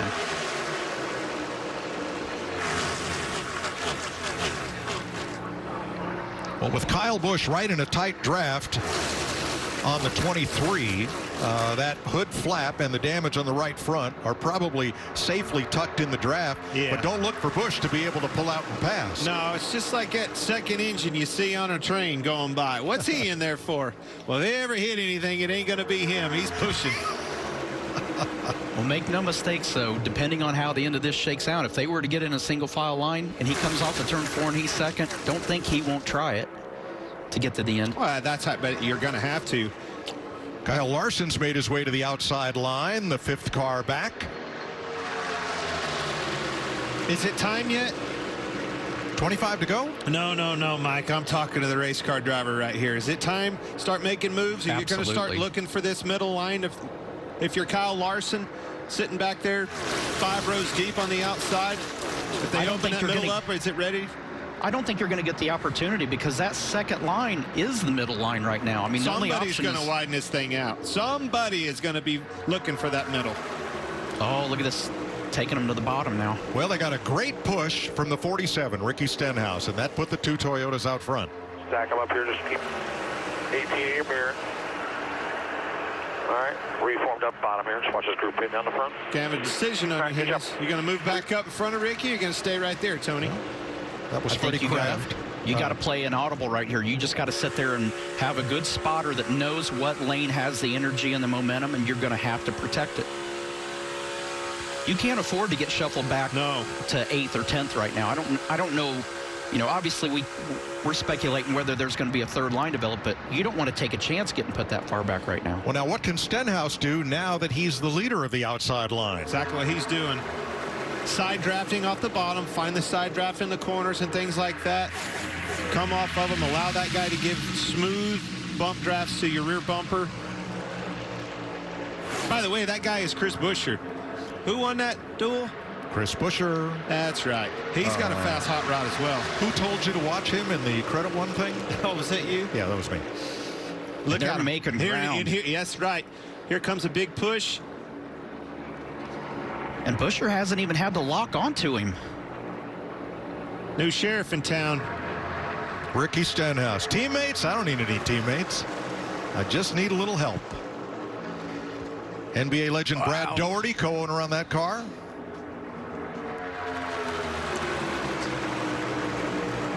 Hey, Michael Jordan versus Brad Doherty for the lead in the Daytona 500. 2 car owners. How about that?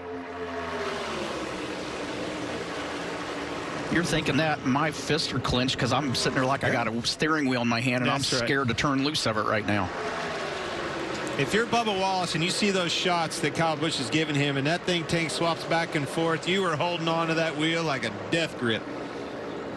But you don't dare sit there and say, don't do it either. Yeah, no. You got to have that push.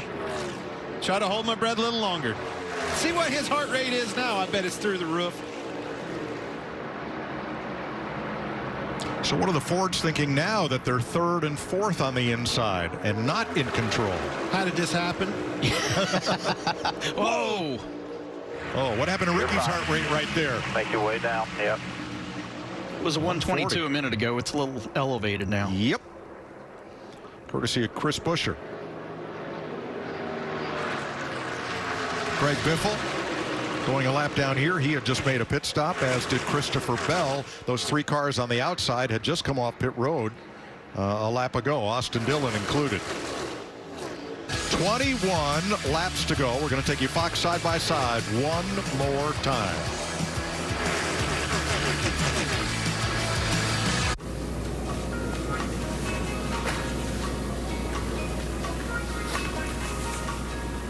How do they fit?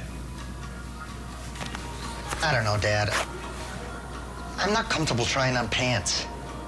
Oh, come on. I bet they look sharp. You don't know who else has tried them on. Let me take a look. Switch to Progressive and you can save hundreds. You know, like the sign says. Oh, that's a handsome pair of jeans right there.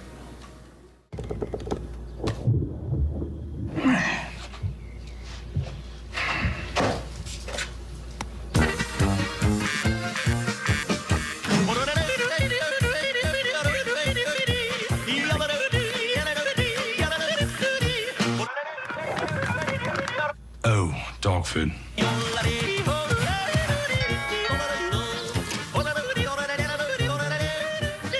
Get more to your door with DoorDash. Hey, can we show you something? I'll allow it. Something new. I love surprises. I mean, really new. Like a new car. Well, this looks fun. And a new schedule. Hang on. We're keeping the road courses, right? Yeah, Chase, we got you. And a new legacy in the making. Hey, I just want to race. New garages to call home. Vamos, amigos. And a whole new reason to love what we love. Burnouts. Winning. Racing. I am NASCAR. There's a call going out to celebrities far and wide. A signal to come together for the most epic competition ever. In this unbelievable new season, witness the battle between the good, the bad, and the cuddly. The Masked Singer, new season sneak peek, coming up next on Fox. 18 laps to go. Ricky Stenhouse, Chris Buescher, Kyle Larson, the leaders. Tonight on FS1, 10 p.m. Eastern Time, Tony Stewart Racing makes its debut out at Pomona, the NHRA Winter Nationals. Leah Pruitt in Top Fuel, Matt Hagan in a funny car. Tune into FS1 at 10. Brian Loans, Tony Pedregon, Bruno Massel, Amanda Busick have the call. So how you like drag racing? I love it. I mean, it's anything that's got between 11 and 12,000 horsepower and can only make it down in less than 4 seconds, 1,000 feet. It's incredible. So I've got a couple text messages during the day that it's been a pretty wild day there, so I can't wait to watch it tonight. Okay. We'll be tuned in. We got a wild one brewing right here. Interesting that bottom line just completely deteriorated. I mean, here we are, what was it, 15 laps ago with Blaney and Cindric just dominating the race, being able to stay nose to tail, stuck together.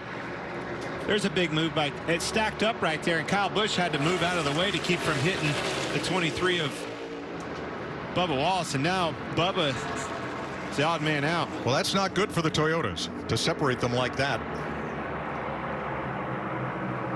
A quick hold behind him. Clear up here, clear up. All right. Bubba's clear, gets in line. On point from Olive Branch, Mississippi. Ricky Stenhouse. He's won at Daytona. He's won at Talladega. Both in the summer of 2017. Now, JTG Doherty, a two-car team last year. They shrunk to a one-car team this year. That left Ryan Preece rideless. I thought somebody should have picked up Preece. He was the only driver in the Cup Series to score a top 10 finish in all 3 Cup races here last year. Brian a lot Patty, of talent. His crew chief, Brian Patty, I had him. Some of my best years in this sport was alongside him as a crew chief on top of the box.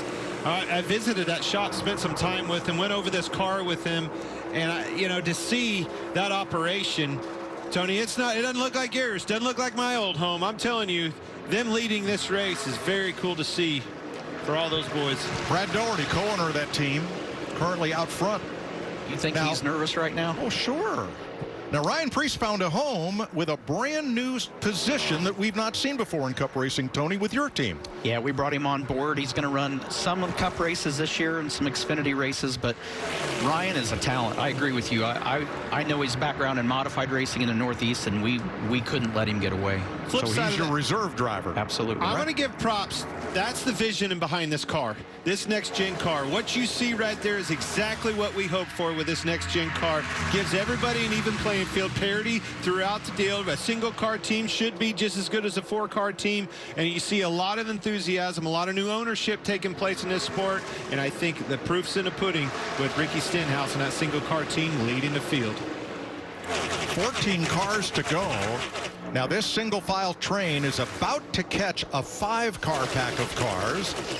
And I wonder as they get closer and that draft takes effect if we'll see some movement. Well, guys are going to have to somewhat get organized here, because if you're going to do it, you're going to have to start now to get that line down, get it moving, get momentum. It's not going to happen in 2 or 3 laps. Right there with those teammates, the ones that were stuck together and being able to push the best, more efficient. Ryan Blaney and Austin Cindric moved down. Now Kevin Harvick moved down in front of them. They are starting to sniff out the draft of those cars up ahead, and that will promote some double wide racing here.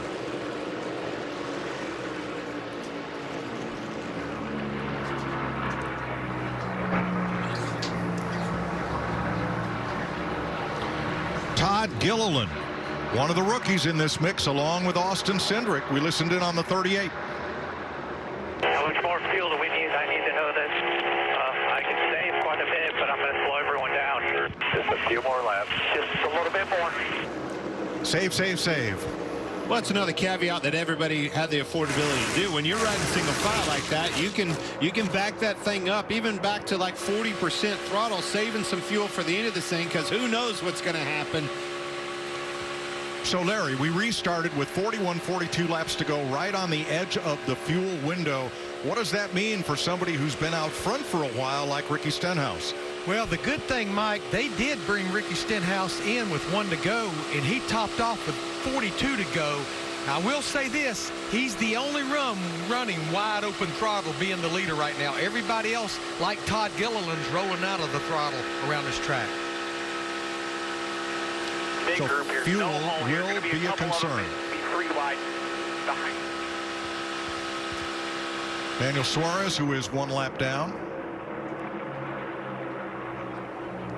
See some 3 wide action.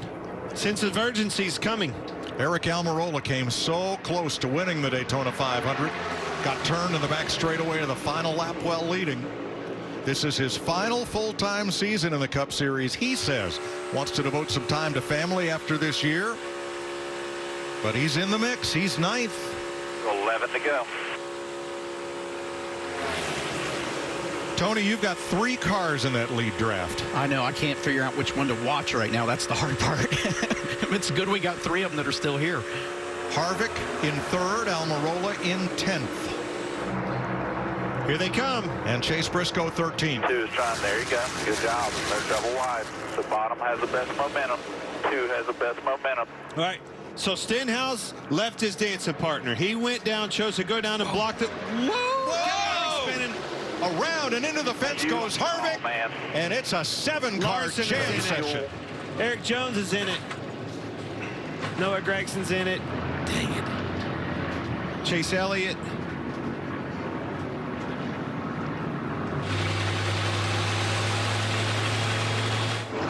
Todd Gilliland all torn up and climbing out. Kyle Larson hoping for his first top 5 in the 500. Now Kevin Harvick can't see both sides of that car to assess damage. But I do. The left front is way towed in. It's hurt bad. And Noah Gragson, the Cinderella story of Team 62. Eric Jones, who was poised for a top 5 finish.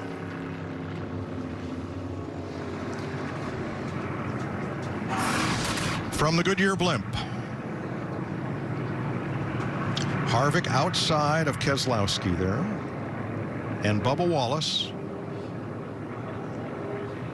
Here comes Larson. Oh, jammed up. Larson had a huge run on the outside, and he was trying to slow that momentum down to get to him. But as he got to him, it kind of seemed like Kevin was having, the 17 was backing up to Kevin as well, and it just accordiated. Yeah, the Harvick was having to slow down. Larson's got a huge run here, but watch Kevin try to. Kevin's got to run on the 17 at the same time, so Kevin has to check up here, and Kyle's got a ton of momentum. Yeah, you saw Kevin kind of move to the outside, and Larson was trying to tee him up, square him up, so it was a good bump draft, and they both hit at an angle and spun him around. And you could see how the exhaust pipes out of the 5 car. You could see where he lifted. Yeah. So it wasn't like he just ran in there and plowed through. And 2 cars that shoot through the middle, Kyle Busch and David Reagan in the 15. One more inside, then you're clear low. He moved up to square up to the 17 right at the time as the 5 hit him. It's just a timing thing, accordioned, and away they went. Dang it, took out a lot of good ones there as well.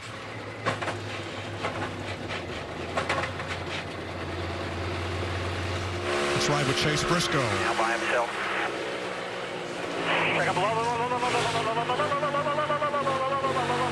Stay in it, lower, stay in it.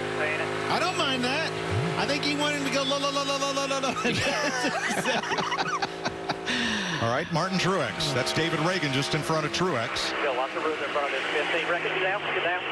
Stay mid. Go bottom. As far as you can get. Got one spinner in front of you to the left, too. 2 more in front. Just keep checking up. Clean pass.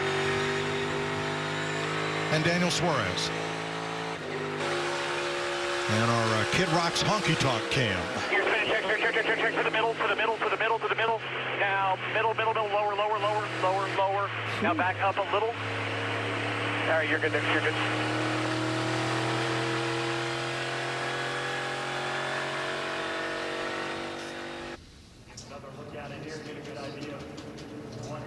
Wow, Eric barely got by that. Sure did. And that's not any.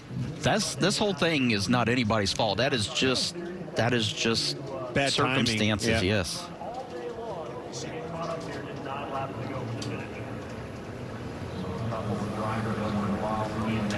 So once again, talk about what it takes for the end of this thing. A lot of dancing partners just left in the rearview mirror of some of them guys. They didn't want to see that. Now they're having communications, thoughts with their spotters and everything else. Who are we going to work with? Now, they're not working on this car because all of the cars have been stopped on the track prior to the start-finish line while the track crews clean up the debris field. So under the red flag, no work is allowed to be done on pit road. Kevin Harvick's crew assessing the damage and looking at what they might try to fix once the red flag is lifted. Let's check with Vince Welch. With Brad Doherty, one of the team owners for Ricky Stenhouse car. What's it feel like? You're one of the team owners watching your car compete for the Daytona 500 win. How the nerves feeling? Yeah, pretty nervous, Vince. You know, we got a really strong race car. Team's done a great job today. Been solid. Ricky's driven a smart race. Keeps putting us in good positions. We've got a lot of Fords stacked up behind us right now, so he's going to have to fend them off when we restart. But I'm pretty nervous right now. Yeah, we'll check your heart rate. We might get a. Let's go to Jamie Little. Rudy Barker, the crew chief for Bubba Wallace, who led there for quite a while. Now when we get going again, you guys will be fit. What's your assessment of what you've seen today? Just how you guys have been able to lead. You've been shuffled back. You kind of seen it all. Yeah, I mean, we talked about it before the race. We needed to stay up front just because used to be you could lay back with the older cars and suck back up to the back. It's not the case now. So everybody's staying together, and we knew this was going to happen. But right now we're fortunate. Bubba's doing an exceptional job. He and Freddie. I mean, anything can happen in these last 9. So. You think you guys have a shot at it? Oh, for sure. Yeah, we got a great shot. Look at that smile. So sly, Mike. They're in 5th place right now. Let's talk to the leader and about it. Hey, Ricky Stenhouse, it's Boyer up in the Fox Sports booth. You got us? Yeah, I got you, Boyer. How about you, man? Leading this baby. All right, what's your plan? What's your strategy? I see a lot of Fords in your rearview mirror. You're only Lone Wolf Chevrolet. How do you work with those guys and situate yourself to win this Daytona 500? Yeah, just gonna have to work with my spotter Tab Boyd here. Man, our Kroger Irish Spring Camaro's been so good all day. Drove good. Those Fords can push really good, and the 17 was kind of playing around there, trying to push us to kind of see how far he could get us out, and then obviously dump us and go with the rest of his teammates there. So I was really hoping the 5 would get back to me. Kyle and I worked really well together, so I mean, heck, we're just going to have to keep blocking as much as we can. We got a fast car to do it, so it's going to be tough. It's little David and Goliath here, so see if we can't come out on the good end here. Well, man, good luck. We know you'll be up there. Get all that blocking on, all right? We're going to be watching and Daytona 500. Game on, baby. Game on for sure. Thanks, boys. Ricky Stenhouse, your leader. Let's go back to that crash here. Now, Kevin Harvick basically got caught in a sandwich. He came up on a car that was a little slower, and then he got hit by Kyle Larson, who was a lot faster behind him. More inside, then you're clear low. That's 49 now. Hold the wheel straight. How he kept that thing going straight is beyond me. That's a whale of a job. Stay high as you can. He is still in the race. I mean, they're on pit road. They have damage. They're going to try to get it fixed. Watch Chase Elliott here in the 9. We saw and David Reagan right through the middle. Kyle Busch. Whoa. And whoa, turn it around. Where's he at, the road course now? Did you ever see Joey Chitwood or, you know, the Hurricane Hell drivers, Dan Fleenor, those guys? That looked like Chase Elliott right there. And what that feels like, that gut-wrenching feel, bottomless, right? When that thing breaks loose and goes sideways at 180-some mile an hour, it gets your attention in a hurry. All right, the red flag has been lifted. Work can resume on pit road. They're going to line them up, and we're going to check with Chris Myers. All right, thank you, Mike. So we've had 22 cars involved in some type of crash so far, 35 lead changes, and 13 different leaders. And right now you've got a single-car team in Stenhouse leading with a rookie right behind him and a red flag with 9 scheduled laps to go. Oh, yeah, it's far from over. And at this point in the race, when you get a restart, you don't let off. You commit to pushing the guy in front of you. Even if you get in a bad position, it's for the Daytona 500, and you're going to take all the chances you can. Ricky Stenhouse Jr.'s car is going to be as wide as it ever has been. All right, let's recap. Earlier, we talked about cars involved, and Denny Hamlin, who's won 3 of the last 6 Daytona 500s, was a favorite here out of the race. This is lap 63. The rookie, or the 21-year-old Harrison Burton, flipped and wrecked, triggered a wreck that took out Denny Hamlin. Kyle Busch was also involved. Yeah, Brad Keselowski got into the back of Harrison Burton. See Harrison Burton's car flipped. Luckily, it landed on all 4 tires. Harrison Burton was able to walk away. It's interesting that Keselowski being overly aggressive, in the words of Denny Hamlin. And then on lap 151, Tyler Reddick and both Truex and Logano involved in this one. 5 cars total. Yeah, this collected some of the favorites. Martin Truex Jr., Joey Logano also, you see, is involved in this. Joey's back on the track, back just a little bit. Tyler Reddick had an issue with his car. And Truex is currently 12th. Moments ago, this involved, well, Chris Buescher slows a little bit. You heard the booth talk about, hey, this is just racing. Tony Stewart said, but Larson gets into Harvick, and then it created a massive wreck here that changed the dynamic. Yeah, I mean, Harvick was trying to get into the back of Buescher. Kyle Larson just had a huge run and got into the back of Harvick. Harvick was trying to get locked onto the bumper of the car in front of him. It's just part of this type of racing. Huge wreck, though, took out a lot of the favorites, our last year's champ. And it's going to change the dynamic of this race now, because we're going to get to have a restart. Yeah, and when I say 9 scheduled, we could have overtime, and, you know, we may not have seen our last wreck. Meanwhile, Brad Keselowski, currently running 4th, has led the most laps today, trying for his first ever Daytona 500. Let's check in with Regan Smith. Well, Chris, Kyle Larson checked and released from the Infield Care Center. Kyle, so much speed all of Speed Week. Start on the pole. Looked like you had finally started to make your move at the end of the race there. How disappointing is this? Yeah, I mean, it's disappointing. I had a run there on the 4, and I didn't realize how close he was to the 17, and I got to him right as he was getting to him, and it got him out of shape. So hate that I did that, but it's so hard to see in front of him, especially on a straightaway like that. So, like I said, I didn't realize how close he was to him, and it just got him all jacked up. So hate that I ended our race as well as a bunch of others, but yeah, our HinderCars.com Chevy was fast, and hopefully we can see a Chevy win here with Ricky out front. Thanks, Kyle.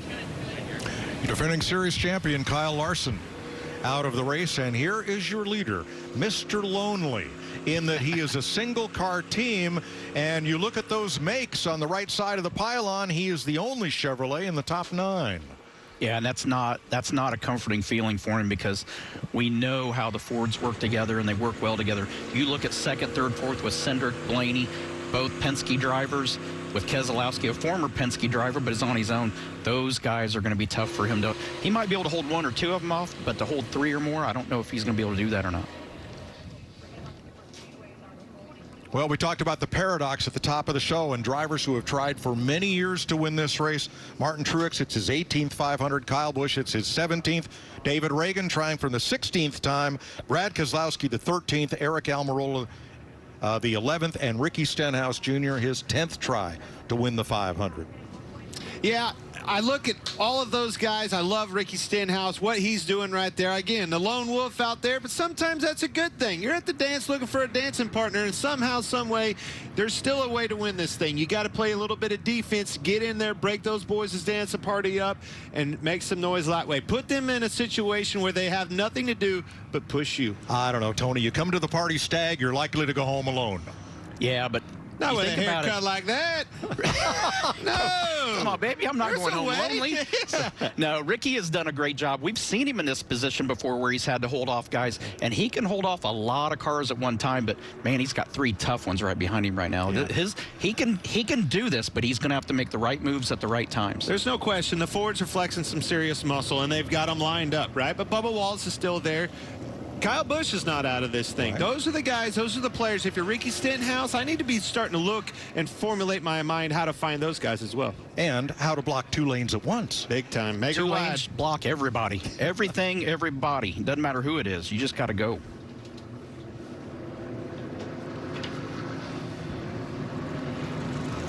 One to go at the line is the signal from the flag stand. New rule, the second place guy can beat you to the line. So here we go. Now that is a new adjustment this year. We talked about the Geico restart zone, and the control car, the race leader, which is Stenhouse, who was elected the outside lane. He is the only driver, only the lead driver gets lane choice. Stenhouse must fire off within the Geico restart zone. But should he spin the wheels or miss a shift, it's no harm, no foul if Austin Cindric beats him across the start-finish line. No more start-finish line rule. Nope. It's all that has to happen is that leader jump first. As long as that's good, starts good, where we go, we're going racing. And that's a good change. I mean, that's something that's needed to happen. I mean, a lot of times you were at the mercy of the guy that was leading the race and on the restart, but yeah, this is a good change. If he spun the tires, you had to sit there and pedal it waiting on him. There's the all-new 301 horsepower Toyota Camry TRD. It's been leading the field here at Daytona. It'll be 6 laps to go when they get back and take the restart green. Larry, is it a little late to look at the trends, or are we right on time? Never too late, Mike. I looked at the last 5 Daytona 500s during stage racing era. The last caution flag, we're there, lap 191, 9 to go, but 3 overtime finishes in the last 5 Daytona 500s. We may not be done yet, like Jamie McMurray said. 200 laps the scheduled distance, but if we're under caution, we'll go green, white, checker as many times as it takes to get to the checkered flag.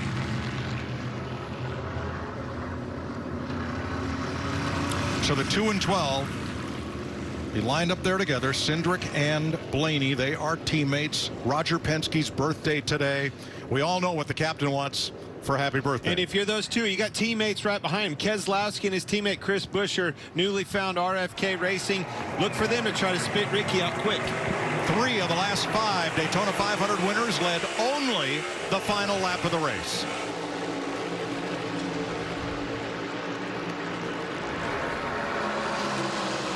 All good. Still down there. 6 with you. Neither one of the guys behind have much push. It's just you 4 out right now. 4 cars under a blanket. A small blanket at that. Yes. No more give and take. All take. And I think you'll see more side drafting off of Ricky. You don't want to open up that middle and give Brad a chance to get underneath of you. Bubba Wallace gets up there with the 2 Fords, and they edge out front. Oh, crash. Stenhouse in the wall. And Chris Buescher with him.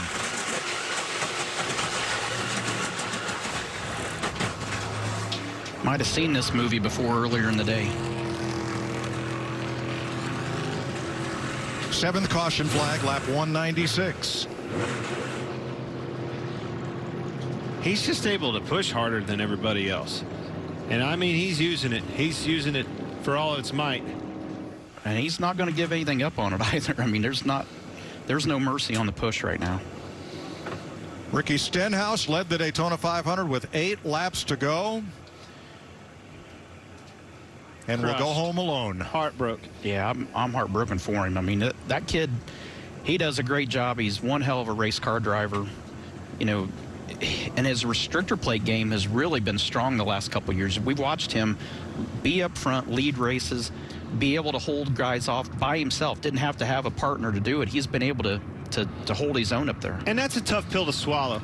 Right, that wasn't a bad block or anything else. Moved down in front of somebody with a big run. He just, unfortunately, got turned. And he was doing everything right. He had himself and his race team in a place to win this Daytona 500. He came off he was side drafting Bubba pretty hard, but when he come off of it, that thing was gone. Just got a little, for the ride. little wave in it. Yep. I'm sorry, I'm laughing not because David Reagan just snuck through with the 3rd one in a row.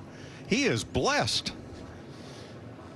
You'll see his number 15 come through here after Saw Ricky come down a little bit toward the 23, and then as he came up, then it just I think he came down. It's just light. It was light with him pushing hard on his rear bumper, and that may not even for the ride. That may not even have been Ricky turning down. Yeah, I don't think it was. That I think he was correcting it. That's what I'm saying. Yeah, I think it may got his rear pushed end down was that light. way.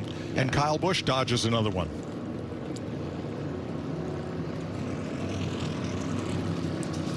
We'll give you 2 onboard views from Ricky Stenhouse.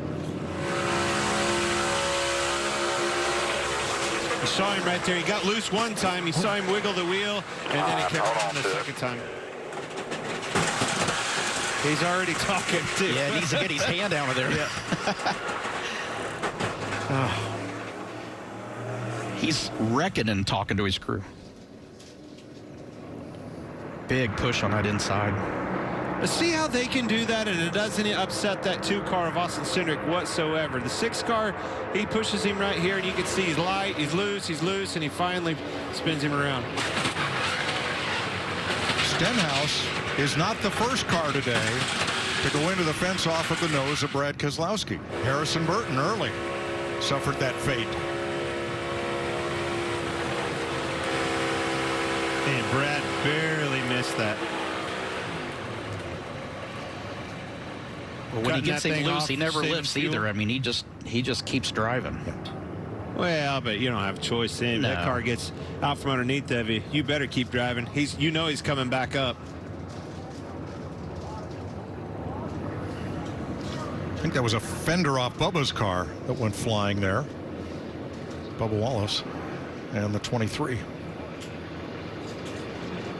That's a heartbreaker. So the total number of cars involved in crashes today, we're at 25 out of 40. I forget what the over and under was on pre-race. 20? Well, we're 20. way over. It was optimistic, though. Optimistic, but not realistic. There you go. Well, now you have the Penske cars 1-2. They will have to start side by side. Traditionally, when this happens, the driver on the outside has a deal with the driver on the inside to move ahead and drop in front. Will that be the case here? That's a great question, because I don't know what the answer to that's going to be. All right, we listened in on Austin Cindric. So, you know, that was another bad push from the 6 car who made it through. Just trying to think and play chess here, because Brad's going to push whoever he can out as far as he can and then try to dump him. I would say anyone behind me is going to push me as far as they can so they can dump me. Well, that's Mr. Optimism there, Austin Cindric. And I don't necessarily think when he says dump, he means crash, but what he means is that car in second will pull out to go on around. Well, dump him out of the lead, correct. Let's say. Bubba's got more damage on the right front of his car than I thought he did. Whole fender's gone. Yep. Yeah, we saw that fender flying. Yeah, I didn't know it was that bad, though. It's the whole fender. Regan. Well, my crew chief, Drew Blickensderfer, 2 Daytona 500 victories for you already. You've got your driver in position now, 5th place. What do you tell him going into this final restart? This is up to him. He's done a great job today. He's kind of hung out, made sure we had a car at the end. you've got to miss one or two of the big ones kind of to have a chance at one of these, and we just missed 2 of them. So I think we've done what we needed to do. He's in position. Now it's up to Eric. He's one of the best in the business. The Smithville Ford's been fast, and pick the right line and might get lucky. Thanks, Drew. Vince? Jeremy Bullens, the crew chief for Austin Cindric. Your driver need to play more offense or defense on this restart? It's a little bit of both. I mean, he's done a great job all day. Our discount to our Mustang's been really fast. Guys at Roush Yates have given us great horsepower all day and reliability, and we're in the best spot we can be. We just got to try to keep it there. Thanks, Jeremy. Austin Cindric is in his 8th Cup Series start. Trevor Bayne won the 500 in his 2nd Cup start. Mario Andretti in his 7th. So as they come to the caution, counting the laps down, that means we will go to overtime. 2-lap shootout. If the leader takes the white flag under green, the next flag ends the race. If it's the checkered flag, that's easy to score. If it happens to be the caution flag, then the field will be scored given their position at the moment the plunger is pushed to illuminate the caution lights. That is time-stamped on all of NASCAR's video and all of their scoring information, and they can pick through and put every car in the proper position at that moment.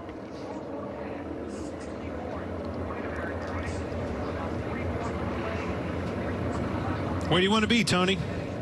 Right up here with you.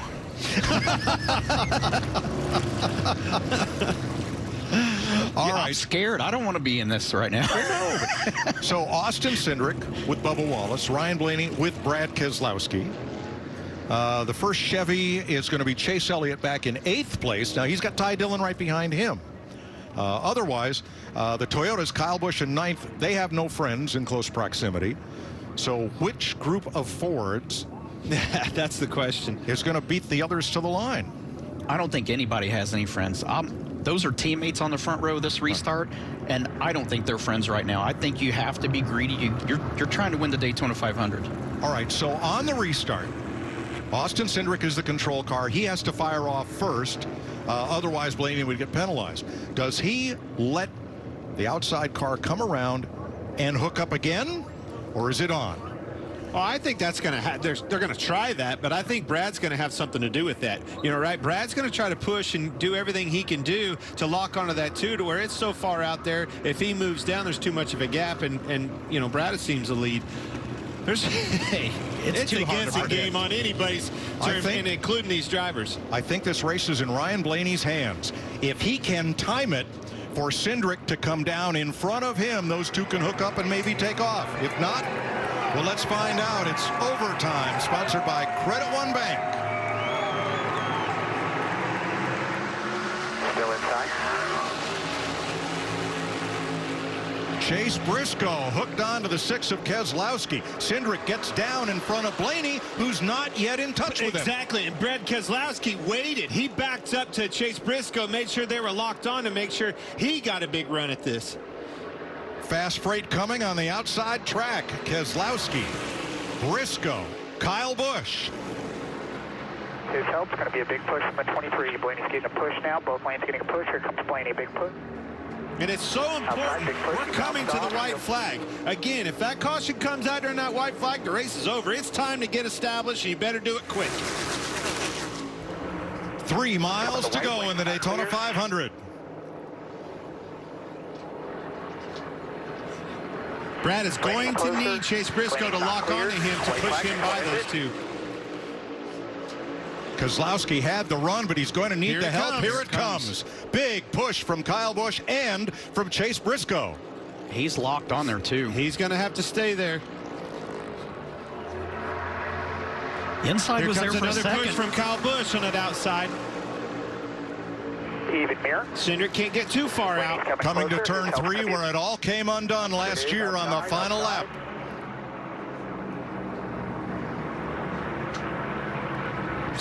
Briscoe's out. He can't get to the Austin Cindric, whose grandfather won the Indy 500 as a car owner. Cindric is going to bring them to the line way up high to block Ryan Blaney, and at the line, Cindric beats Bubba Wallace by half a car length, and they crash going into turn 1.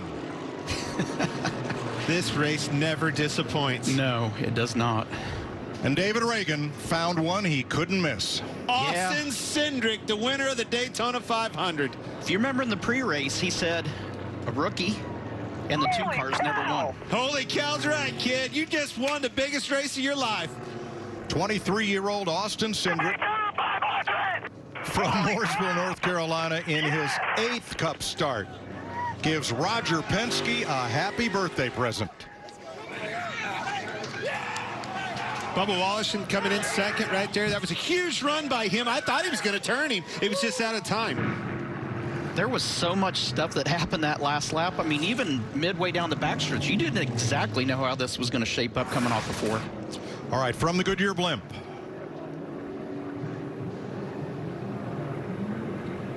Briscoe getting a little roughed up on the high side by Kyle Busch. They have lost touch there with Keselowski on the outside. Bubba Wallace gives Blaney a push. Here's Briscoe with a big run on the outside. That was the big run. They come up to Wallace block. pushed Ryan Blaney right there. Huge run on the outside and a massive block by Austin Cindric to win this Daytona 500. If he didn't make that block, Ryan Blaney wins this race. Exactly. Man. All the Team Penske folks celebrating. Cindric is the 41st driver to win the Daytona 500. And the 9th to score his first career NASCAR Cup win in the Great American Race.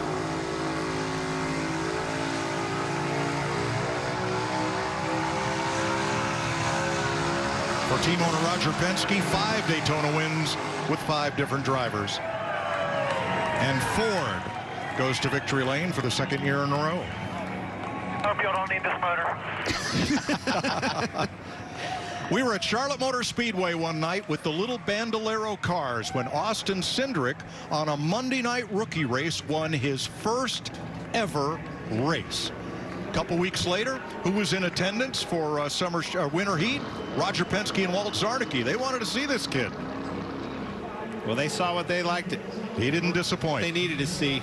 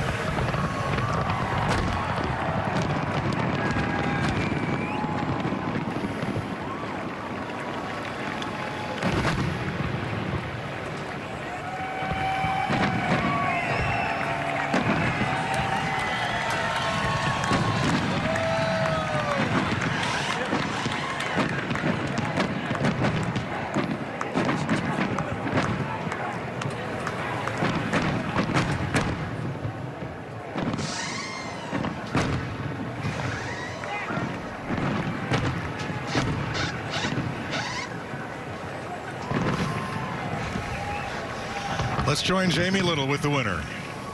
Austin Cindric has wanted to be a race car driver his entire life. He's raced everything. You made it to the top level. A rookie in the Cup Series. Austin, you are a Daytona 500 champion. Oh my God, you know what makes it all better? A packed house. A packed house at the Daytona 500.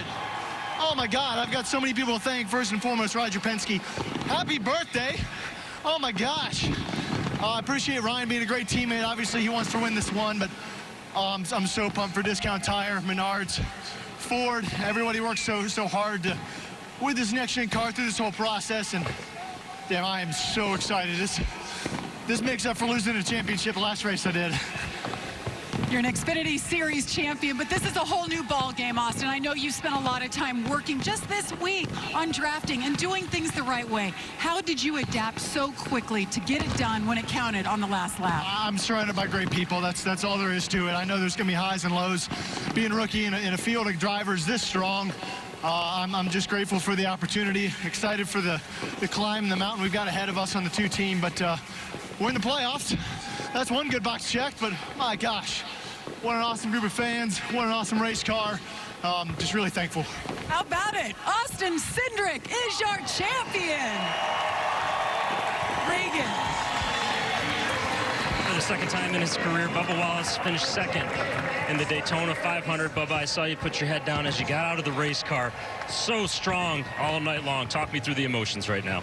Yeah, first of all, that's pretty damn cool to win the 500 in your, I think, first attempt, maybe not, but full season for him. So congrats to Austin. What could have been, right? Man, it just, I need to talk about some happy stuff here.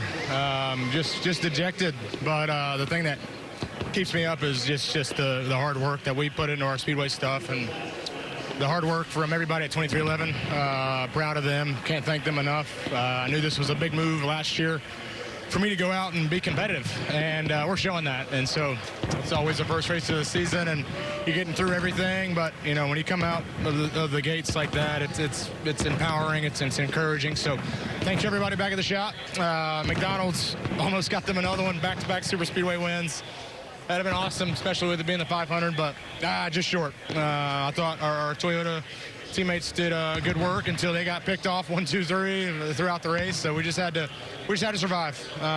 Great speed weeks though. We'll come home second. I'm gonna be pissed off about this one for a while. I was happy on the second place that we got a couple years ago. This one sucks when you're that close, but all in all, happy for my team, happy for our partners, and on to California. Thanks, Bubba. Chase Briscoe finishes third, Ryan Blaney fourth, Eric Almirola fifth as Ford sweeps 7 of the first 9 positions. Tumultuous finish to this Daytona 500, in which Austin Cindric is the champion for Team Penske. More to come from Daytona after this.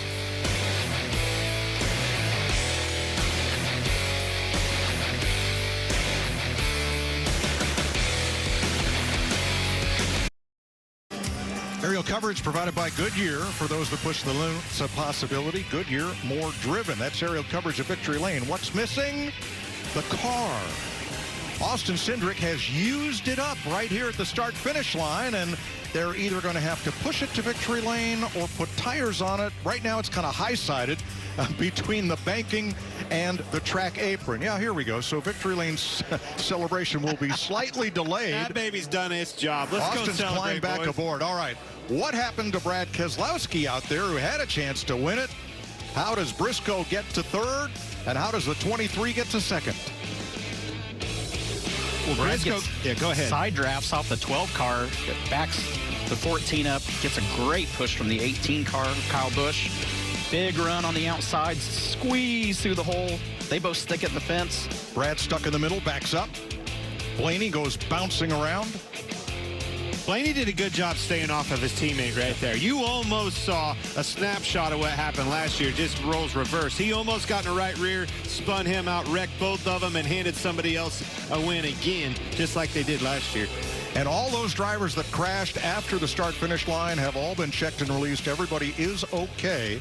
Slowest pit stop of the night, but nobody minds. Here's Vince. Chase Briscoe came from a lap down and was in position late in the race to potentially win it. What were you thinking in that final lap and your chances?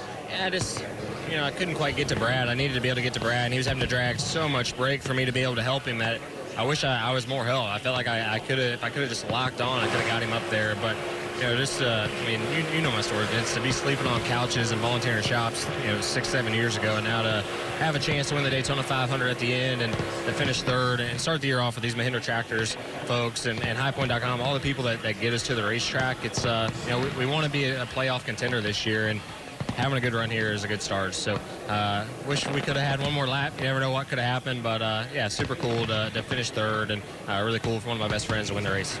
Great job. Congratulations. Eric Almirola in his final Daytona 500. You come in 5th place at the end of the race, so looked like you were in the perfect position at one point. I felt like it, man. I believed it. coming to the restart there for the green, white, checkered, I really had, those thoughts like, man, it's going to be a storybook ending, coming down here for my last full-time season with this team and having Shane and so many people from Smithfield here. I felt like I was in a great spot, and it still hurts. It's an awesome feeling. I'm going to miss that, coming down to the white flag lap, feeling like you have a shot to win the Daytona 500. That's an incredible feeling. And just so proud of Ford for getting to victory lane, swept the weekend here in Daytona. And Smithfield, Mobile One, Pit Boss, Go Bowling, everybody that supports us, man. This is incredible to come here and almost feel like we had a shot at getting it done. So, dang it, so close. Thanks, Eric. Well, Eric Almirola leaves Daytona with an intact car and a 5th place finish as Austin Cindric celebrates.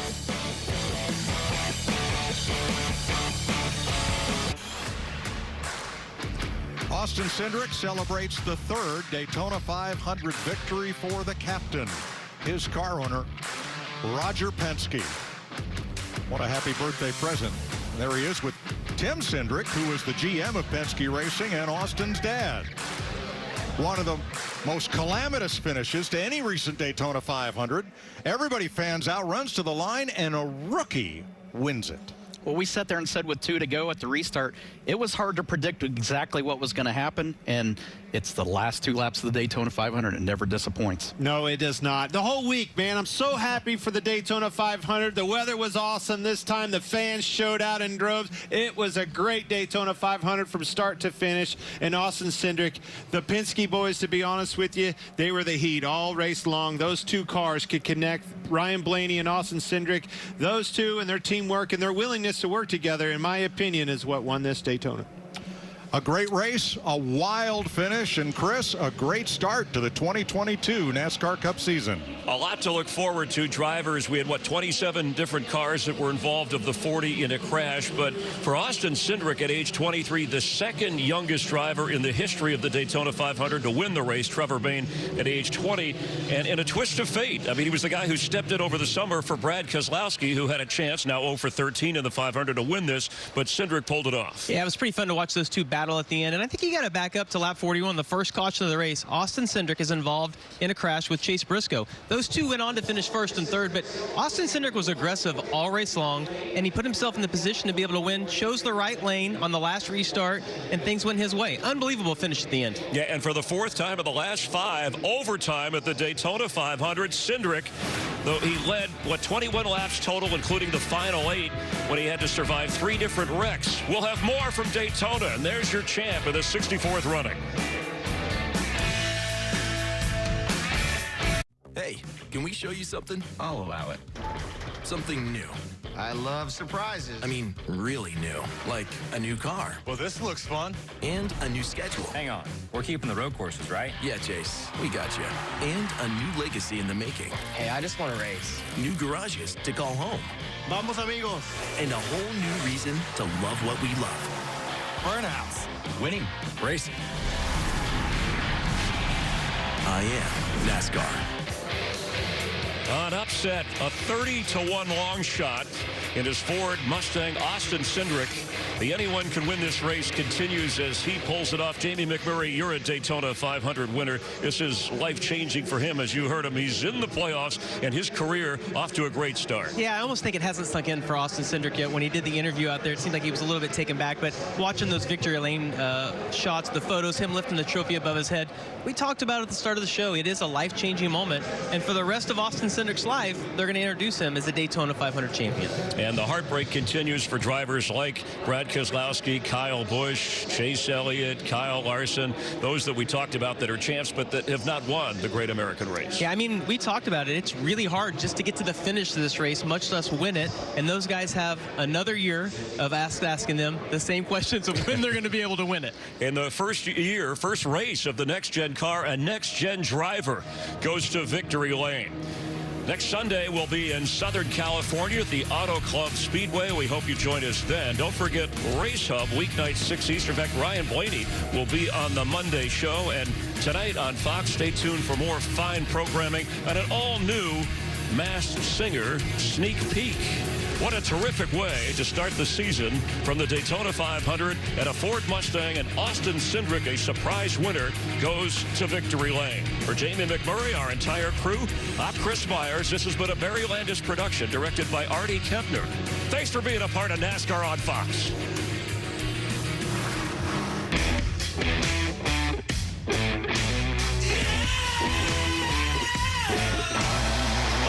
Packed house on their feet. Love it. Back in line with you. Still one back, 48, one back. Check, get check.